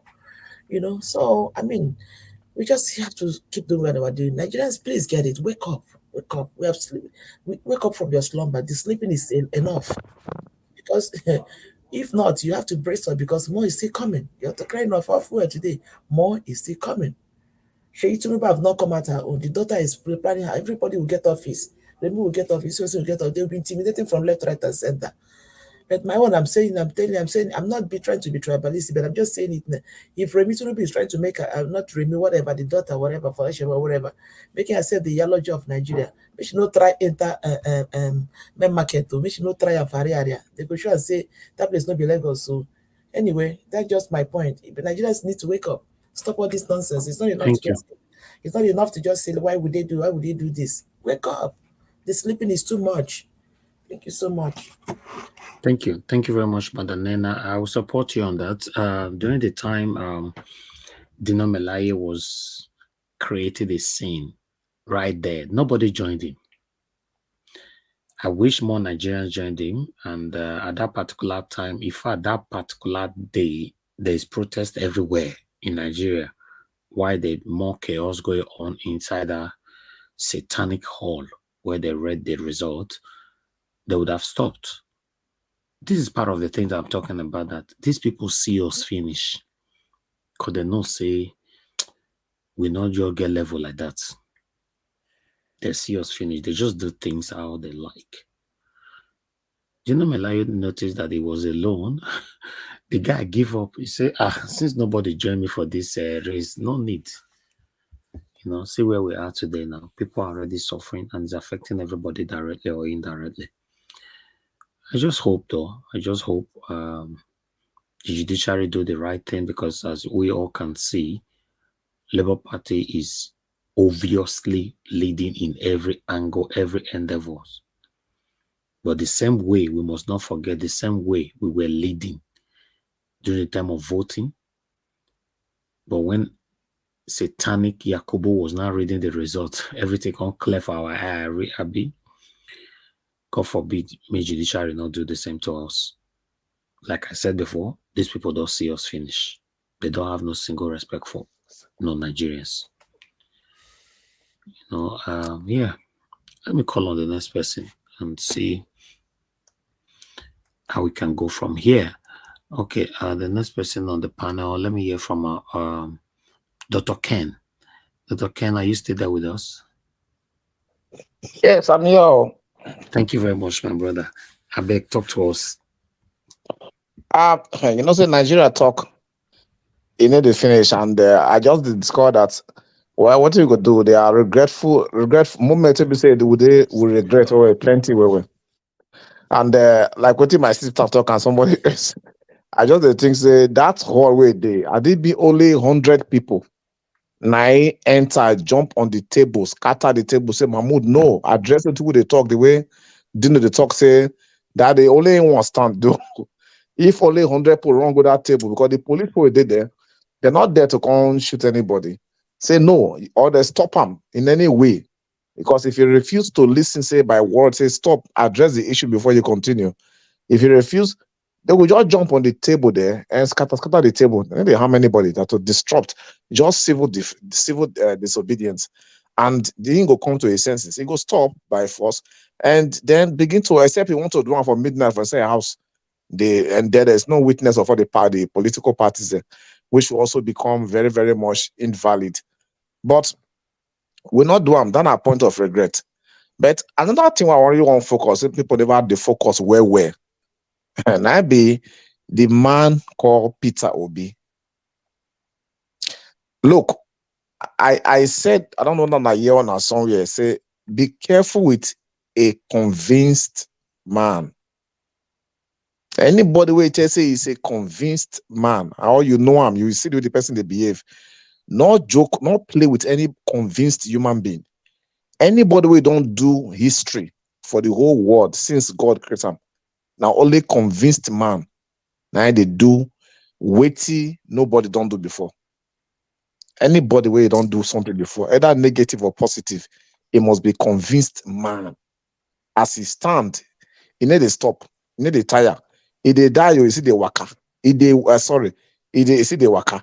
If they you say you not go fit make am that place now. How they think 10 people don't fail and now you be the 11th person, they go still they go there because in they convinced. If you look at Peter Obi, you go no say he not be like any other politician. Number one, he not be like any other recent Christian will be politician. Number two, he look what he remove a pikin from school, may they go do humanitarian job for inside North and they go Haiti. Jonathan, former president Jonathan, saying they go there. What did they go? He was surprised with the guy, a passion. Anybody it's not like the regular kind people, the people you're gonna see every day, say normal person. See his own kind of personality when they bring on the table. It can't help on analyze them. They can't give una. It can't give all of them, both the enemy and the friends. Say mokona carry and go laboratory. Mokona go check them. That is, go and verify. Nobody come out with different result. They try the thing, and I know say people like the Festus Keyamu. That guy don't go do many underground work. Go check here, call them. And you know, sure say until he day. He say, Oga, even though you pay us money, nothing will go fit take cash more. Look when I check again, they go check. They don't go check left everywhere. No way. Now, what I try to say is say this man, he don't set his eyes. This person will be regular person. They come out for anywhere. Anytime when destiny of somebody want to change or condition of a country or place won't change, my brothers and sisters, many things go to move from position to different position. Even rock with the plant for this since the foundation of the world, it go to shake because something where somebody with divinity, I don't want to use waiting won't happen, something will never happen before want to happen. I don't they talk all this thing just about the person of Peter Obi and the destiny of Nigerians and the entire road where they look up to Peter Obi, say they go lead them enter that place. He keeps singing a song, a new Nigeria is PO. A new Nigeria is possible. And that thing, if you watch carefully still, Peter Obi never go hang at inspiration for one anywhere, including prophecy. or one godfather, or it just they go with, like say, in they go sit down with who the powers where is send them. They'll come to like, okay, no worry, they go. In they look at anybody, they draw inspiration, strength from different places. This thing it go work out either by salvation or by destruction. Now, how things they happen? Either you remove something or the thing go through. So I just they look with my eyes, with my telescope and my special, ego eyes to look around. I said, let's look around. This thing where they happen. So even for that judiciary, those people where they there, no matter how they say that they do mago, when this thing want to reach the point, when they want to change, you go see say something gonna happen. And I believe say it don't reach the point where Nigerians go to see change for their country. That time might be now. Anything what we use with all our might and all our strength, it go work. For Tinubu and Shetima, they are illegitimate children. That is the way in my own view with that. They are illegitimate children of this country, what they call Nigeria. They're not supposed to be right there. And they're not good there. With the evidence we did there. You even check what happened, what make George in not come court for the previous cases we said they do. There's a way you go see evidence for your front, my brother. Even though I don't make plan before. And make I even talk about the visibility of the others. They know they see Peter Obi they come, the way they come. The same thing they talk during the election. They say they not see the Tinubu don't know say Peter Obi go come like this. They obedient. They don't know where they dey. How they take assemble, they don't know. How they take get one mind, they don't know. Where did they go home meeting? Nobody home meeting. Yet they get one purpose, one agenda, one focus. How they take it's just the easy within 10 months, and they swallow every other party. They not feel understand them. Now the same way again, they not see the result they come. And one thing we say when you go know say there is something about to happen. All the roadblock where they put. Now how some kind of special wisdom they come when they go just make them look like water, they go just walk up past them. The reason why is say Peter will be lawyers even say INEC give us this result, this paperwork. No, give us they complain. You know what they do? They don't get their copy already. But for law, anybody there say I not be typical lawyer, all right? But inside law, if INEC don't declare say they not get, I said they not give Peter Obi, they not get. If Peter Obi come, you know go feel say not correct. How you want to say not correct? Because you not get before and you not know because you not get. I can't go bring my own. You know go feel say my own. How you want to dispute my own? With what you want to counter? You not get them. So the lawyers first go in to make sure they go put them inside bad shape. When did they tell the judge say they won't give, they won't give? It will be all these things go used against them during the argument. It will be used against them. Now point for LP. Why you know they give them? Why I ask you for you not give? Make you explain why you refuse. So they just tie themselves with rope. Tie. If you discover say even Festus Keyamo say when they respond to the Peter Obi petition with the first time I came into when they come to public domain, what did you reply? Enough he reply, say make them throw him away. Now what if you reply, say make them throw that in away. Now court don't admit them take inside. So now they say he finished now. So we're not surprised that they thought say it will go respond to them. So we don't admit, we reject, we'll go respond later. They not get what they want to talk, and even though they get to say they won't talk, they themselves no pass you myself. Ought not be to just say I not agree this thing a bad thing. You have to prove with paper. This thing to be bad thing. They not get anything. And make I tell you, anybody don't cook anything, say as usual technicalities. This thing, the fact, it too many, you know go fit do technicalities. Technicalities the only they come where the fact not strong, evidence not too plenty. So they can't look for the safety of the way the country don't they go and this and that. So they could just look and say, okay, we could just do one like this because of this and that.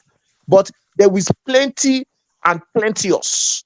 You know, when we used to do high school, you'll see any card they reply what they write for birthday, they'll put ROVSP under it. Say child, we will say rice and stew, very plenty. I mean, look, this thing is so plenty, and LP each time they come, they pack, not say they bring, they pack, they come. They pack, they come.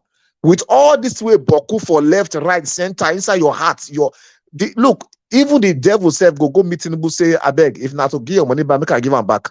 I don't know, sir. I don't know how to justify my result, my submission to the Messiah court.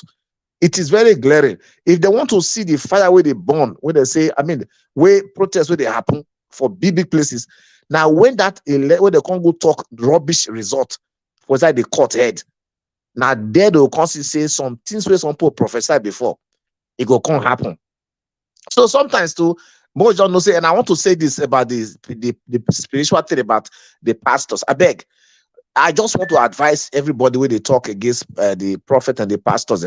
No one, I just leave that thing for God and them, because I discover, say, I don't want to spiritualize my discussion, but I discover, say, even God himself, if he decides to withdraw some things on his own, if he tell Jonah, say, go there, tell them, say, they go 7 days, they go die, this and this go happen.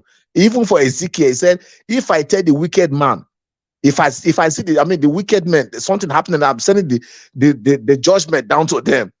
If they can't repent and turn from their wicked way, I will stop. I'm not going to do what I won't do again. But if they don't repent, I go do what I want to do. That means, say, some things feel change. You don't mean to say somebody call ask people, say, what did they? So you mean say Tinubu don't repent for what he do, what he bad tonight? No, I know they say so. Something feel happen. If every man of God, more than how many people I see across the country and outside, they speak one direction, say, look, and the thing not can be the way it be. I not believe, say, not be God now talk come. I believe, say, please can I interject? No, you not go feel interject. That request you make, I can't say you not go feel interject. So I beg this thing, more just live for God and for all the people that want to do their way, they want to talk, man of God, may they just talk. But for us, we go look at what they call logic. Now we go look for this case on for court. And also some people they just talk 25%. If they just go 25%, you know, say APC fees say the judge is the bias. Why they not start for what they bring instead of going straight to go pick? As if now the only way there for the container, the table or the docket.